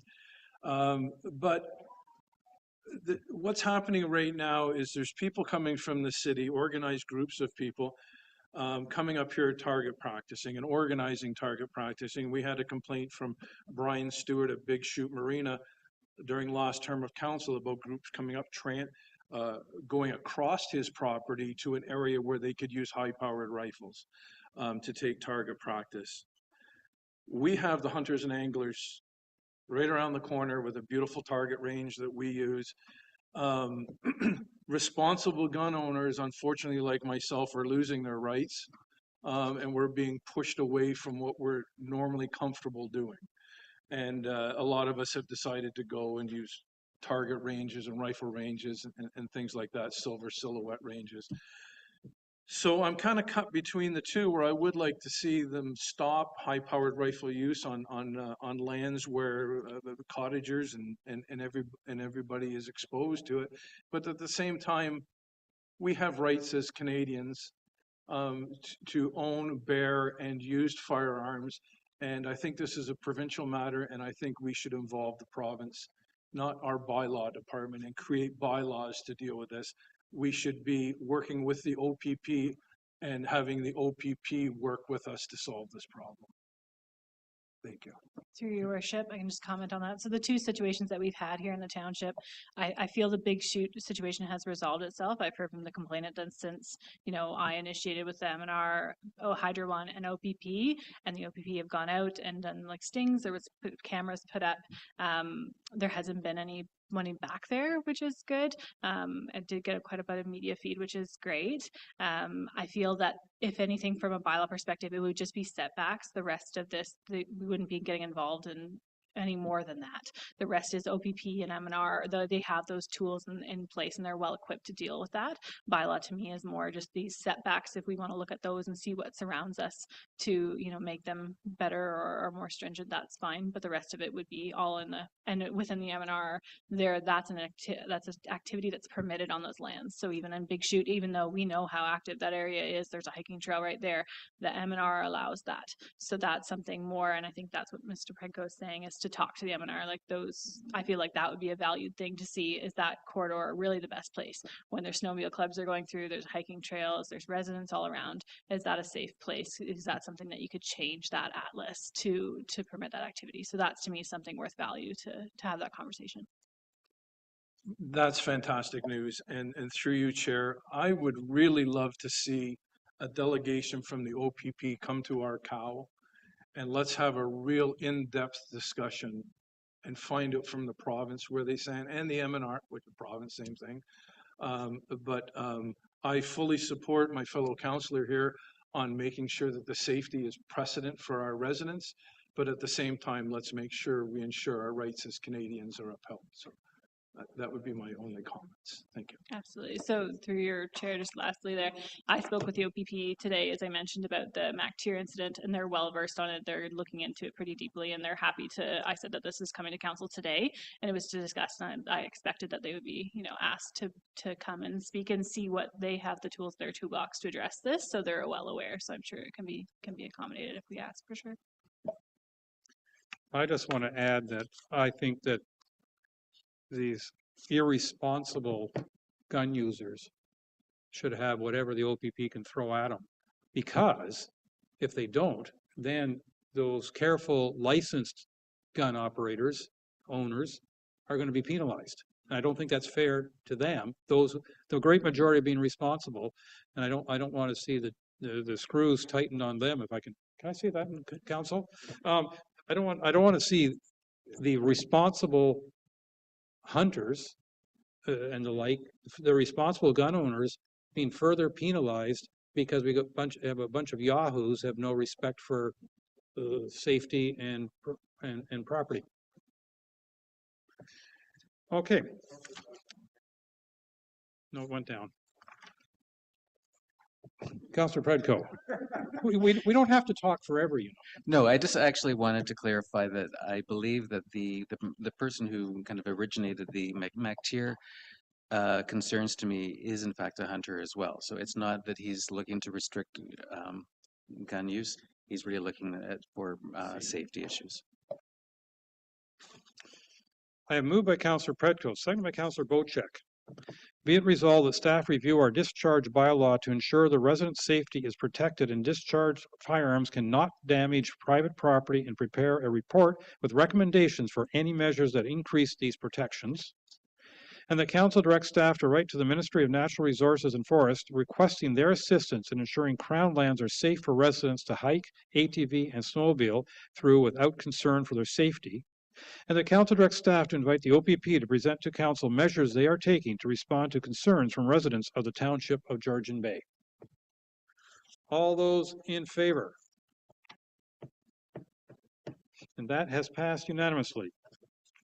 And I'm going to propose a break. Let's take a 10-minute break and come back because I want one.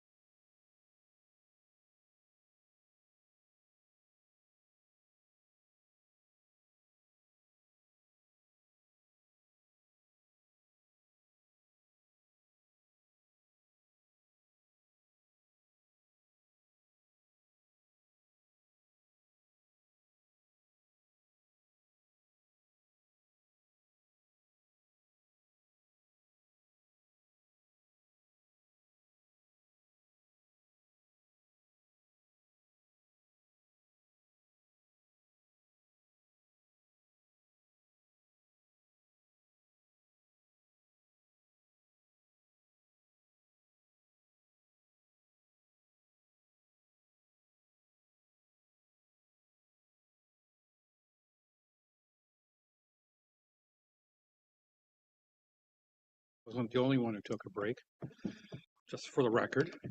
But we're going to go now to new business, and we have supporting municipal partners. Councillor Graziano.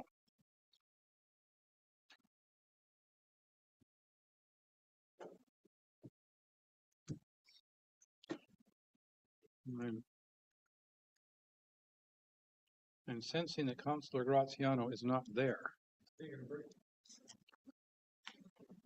Oh, I see things happening. Councillor Graziano. Over to you. Sorry for keeping everyone waiting. I just had to make a pit stop, and clearly I wasn't fast enough. All right, so supporting our municipal partners. The impetus for this report, or excuse me, this motion, first and foremost, it was intended for Cow, and given that we're not having Cow tomorrow, I think it was brought into the agenda today. So it was intended to facilitate a conversation and a debate on whether or not we collectively feel that we should add a clause within our procurement policy that prohibits staff from engaging vendors that essentially go counter to our, our municipal values or the values of our community. Again, the impetus was really Tatham Engineering, who, in one hand, was doing or is currently doing work with us, whereas in the other, they were advocating for a position that was counter to the municipality's position on a certain matter. And so really it's here to open up discussion. Do we collectively agree that perhaps we want to preclude vendors who are doing damage to our communities by way of perhaps supporting and or participating in on matters that go counter to ours? So over to council for debate. Thank you. Staff, does anyone from staff want to make any remarks before I turn it over to council? Is that you? Well, you're smart. Okay. CO Mariotti. Thank you, Mayor Kitson. Yeah, there's a fair bit of content that needs to be unpacked in this motion. Firstly, I'd like to state that as far as the township's concerned, we have no evidence that so-called adversaries or their vendors, as mentioned in the motion report, have caused harm to the municipality. We have to be careful there. Know that their activities have compromised the integrity of municipal operations. And, we also can't confirm that vendors have acted against our best interests. And also we don't have any proof, as the resolution is worded, that vendors have been found to engage in activities that harm constituents or municipal operations. So, when we go to the OLT, for example, the appellant has worked against the township's best interests, right, in a sense, and I'm taking wording from the motion, but we still do business with them, irrespective of how the outcome of that OLT decision is. We have to do business with the appellants. So we do have wording in our current policy that excludes, in our current purchasing policy that excludes suppliers under certain conditions from carrying out work for the township. So the policy currently has the capacity to exclude vendors if they're involved in legal action against the township, or exclusion due to poor performance, or if there's a conflict of interest. But excluding vendors based on a vague or difficult to define perception of not aligning with the township's best interest is a proposition that could have several detrimental effects, really. And the first being a lack of subjectivity and clarity. Without a clear definition of what constitutes working against the township's best interest, decisions about which vendors to exclude become subjective and potentially arbitrary. So this lack of clarity opens the door to bias and could lead to legal challenges from excluded vendors. There's the other issue of reduced competition, because fear of abiding by a subjective policy, restricting the pool of vendors limits competition, which can result in higher prices and reduced quality of work. And of course, with fewer options available, the township may end up paying more for services or settling for lower quality workmanship. Another aspect, again, is that council would need to consider the negative impact on relationships which staff would have to face in their day-to-day activities. So, you know, we've got to be careful that we don't face a negative perception among its peers in the contracting world, because implementing such a broad, sweeping and subjective policy could send a message to the community at large that the township is closed off to certain vendors, potentially damaging its reputation and making it less attractive for businesses and professionals to engage with. So there are other mechanisms. So, you know, professionals such as lawyers, planners, and engineers have governing bodies that have a code of ethics and mechanisms to deal with accusation of professional misconduct. And in my opinion, this is a better mechanism to address issues with professionals as opposed to a township policy that, while I'm sure it's not intended to be, could be seen as political interference in the procurement process.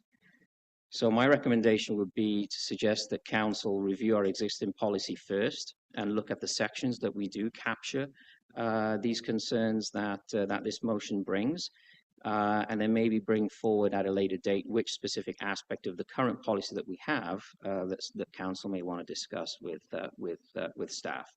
And from our end, we can reach out to a procurement lawyer and obtain a quote for council's indulgence for updating our current policy so that it aligns with you know, best-in-class municipal purchasing policies.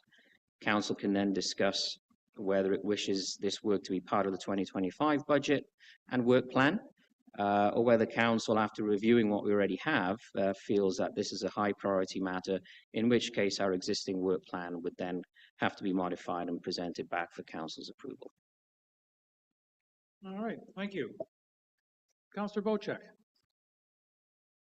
Thank you, and through you, Chair. I couldn't agree with Councillor Graziano more in this case, but in the same time, I can't agree more with our CAO Mariotti that there's a lot to unpack here.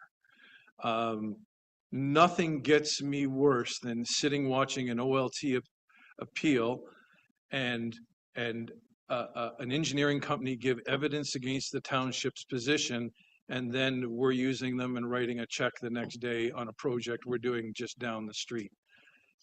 I don't have the answers. I don't think Councillor Graziano has the answers, and that's why he was trying to bring it to Cal. And I think this is worthy of a very broad discussion and unpack all this and come up with a position that we're comfortable with, because, as I said, I am not comfortable one company working against us and at the same time they're working for us. And I don't know what the wording is, and I'm not sure the wording here is correct, but we need to be discussing this. Thank you. Thank you. Councillor Predko. Thank you, and through your worship. I understand and I agree with the intent of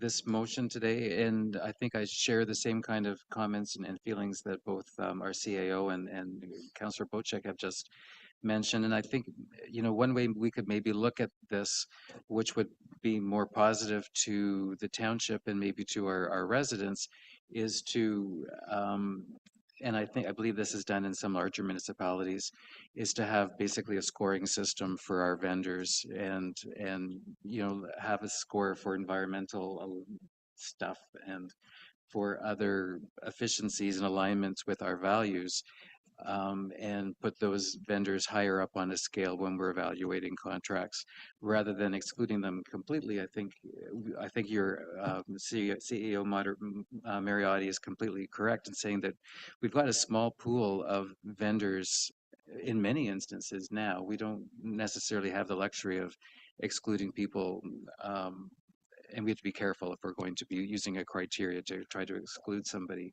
So I think if we could devise a positive approach where we advance to the higher up on our RFP list vendors that we can quantitatively say are aligned with our values, I think that's an approach that we might be able to latch on with, but I think this is something that will take some research and time for, I guess, our staff to come up with an approach and means to rate and review vendors in the future. Thank you. Thank you. Councillor Jarvis, please. Yeah, it seems to me we already have something in place that tends to rate the contractors that we've hired and based on the work they've done and whether we'll go back to them again or not, or if it's, we're do what we have to do in order to get the quality work we need done for our municipality. On the other hand, if at an OLT hearing, there's somebody that's been hired by a party opposing our a decision we've made, and they hire a firm that we might also hire to do something else, the firm goes where the business is. I don't see how we can restrict business to a firm just because they're working for somebody else that is against us at an OLT appeal, for instance. So I don't see any benefit to that at all. I think what we've got in place is maybe worth reviewing, but I think that what we've got in place is what we need to have, is something along those lines. And I appreciate what the CAO has given us. Perhaps we just need to review the wording in that to make sure that it's strong enough so our contractors or people that bid on jobs for us understand where they stand. Thank you. Thank you. Councillor Cooper, please.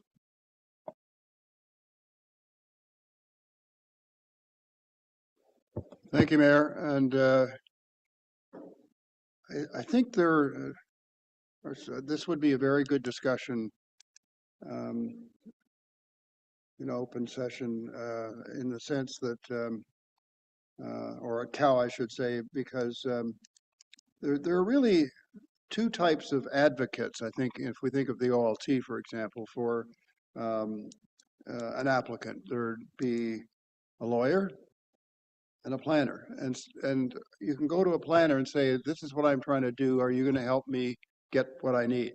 So typically, when it's a consultant planner who would be out advocating for someone, they can take a position for one application and maybe take a position for something else that's completely different. And you'd wonder why, how do you balance that? Well, they're hired as an advocate. The same would apply to planning lawyers. They're hired as advocates. Where I really take huge exception is environmental consultants. That's a little different. If they look at something, they should all see the same thing. And if they don't, and they're just advocating for the applicant, that's where you really need to be very concerned that that the environmental consultants just trying to ram it through. And I've seen that happen at the OLT. I've seen it happen here at our township. There are certain environmental consultants that I'd say are highly conflicted. And those are the ones we need to identify. Thank you. Thank you. Councillor Hazel. Yeah, I feel like I'm piling on a little bit, but I think we have policies in place for the legal and the planning people that we won't use somebody who is providing opinions on the other side of the fence. And I think we need to continue that policy for contractors. I think we have it from an environmental standpoint. Our contract company, Hutchison, I think it's important, and I think it's in the contract that they won't act against us on matters. At least I hope it is. So I think that is the essence of what I'm hearing from Councillor Graziano and I think from others, that we want to have, as Councillor Cooper said, advocates for the township when they are doing their particular area of expertise. We don't want the flip-flop organization that expeditiously for themselves goes one way one day and the other way another day. Thank you. Thank you. Yeah, I have a little bit of concern with the motion as it currently reads, because it feels like all encompassing, and I think under our circumstances it's difficult to apply that to all the contractors that we use. It's almost like if we need to buy a new, I mean, I'm going to extreme, so just tolerate me for a moment. If we need to buy a new ATV for our fire department and we decide not to get a quote from a particular ATV supplier because we know we've had some yahoos on that brand messing up some of our trails, then we say, well, we can't have that brand of ATV for in our fire department. I mean, it's a bit extreme, but you know what I mean? I think we have to be careful of how we consider not using particular vendors, suppliers, whatever you want to call them, professionals. But having said that, I heard from our CAO that maybe the procurement policy can be reviewed for a little fine tuning in that regard, because if we think that a particular supplier, whether it's of services or a product, is diametrically opposed to us more often than not, then maybe that's not the supplier we want to deal with. And I like the suggestion of our CAO that we might have a scorecard that we apply a little more often as to various measures, and one of those measures would be their shall we say, support of our values. I'm not sure if it's the right wording, but you know what I mean. So I think that it's I wouldn't want us to what is it, cut off our nose to spite our face? Is that the expression? I wouldn't want us to go too far with this and rule out somebody who could provide us with a valuable service, but we aren't going to deal with them because of some part of their history. And also, we as council have sometimes cringed when sole source situations come in front of us. Well, if we start ruling out various vendors, the odds of that going up could increase. Councillor Graziano. Thank you, and thank you for your comments, Your Worship. Just a few things. At the onset of my presentation today, I advised that this was intended for Cal, and so the motion as written is not intended to be verbatim passed by council here today. Rather, it's intended to be broad enough whereby staff can take back the report and craft a report back to council on how we can essentially achieve this.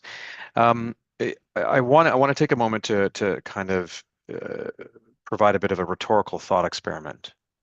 And so let's say that ABC Chemical Company were to come to the shores of Georgian Bay and start dumping chemicals into our waterways because they purchase land and there's no restrictions otherwise. And this is a hypothetical. Just again, I want to reiterate that everyone understands this. Would we then go buy chemical products to clean our municipality from the very people that are dumping their chemicals into our water? It's a very interesting concern here. The issue is that I can't for a moment think that we would endeavor to make a compelling argument to buy chemicals from this company under the understanding that we are trying to be fair to the competitive market and that we don't want to reduce competition. I would say that we'd likely collectively here say, not in our backyard, and we are going to stop any and all sales or purchases of those products, regardless of the competition, regardless of the market, regardless of how many organizations there are in the market. So now, in that context, as this rhetorical thought experiment concludes, I ask yourself, well, what if it was your health? What if you were inhaling silica dust that has been known to be a carcinogen? Same theory, at least from my perspective, and concerns would apply. So there is going to be a level of magnitude in which staff has to consider whether or not we do consider these organizations to be worth engaging or not. And of course, we defer to staff on who they engage.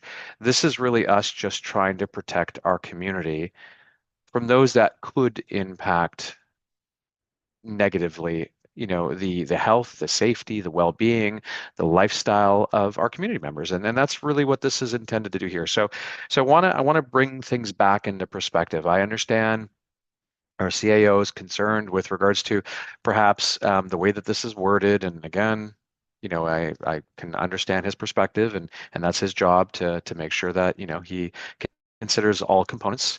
But really the intent here is let's protect our communities and let's show the market, those that we do business with, that we do business with those that align to our expectations. That's it. So thank you for enduring my thought experiment. I wonder, and I'm putting this to staff as well as to Councillor Graziano, I wonder if the appropriate approach to this would be to refer it back to staff for their review of the procurement policy, and what they, and staff make a recommendation on what they think they may or may not be added to our procurement policy to strengthen the expression of our values. Councillor Bochek, I saw your hand. Yeah, I'm in agreement with that. I think the referral is the right move, but I would like to add to that. Our staff is quite busy. We've tasked them with quite a few jobs in the last few months, and I don't see a relative urgency to bringing this back right away. So if we could, and it's Councillor Graziano who put forth the resolution, but if we could allow staff some time, maybe come back in the fall or late summer or fall with an answer to this, because we keep piling stuff on and stuff doesn't come out the other end because we're getting too busy. So just my thoughts on that, but I agree with the referral. Thank you.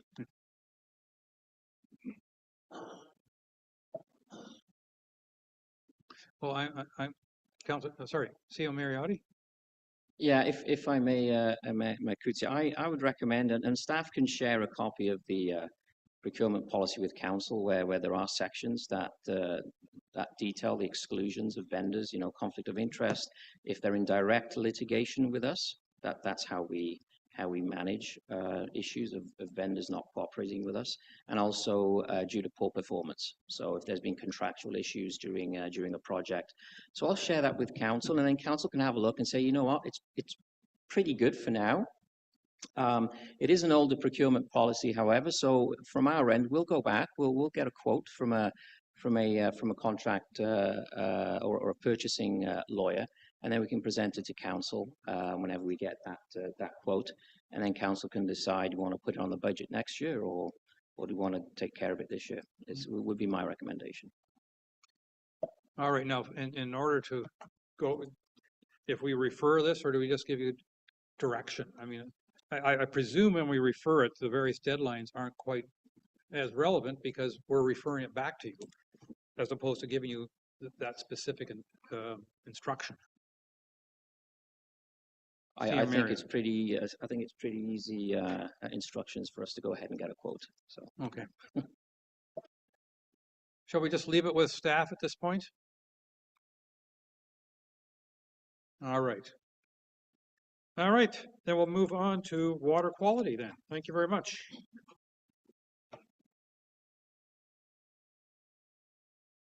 And that is Councillor Hazelton.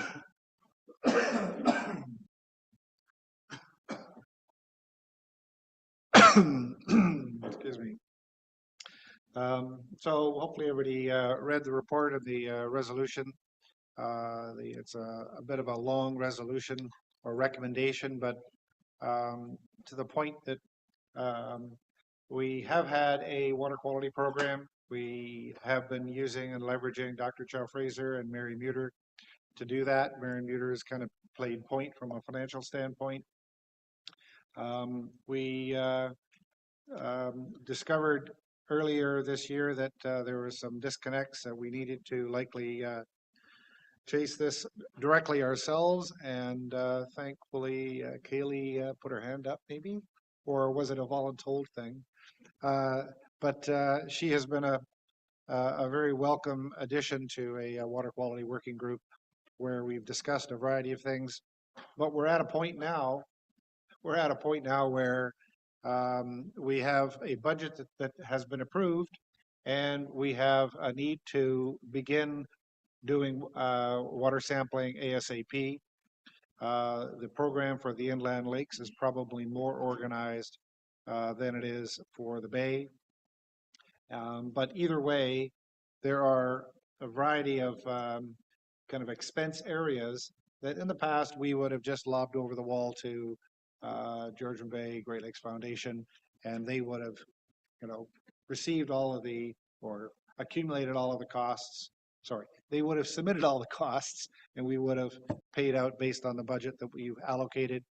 And what I'm trying to suggest here is that given the very helpful role that Kaylee has played in this, that we kind of elevate that just a little bit and empower her to approve expenses that we would normally be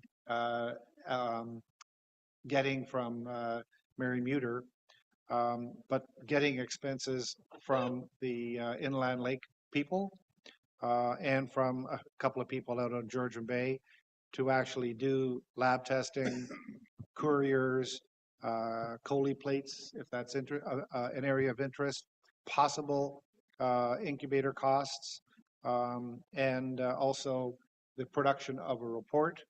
So this year, what we have learned is that if we have some portion of our ad hoc program done with the Coley plate strategy, then Kim Schaefer of Blue Water Sciences would offer to write an analysis report of all of that data. So that's where the that, if needed, an analysis report of the results is included in this approval. So we have a variety of possible expenses. There is no expectation that we're going to accumulate up to the set-aside budget. But certainly we would ask Kaylee to be diligent as she's approving expenses that would come in so that we continue to kind of maintain and monitor where we are and ensure that we don't find ourselves short. So there's a starting point and questions abound. Thank you. Ms. Nicholson, do you wish to respond to this report recommendation? I can probably just add to you there a couple of things. In conversations with most of the inland lake people, they are mostly for doing the collie plate testing. I think we also had discussion at our working group meeting that they, the phosphorus samples, we are going to collect, freeze, and then hopefully send, hopefully to Dr. Pat for them to look at over the winter, possibly into the spring. Some people actually already have the incubators. I know Go Home Lake, Gloucester Pool, I do believe, and there might be another one around. So we're trying to keep that, being able to use that. We may have to reimburse for the cost of actually the collie plates for them. We're looking at the few lakes that currently don't have one, so possibly purchasing one or two extra. I know Councillor Graziano has offered to put up one at for the 6 Mile Lake area, so it'll be kind of organizing who has access to what. Also, Georgian Bay, we're still in discussions, but where that discussion is going, it's actually going to take work off of this person right here, who is very happy for it, and put it all into that section of the working group's hands to handle their own testing, and then just provide the results at the end. Great, thank you. And I have one other question, and I don't know if it's for our CAO, but I'm going to ask him anyway before I turn it over to the rest of council. We're naming in this draft, or this proposed motion, a specific staff member approving expenses. Not normally, I don't think we normally quite do that. Would there be preferred wording or staff? Okay, so we'll just remove Kaylee Nicholson in the brackets. And okay, just wanted to double check that. And now, Councillor Bocek, please. Thank you, and through you, Chair. Certainly it's something that needs to be addressed and dealt with. I think we may be a little premature, although the season is coming on to us very fast here, and we need to take action. We have a delegation. Before I go there, I'm involved with a number of different water agencies, SSEA, which we pay a lot of money to do a lot of work for us. Muskoka Watershed Council is coming to us on the 6th, I think, of this month to do a delegation. to tell us what they can offer us, what laboratory facilities they have in Dorset, what they can bring us, what the cost value is, and things like that. So I think to approve something like this without engaging the Integrated Watershed Council, the Muskoka Watershed Council, the Severn Sound Association, and getting their input. And I know we're under the gun here because we got to start doing testing and getting lab results quickly. But this is only this week that I think we can hear these hear the delegation from Muskoka Watershed Council, and they could possibly offer value to us. Fortunately, I'll probably have to recuse myself from that conversation being a board member, but I would like the rest of the council to hear it and see if there's some way that we as a township can engage with these agencies, get cost savings and value, and get the required materials that we need to move forward. So that's all I have to offer. Thank you. Ms. Mickelson.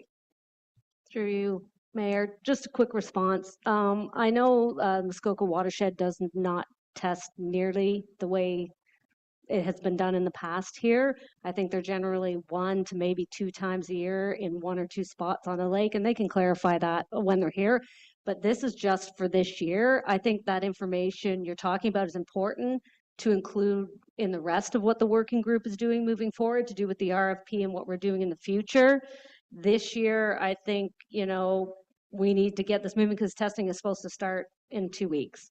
So I think right now the path we're on is the most economical path that we can do for this year, but take all that information and use it towards what the working on the RFP, which a lot of that information has actually already been collected by Greg Mason of Generations Effect. So we have some of that information, but having them here in person will definitely help because you may also be able to kind of get them to do more than what they do then. But moving forward for this year, it would be good if we can get going because the budget money has already been approved. Yeah.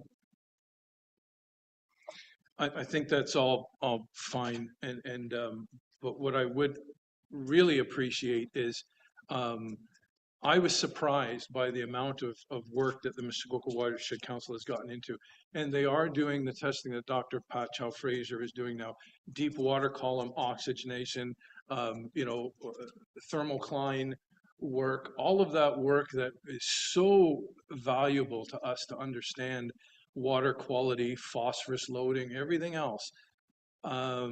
I think making a decision based on what we're gathered from this report today is just a tiny bit premature. That's all I'm saying. That there may be a point where we can pivot as a council, or we can pivot as a township as we move through June and July and say, hey, now we can move over here to the Watershed Council and gain this. I don't think we want to throw it away. I think we want to keep it. And I think we want to be able to utilize it if we can. So let's hear what they have to say. See how we can use it to our advantage. And like I say, mid-August, we may decide to pivot and go in a different direction. Let's not exclude ourselves from having that available to us.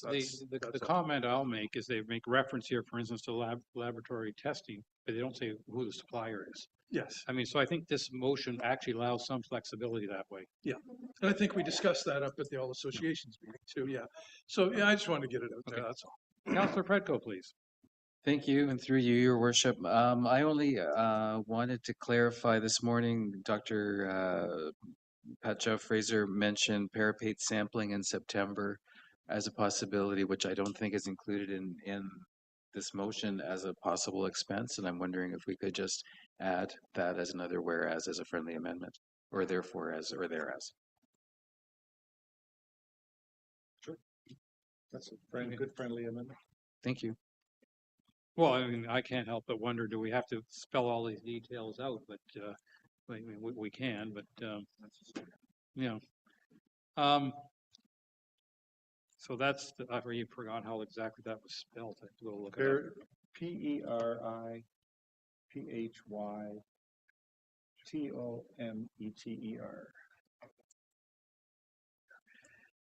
Periphytometer.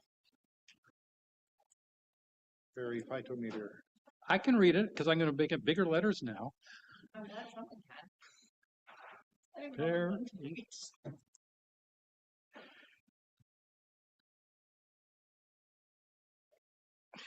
You're not supposed to make fun of me, Madam Clerk, though I deserve it. Well, I do. Yes. Where am I? I'm going to Councillor Cooper now, please. Thank you, Mayor. And I just think it's important to acknowledge and sort of have a bit of a reality check with respect to what we're doing this year. The organization that's done most of the water testing in our township, especially in the last couple of years, is the Georgian Bay Great Lakes Foundation. Most of that is no longer with us. So this is a big transition, and we need to be aware of that. I think it's important to say, and I think if we went out and hired Hutchinson Environmental to do the work that Pat Chow-Fraser and McMaster, who did all their labor and all the students was pro bono, it would be in the $200,000 to $300,000 range. We don't have a budget like that this year, nor do we have that volunteerism through Dr. Pat Chow-Fraser. So I think it's important for us to sort of know where we've been, to understand what we've had, and we're in a transition from that kind of service to trying to pick up some of the pieces. And, you know, I think because of the volunteerism that happened in the inland lakes, I think in the last year or two, that's great. So we've got some things in place. It's going to be more difficult given that Pat Chow-Fraser has been providing services on coastal Georgian Bay for many, many years. So finding volunteers just like snap of a finger is not going to be easy. Most of the testing on coastal Georgian Bay where we have hotspots at the moment is in Honey Harbor. So lucky Councillor Hazelton is our recruiter for Honey Harbor.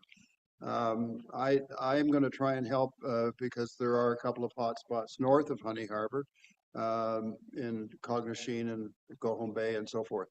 But I just wanted to sort of say, guys, we are in a transition year and need to remember that. What else?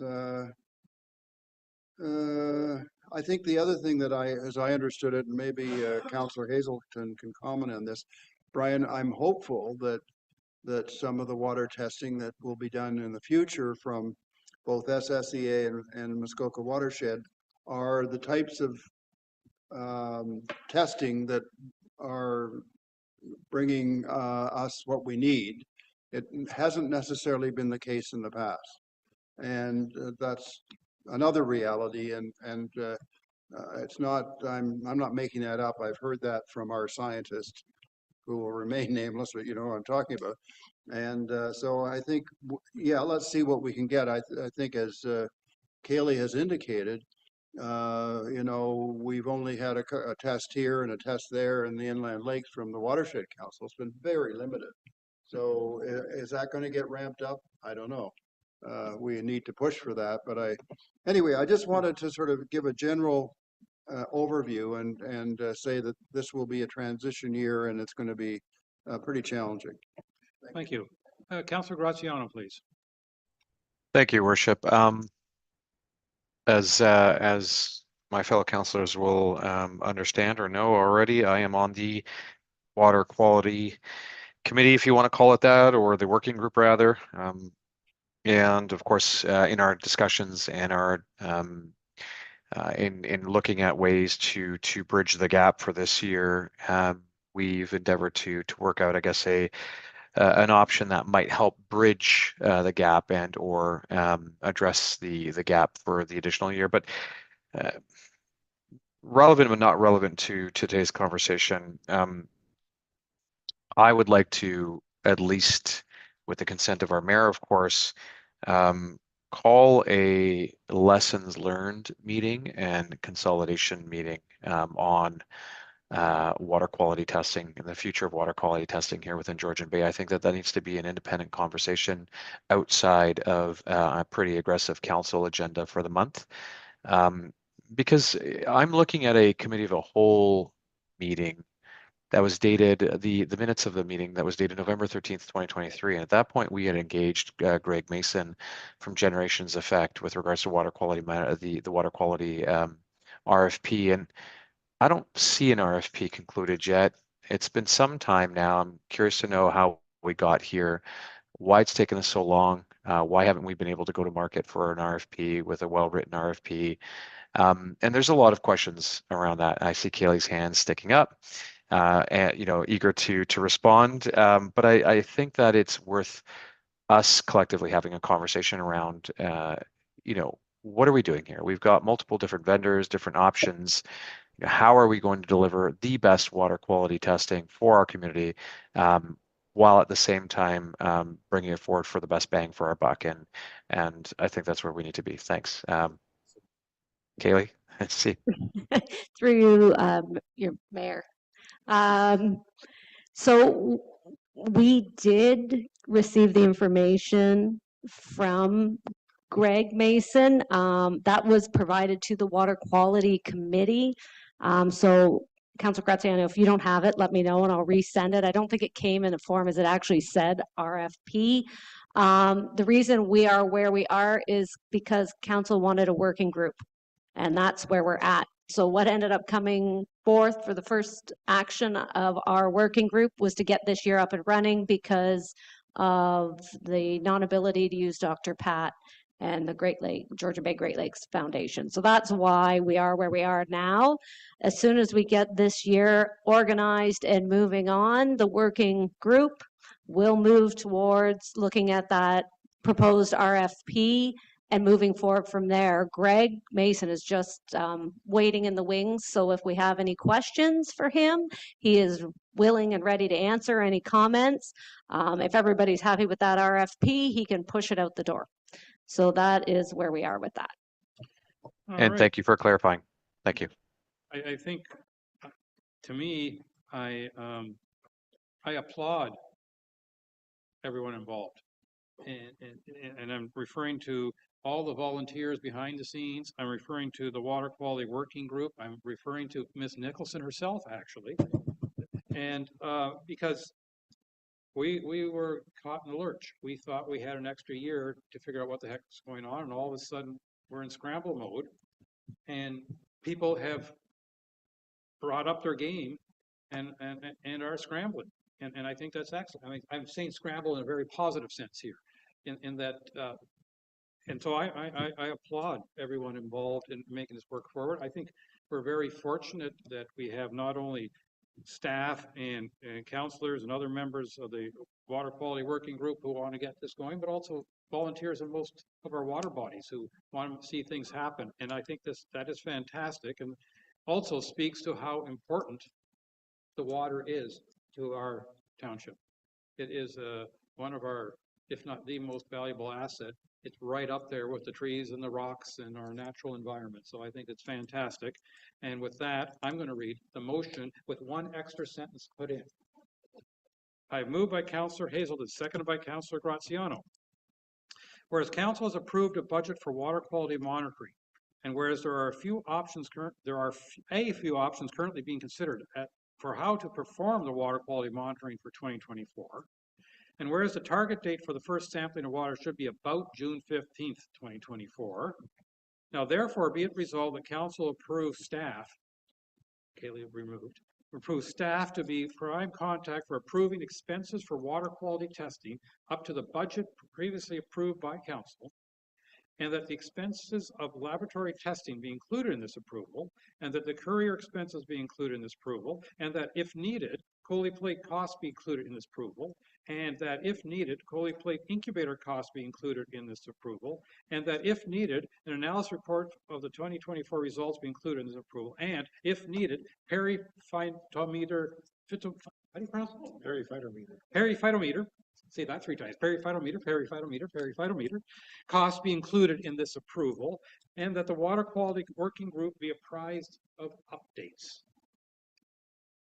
All those in favor with periphytometer, actually only written once. And that is carried unanimously. Thank you very much.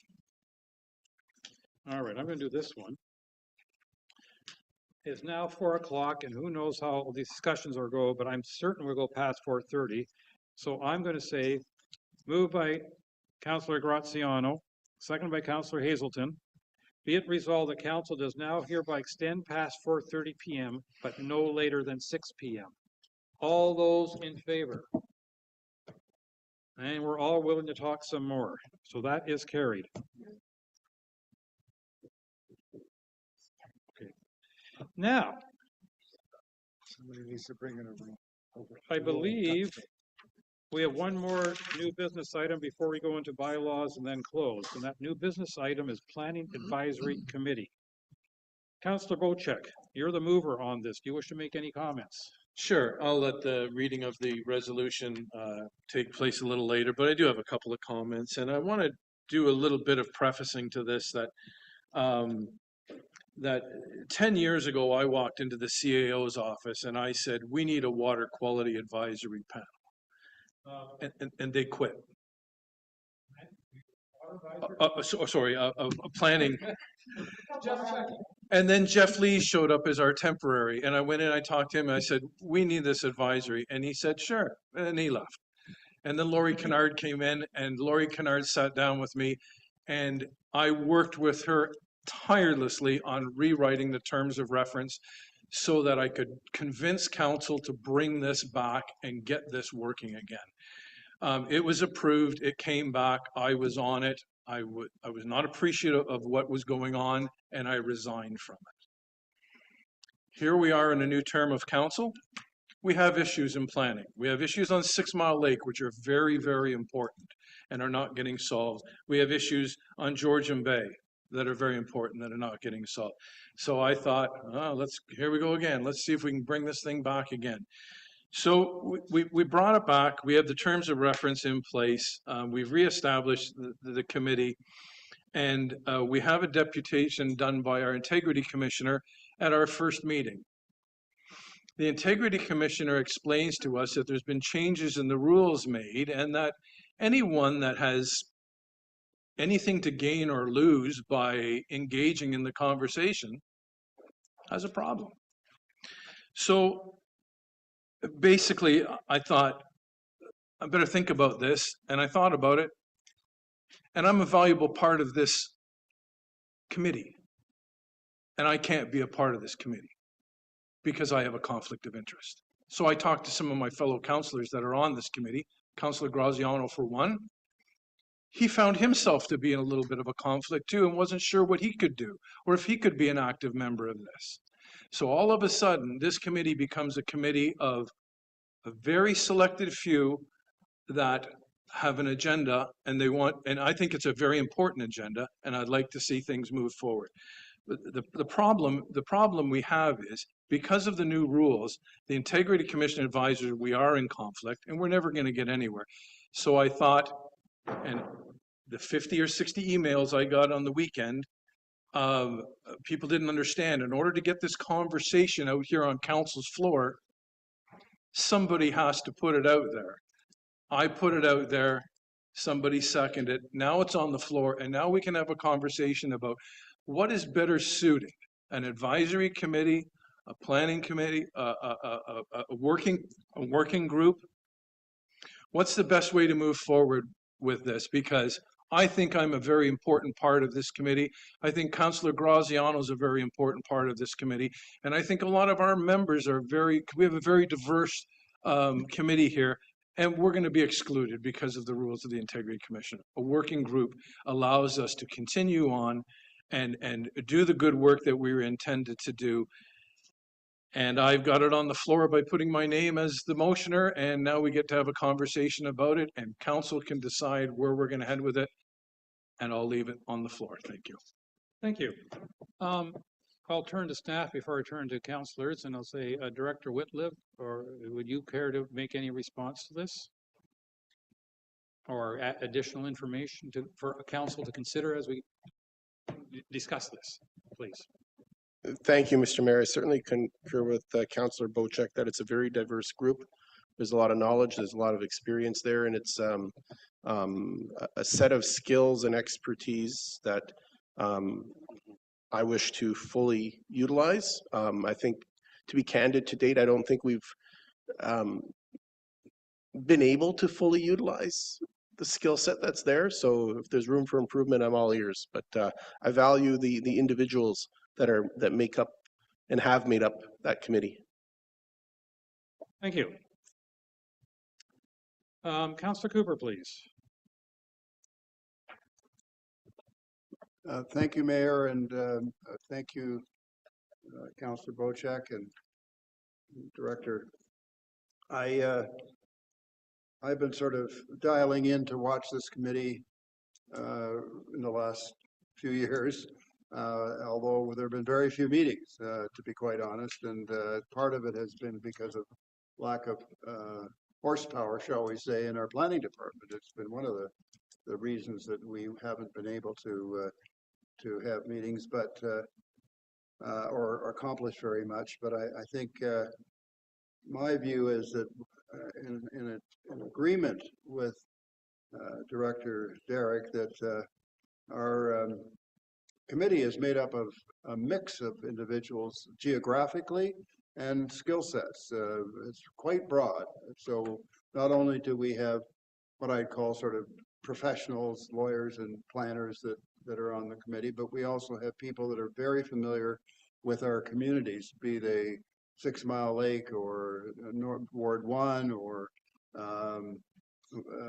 you name it, all over the place. It's not, I think they have an agenda to get something done. I don't think they have an agenda to favor one thing over another. It's not that kind of agenda. I'm not convinced that the rules in terms of the integrity commissioner and conflict of interest has changed. Our rules and the provincial rules and so forth are what they are. We've had clarification. In fact, we've had clarification also at the district in recent years as to what constitutes a conflict of interest versus a pecuniary conflict of interest. There's all sorts of different types, but it's been made pretty clear. And some people, just by inherently what they're involved with in terms of their business, may automatically have more of a challenge to meet the guidelines that are there. And that's unfortunate, but that doesn't mean you can't call on those people to come in and advise the committee, for example. So I think that can happen. I've also consulted with a gentleman from Georgian Bay who was the head of the Committee of Adjustment for a very large municipality for many years. He was the chair, and then he was also the head of there's a provincial organization that is Committee of Adjustment oriented. And I said, tell me about Mississauga or some of the other municipalities. How do you make up for example, your Committee of Adjustment? And the answer was, we bring in the same kind of people that we have on our planning committee for their Committee of Adjustment or their planning, if they have a planning committee. But he said, we unfortunately cannot have on those committee people that are fully conflicted, people that are going to have a financial interest, and particularly contractors and realtors. And that's the story that I got from somebody that had a lot of experience across Southern Ontario. And that's what we've heard from our integrity commissioner. So, we have to be mindful of that as to who's on a committee or not a committee. So I'm not against having two different, a working group or a planning advisory committee. I am in favor of this particular committee because of the talents that is there. And I must say, after the last meeting, I was really thrilled to see that there was quite a bit of very good conversation and feedback and given to Derek and really good back and forth. And I thought, my God, we've finally landed. The committee's, moving in the right direction. So I would encourage that we continue with that. Thank you. Thank you. Councillor Jarvis, please. Yeah, when I read this, I found myself quite conflicted because I felt that having diverse views on a committee such as this was a good idea. However, I fully understand where things came through from the IC, and it's unfortunate, but that's the way it is. The members that remain on that committee have a significant wealth of knowledge that can be shared, and I think it's really important that we try and maintain that cohesiveness as a point of reference for our planning department. I think that's really, really important. I've been thinking about whether there's some sort of hybrid that we can come up with in a way of a cross between a working group and a committee, but I don't think that's possible. So Councillor Cooper has brought up a very valid proposition, that is, we maintain the committee and we also have a working group that comprises of more people from the community that perhaps might otherwise be conflicted on a committee, but in a working group could at least share their points of view, and that in turn could be part of deliberations by the planning committee.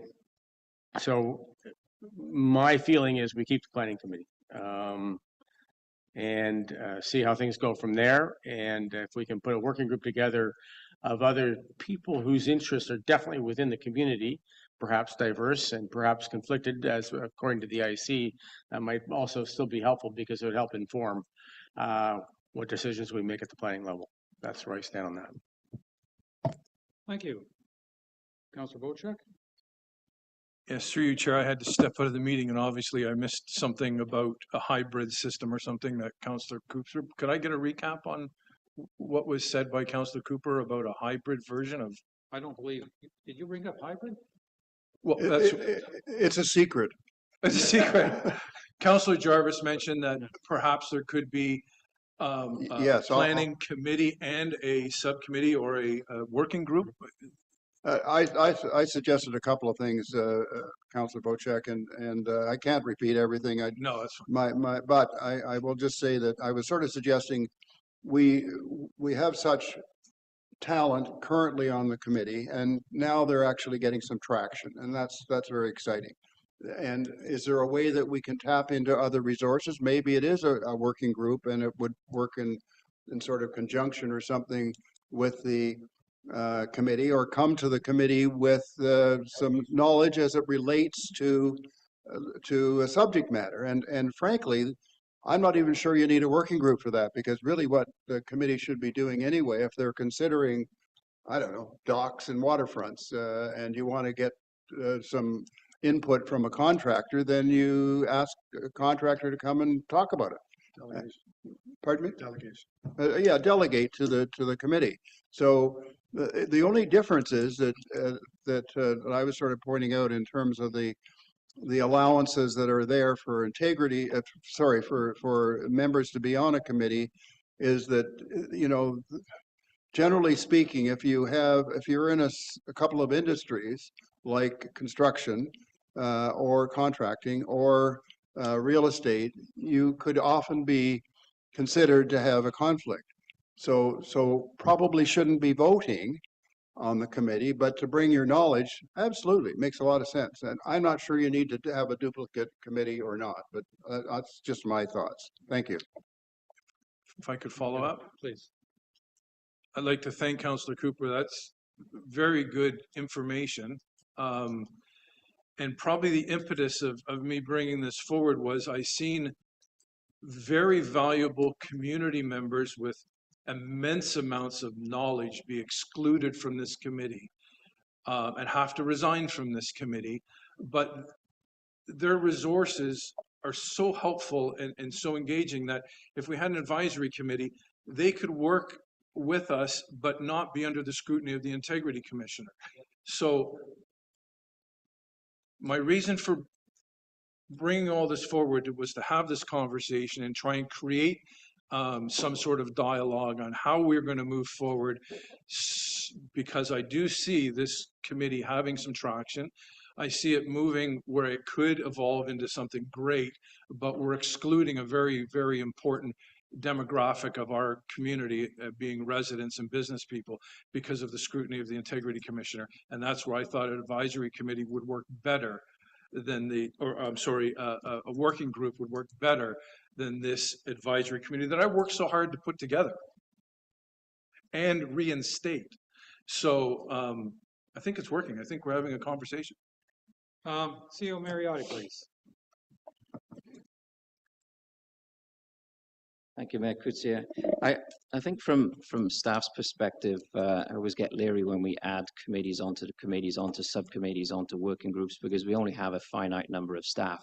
But this really plays into what the City of Ottawa Clerk Rick O'Connor spoke about when he spoke to us last summer about working groups, where you have a problem and you bring people from the whole spectrum of experience. You know, and I think this is what we're talking about here, you know, to your point, Councillor Bochek, of folks that you know who have experience, and to your point, Councillor Cooper, of folks that you know who have experience. And I think from staff's point of view, a working group allows us to have that flexibility without the limitations of a committee. We can still achieve the same end goal with a working group without being handcuffed so much by having to deal with the committee mechanism. We still have to maintain the fact that we can't have 4 members of council on a working group, because that would be quorum. But other than that, I think there's a lot more latitude to allow Director Whitliff to bring in the resources that he needs, because we have to remember again is that we want to make sure that the flow of information and direction goes in the right way. And really, it's council's direction through to staff, and then staff goes and gets the resources that they need, bring a working group together, come up with some solutions, and then staff then reports back to, you know, the working group gives advice, experience, and then staff reports back to council. Councillor Hazelton. Oh, look, my mic is still on. I can start talking more quickly. Okay. I think there's a concept here that I would like to share that I think has been misinterpreted. We have an integrity commissioner. The integrity commissioner, on one hand, is to help us and guide us in how we as councillors or members of committee act, and where we have a conflict, we shouldn't be doing that. So let's expand that to the bigger picture. If I have a conflict and I am providing input and recommendations to staff at the township, and I have a conflict, that's probably something that I shouldn't be doing. And if we structure a group that doesn't fit within the formal constraints where I can be penalized, then maybe I can get away with it. But I think in fairness, the integrity commissioner is trying to coach us and members and people from the community who are trying to provide input to the township, that we should be doing it without conflicts. And I think that is a really critical thing for us to understand. So it should be, I think, interpreted by all of us that it doesn't matter whether I'm sitting on a council seat, or if I'm on a committee, or if I'm in a working group. If I have a conflict, I should be trying to ensure that my conflicts don't result in information going to the township to try to impact policy or other concepts within the township, because I have a conflict. And in a formal structure, you as a member or a councillor are subject to complaint and discipline. And so staff at the township will clearly know where they are getting input that is conflicted. But if it's a informal environment, like a working group, staff at the township may not know that they're getting comments and input that is in conflict because of their role and their business. And I think that is an extremely important thing for us to understand. So whether we're sitting in a council seat, whether we're sitting as a member of a committee, or whether we're sitting as a member of a working group, I would hope that we recognize that we should be never bringing conflicts to those tables. And I think that's what the IC has tried to do. And I hope we don't try to circumvent that with an informal working group.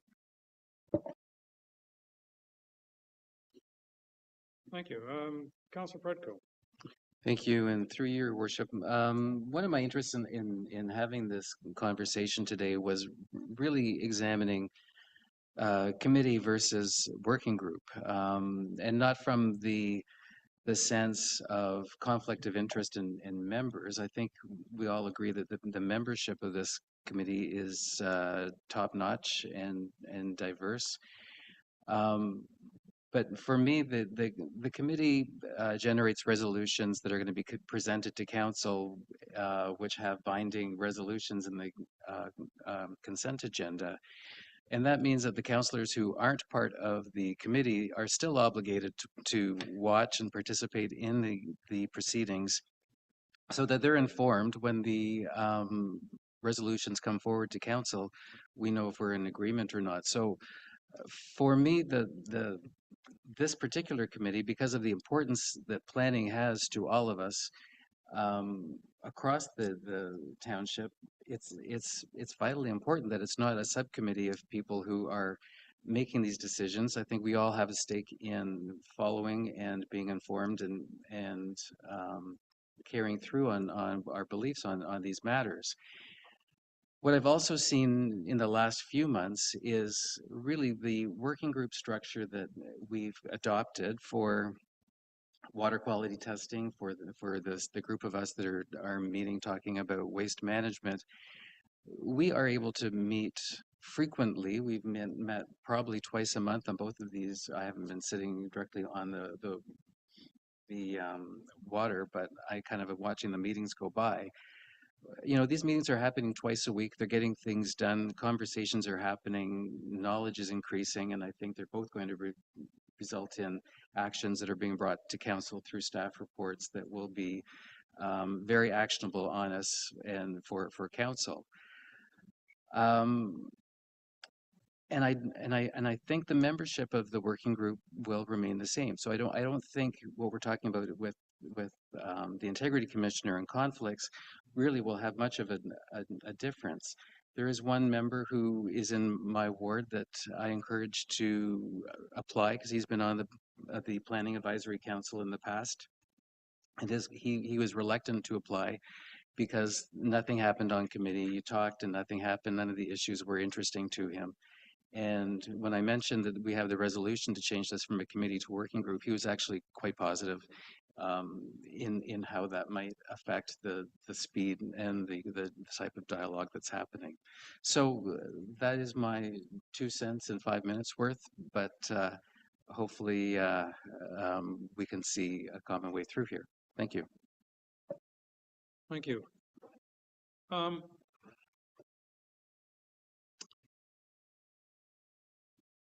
I quite frankly, I'm torn on this whole one, and I'll tell you why, or at least I'll try to. I think the members that we have on the committee are top-notch, very knowledgeable people. I mean, I've been watching the Planning Advisory Committee. Well, I think almost every meeting. I don't believe I've ever been a member, but I've been watching it, watching their meetings every chance I got for the last, I don't know how many years. But I've been a little frustrated watching this past while for a couple of reasons. One is we seem to be going back and forth as to who's driving the bus.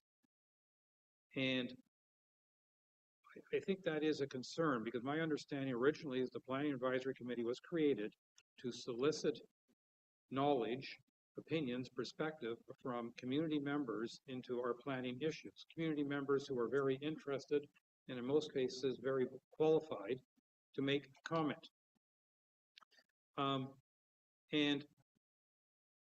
in the past, the direction has been, at least in my recollection, a combination of council as informed by staff as to what matters require further discussion, study, whatever you want to call it. And I did enjoy the fact that, for instance, in the Planning Advisory Committee meeting that I watched on Friday, that we did get input from these community members. My concern is that when we have on the current makeup there, and I don't know what's going to happen.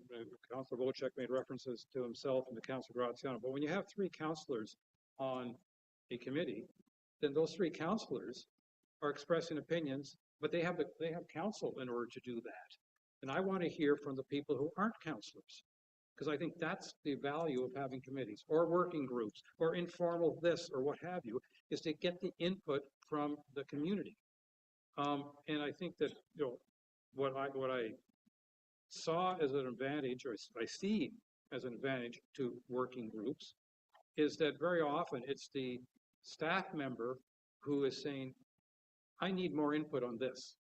And I mean, and Director Whitlip, I've heard him say on numerous occasions, as he's going into the official plan review coming up, he wants to hear from as many community members as possible as to their input, their perspective, their experience on what has or has not worked with the official plan, what has or has not worked with the zoning bylaw. I mean, he's been in this business long enough to know that not everything's going to be harmonious with everything else he hears. There's going to be different opinions, different perspectives, things coming from different angles.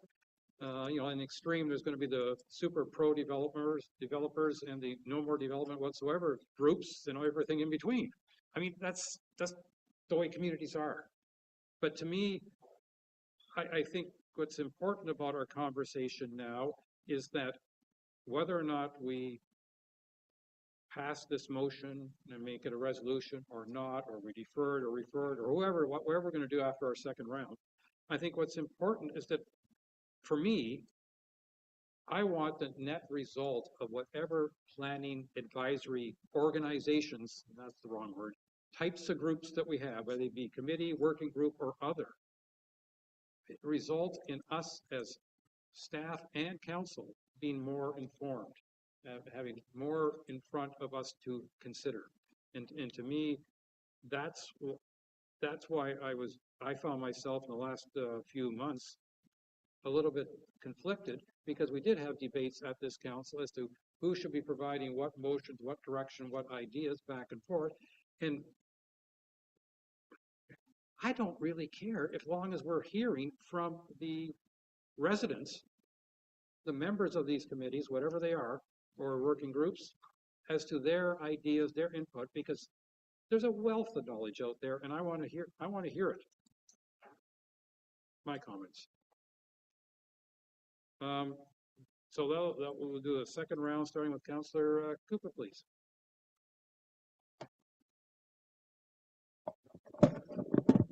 Thank you, Mayor. And a lot of good ideas going around here. I once again sort of go back to some of the things that we should remember, and that is that Council did choose to have a planning advisory committee, and Council did choose the membership for that committee. So let's not forget that. I think it's important to remember, and in that grouping, it's not only a couple of councillors, but a number of people from our communities across the entire Georgian Bay area. So it's not like we aren't getting information from our communities. I think we are, for the members of that committee. So, and frankly, the topics that are selected typically is not very much coming out of the committee. It's mostly council saying, here's what we'd like you to deal with. That's sort of been driven by council. And unfortunate that we haven't had more traction, but now we're getting to traction. So it'd be unfortunate if we throw it out, so to speak. And you know, not having counselors involved, I think we should take advantage of in the case of what we have right now, we have somebody from the Inland Lakes, we have somebody from Georgian Bay, and so that's they are members of the committee, and that's very helpful. The final thing I'll say is many of the committee members, I don't know them all terribly well, but some that I've spoken to have said that they have been frustrated by how little has been accomplished up until now, but the last meeting, finally things started to happen, and that was very rewarding for them. But I'm not sure they're going to be terribly interested in joining the working group. In other words, having a working group and folding the Planning Advisory Committee would be, I think, detrimental to the talent that we have available to us. I've heard from a number of them, and I'd be very disappointed if we lost a number of those members. So I don't say that as a threat or anything else. I just think it's there's been a high degree of frustration, and I think we'd be adding to it. So if we so choose, my only recommendation would be then, since we'd like to see this keep going forward, in my view, anyway. Maybe we need an advisory, a working group. If somebody wants to head that up and make it happen, and bring in other people that have not been part of this, so be it. We need to remember also that the idea, the concept of that type of organization is that it really doesn't have to take up staff time. If staff would like to attend, that's fair enough, but that working group can just operate. So I would suggest to switch it over just to a working group is going to end up in an unfortunate situation. So I caution us about that. Thank you. Thank you. Councillor Jarvis. Yeah, I'll just piggyback on that a bit. A committee is formed by council, so we have some oversight on how that committee is comprised. It is compelled by code of conduct rules and what the IC has already given us in the past. So my thinking is it's better to have that kind of control via committee structure. And if a working group as part of that on occasion is something that would be deemed as beneficial, then by all means strike up that as well. But I think even for the time being, I think it would be in our best interest to hold that committee as is and let them proceed and see where we go from there. Thank you. Councillor Graziano.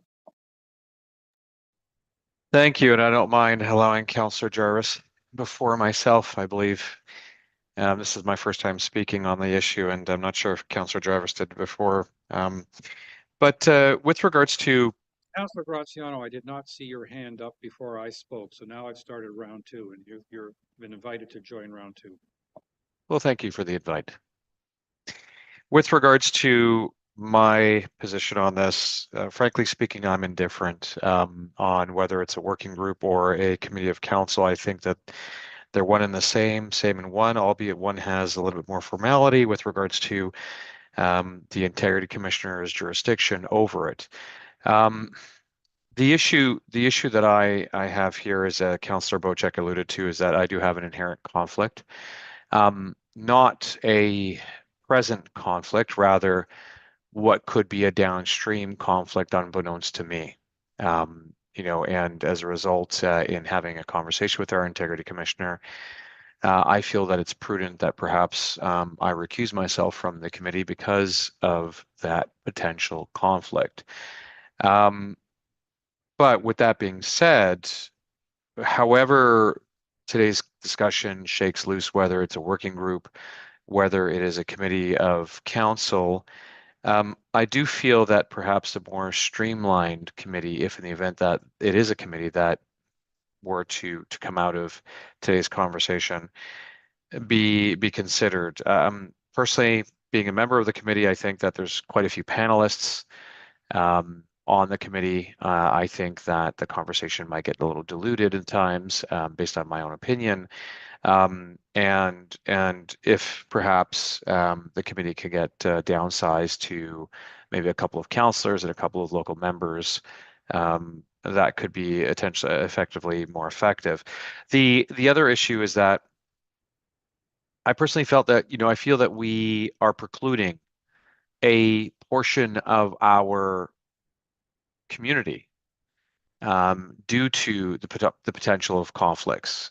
We are not going to see any developers likely want to participate, regardless of who that developer may be, and we have many in our community. because there could be potential conflicts. And with that, we're going to lose that voice. That voice is critical to the benefit of how to move forward on planning issues and the impacts that planning decisions may have on our community, and that is essentially, that could be an issue.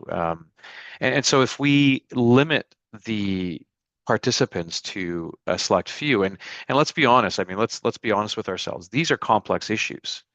These are not something that an average layman's going to join and be able to contribute to immediately, not knowing bylaws and zoning and you know, official plans and all that stuff. This is complex stuff that people are having discussions around, and usually subject matter experts tend to be a little bit more informed on the impacts that policy decisions may be. So really, if we are removing a certain demographic of voice, we're left with really planners.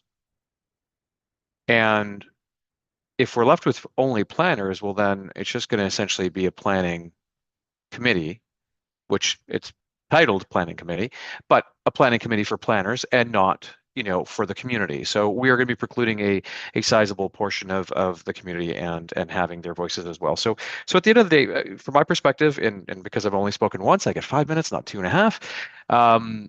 I'm indifferent on how this shakes loose. I think that either one's going to be effective, but I do hope that if the committee moves forward, that it's perhaps a little bit more streamlined, and that's it. Thank you. Thank you. Councillor Bochek. Yeah, I think by bringing this resolution forward, we've certainly shaken out quite a bit, and I certainly didn't want to get into the weeds on this because there's a lot of weeds in this. Councillor Graziano just said that he thinks he's going to have to recuse himself because he's in a conflict. My wife works for a developer in Honey Harbor, puts me in a conflict. Now I'm off the committee. Okay, now we have Councillor Hazelton on the committee and some committee members that were appointed by council.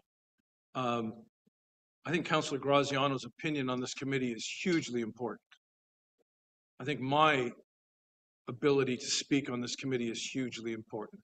It's been taken away from us because what we have been told is a change. And the Integrity Commissioner told us about that change. Matter of fact, not that I'm going to get into the weeds, but the Integrity Commissioner came and she sat in that chair right there and she spoke about real estate agents and contractors, how they're in conflict. Well, we have councillors, real estate agents, and contractors that we need on this committee. If we can't have them on the committee, let's have them on the advisory group. And then we can start to move Working group. Working group, I did the mistake again. But then we can start moving things forward. And I thought it was worthwhile bringing up an emotion to bring it up to the floor here to let everybody know that there's a few of us that think this is the best way to move forward, and council will decide. And that's what's great about democracy, is council will decide. Thank you. I just want to make an additional comment with regards to, you know, I heard talking about the formality of committees versus working groups, and I'm echoing to some degree, I believe, what Councillor Predko had to say, and that is, you know, when you think about it, the formality requires staff time. It requires notice. It requires, you know, like the public notice. It requires the schedule, getting the schedule. It requires make sure conflict of interest, certain people are precluded. It requires a fair amount of expense. And given all that, I think we have to make sure that any committee that we have is actually fruitful, because they're expensive. And you know, I hear how things are moving really quickly with the water quality working group. I doubt that would have happened if it was a water quality committee. And I think I will say, I was a little surprised since our introduction to working groups last summer, how relatively little appetite council seems to have for working groups, whereas I think they're very practical and they're more efficient, and therefore potentially more effective. I also I highly value the individuals who are members of the current Planning Advisory Committee. I mean, there are high quality people there. I have, it's a rare occasion that one of them opens their mouth and I go, that wasn't worth it, because almost always it was what they had to say. And I would sincerely hope that if council makes the decision to go to a planning working group versus a planning committee, that they would all continue to volunteer, because I think their voices are very important. But I'd also say that if we choose to not pass the current motion and the Planning Advisory Committee continues, that we as council do our darndest to make practical use of those individuals, and that we also would encourage our Director of Planning to propose working groups if he feels he needs some alternative voices at some point to get alternative perspectives. As Councillor Graziano and Bocek have pointed out, there are other community members who will have perspective that should be considered. Whether or not it's what they say is incorporated is a separate matter, but should be considered as official plan and zoning bylaw are being reviewed. So those are my final comments. I'm going to read the motion. I'm going to call the vote. And frankly, if it passes or is defeated, I still think we're in a very strong position because we have great resources to utilize. Yeah. Councillor Cooper. You made some suggestions. Are you suggesting that those will be part of this resolution, or you're just reading the resolution as is? Well, because I thought your suggestions were quite good, and if you don't mind me saying. No, I'm not. You don't always say that, so thank you very much. I don't. It's not. It doesn't happen often, but there we go.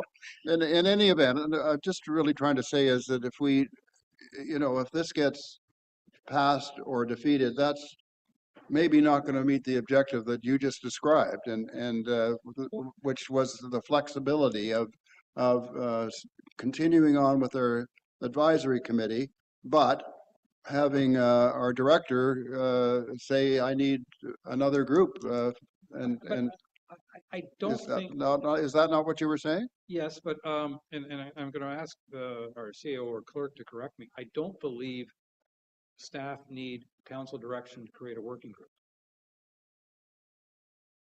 So that's what I understand too. You create a working group. I can create one. I created one to deal with advice on community plans. That was a working group, essentially. Yeah. Before we even knew it existed, you were ahead of the game. I had enough. I was the bleeding edge. That's the phrase I was looking for. Councillor Bocek. I mean, this is your motion, by the way. I know. Yeah, thank you. Well, no, I mean, if you're free to make suggestions about it if you wanted to. Obviously, my intent is working here. We've had a good, frank discussion on this, and I truly believe that a working group, you said, can be done at any time without permission. They can put together a working group. But then I think what you'll have is two groups, not necessarily working in harmony, but sometimes could be working in opposition to each other. And that's where I thought a single working group instead of the committee would be the best solution. And that's why the motion is exactly the way it's worded. However, there has been some suggestion around here about a hybrid system or a system where a committee still does exist, but when there's issues on Go Home Lake or issues on 6 Mile Lake, and we need very particular, very precise tutelage on these things, that our director can form a working group, and that working group's decision will be brought to council for council to make a decision on, not to a planning committee. In other words, we need to get this right this time. 10 years I've been working on this and we haven't got it right. And I feel that if it keeps going in the same direction it's going in, it's going to fail. And for the next 2.5 years, we're not going to have another planning committee meeting. So I think we need to figure it out today, figure out what works and what this council agrees to, and move forward with it. And again, this motion was brought forward to have this discussion. And if we end up with one way, the other way, or both ways, it's no different to me. I want a solution that's going to work, and that 2 years from now, we still have the ability to make decisions in planning, and maybe even 6 years from now, if this works, who knows? But we need to get this right. Well, if I could just jump in here, because just on the working group issue, I was just going to say that you've described exactly what a working group is typically brought forward and established, and that is to deal with a project, shall we say. There's an issue on 6 Mile Lake. Let's get it sorted out. Let's deal with it. That's why I formed the committee advisory group at that time to provide some guidance in terms of what a community plan should look like, what they should look like in the future. It was a project, and the project was completed. There's a report. If you care to read it anytime, there you go. And that was sort of more process oriented, but the advisory committee is also the planning advisory committee is there to provide policy, in some cases, policy advice and direction for and back to our planning department. And that's why, for example, there's a number of people on that committee that can come forward either with specific educational background in planning and or a great deal of experience at creating policy. So that's why we have that committee, and I'd hate to see that committee fall apart. And that's one caution I have here, is that let's make sure that doesn't happen. Thank you. Councillor Graziano. Thank you, Your Worship. I'm really just trying to understand whether there's a mechanism, if in the event that, hypothetically speaking, let's say for all intents and purposes, there was a hybrid option whereby there was the planning committee is still present, but then breakout working groups occur to address micro issues or even issues local to where maybe perhaps there's no coverage from the planning group. Is there a mechanism for staff to be able to present their findings to council? As it stands right now, the committee passes a resolution, it goes to the consent agenda, councillors can see the consent agenda, we can pull it, discuss it if we'd like in advance, and then I'm sure there's likely resolutions that might be able to come before council vis-a-vis staff based on discussions that happen at planning committee. Is there a same mechanism for something similar to occur whereby working groups can present their findings without the requirement of a staff report, or is that just through a delegation that they would essentially have to subscribe to and or to notify the clerk that they wish to delegate at the beginning of our meeting?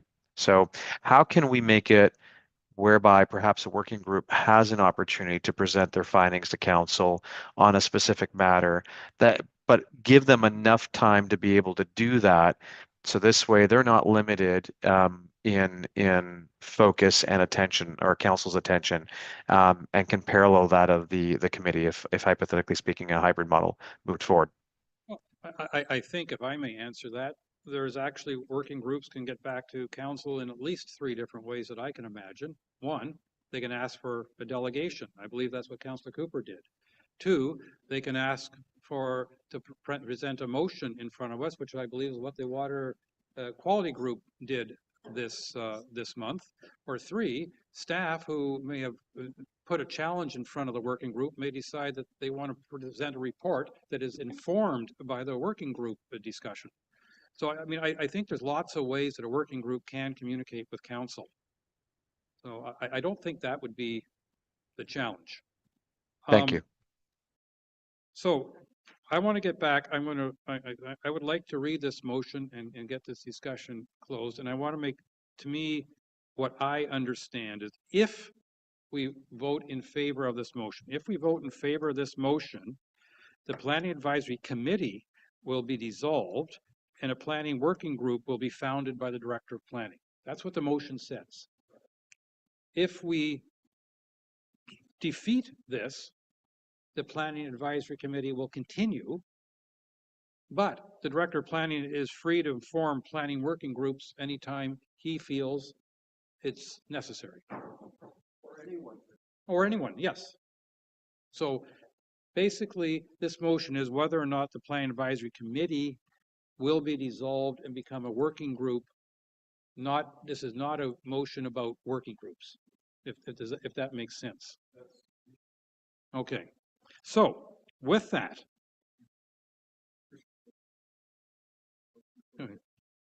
I'm going to read the motion, and it's moved by Councillor Bocek, second by Councillor Predko.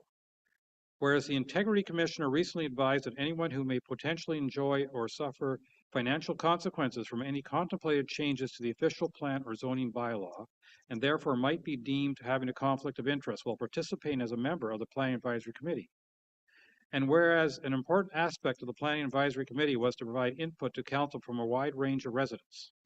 And whereas working groups do not fall under the same conflict of interest regulations as committees of council, be it resolved that the Planning Advisory Committee be dissolved and the relevant bylaws and policies be updated, and that a planning working group be founded to be led by the Director of Planning. All those in favor? 1, 2, 3. That means I have the deciding vote.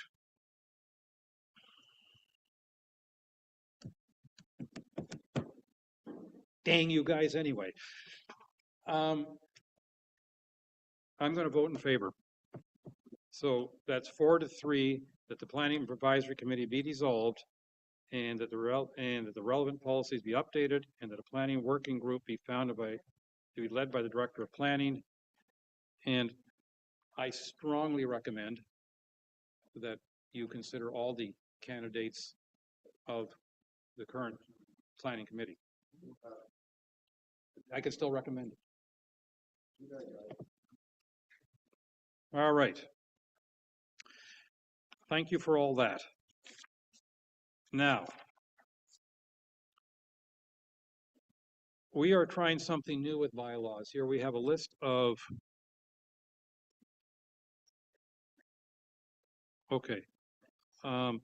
we have a list of 1, 2, 3, 4, 5, 6 bylaws. And unless anybody wants anything pulled, I'm going to provoke, much like the consent agenda, one motion, and if that doesn't work, then we'll go to each one individually. But these 6 bylaws that we're considering is the appointment, the MLEO summer appointments, the Sustainable Communities Advisory Group appointment, the public docks and launch ramps, the public docks and launch ramps AMPS, and fees and charges bylaw amendment Schedule G, and that's with regards to the public docks and land. And finally, the Property Standards Appeal Committee appointment. So we have MLE summer appointments, Sustainable Committees appointment, and then 3 motions around public docks and launch ramps, and finally the Property Standards Appeal Committee. Anyone want to pull any of those items? So I have moved by Councillor Graziano, seconded by Councillor Hazelton. Be it resolved that Council enact the following bylaws as presented. 2024-048 for the MLEO summer appointments, 2024-049 for the Sustainable Communities Advisory Group appointment, 2024-050 for the public docks and launch ramps, 2024-051 for the public docks and launch ramps AMPS, 2024-052 fees and charges bylaw amendment Schedule G, and 2024-053 Property Standards Appeal Committee appointment. All those in favor? 1, 2, 3, 4, 5. I got at least 5 votes, so that is carried.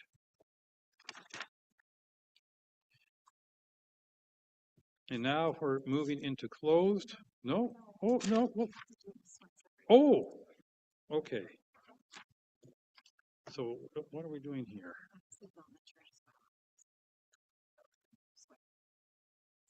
Okay. So we have one final one we're doing separately, and that's moved by Councillor Graziano and second by Councillor Hazelton again. Be it resolved that council enact the following bylaw as presented. 2024-054, Development Charges Bylaw. All those in favor? 2, 3, 4. I got with myself included, I have 4 votes in favor, so that is carried. I think that was 5-2. Forgotten, it doesn't matter. Now can I go into closed? You don't need anything else before I do this? Okay. Moved by Councillor Cooper, second by Councillor Hazelton. Whereas Section 239(2) of the Municipal Act 2001, as amended, provides authority for councils of municipalities to close a meeting or parts of a meeting to a public if the subject matter pertains to a matter identified in Section 239(2). And whereas the Council of the Township of Georgian Bay deems it necessary to close this portion of the meeting in order to address matters under the following sections of 239(2). Council closed minutes of May 13th, legal files listing, Haskets Drive drainage, and Big Shoot Marina invoice. Now be it resolved that the Council of the Township of Georgian Bay moves into closed session of council at 4:57 p.m. Certainly. Moved by Councillor Jarvis, second by Councillor Hazelton. The same motion. All those in favor? 1, 2, 3, 4, 5, 6. Well, we have 5 anyway, so that is carried. Sorry? Okay, so now we relocate.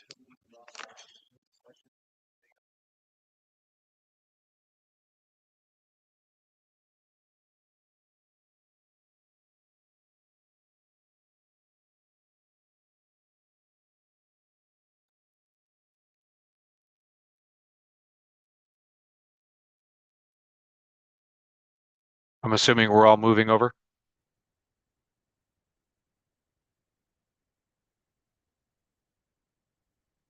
Is it going back?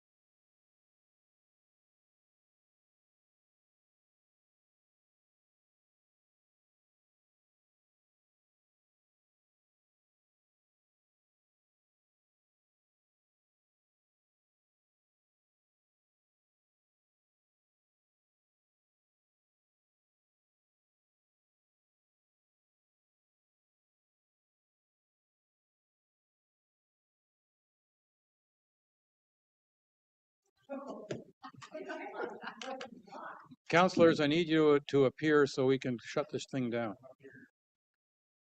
1, 2, 3. There's vote check. Hazelton will probably show up any second now. No, it's died off my app. I'll have to sign back in. But don't bother, we'll just confirm you. Okay, I have moved by Councillor Bocheck, seconded by Councillor Hazelton, who is here even if you cannot see him on screen. Be it resolved, the Council of the Township of Georgian Bay rise from closed session at 5:54 p.m. without a report. All those in favor? Okay, so that is carried 5 in favor, 2 absent. Okay. Moved by Councillor Bocheck, seconded by Councillor Predko. Be it resolved, the council adopts the council closed minutes of May 13th, 2024 as circulated. All those in favor? And I have 5 in favor, 2 absent. Moved by Councillor Predko, seconded by Councillor Jarvis. Be it resolved, the council adopts bylaw 2024-055 to confirm the proceedings of the June 3rd, 2024 council meeting. All those in favor? I have 5 in favor, 2 absent. Moved by Councillor Hazelton, seconded by Councillor Bocheck. Be it resolved, the council is now adjourned at 5:55 p.m. until June 6, 2024 at 9 a.m. That's tomorrow morning, or the call. The special council, tomorrow's planning council. Oh, so your planning council, June 6th, planning council at 9 a.m. or the call of the chair, all those in favor. But of course, tomorrow we're meeting, that is carried 5. And so we're meeting tomorrow at 9, we're meeting Thursday at 9. Yes. Let's all have fun. Thank you very much, everyone, and good evening.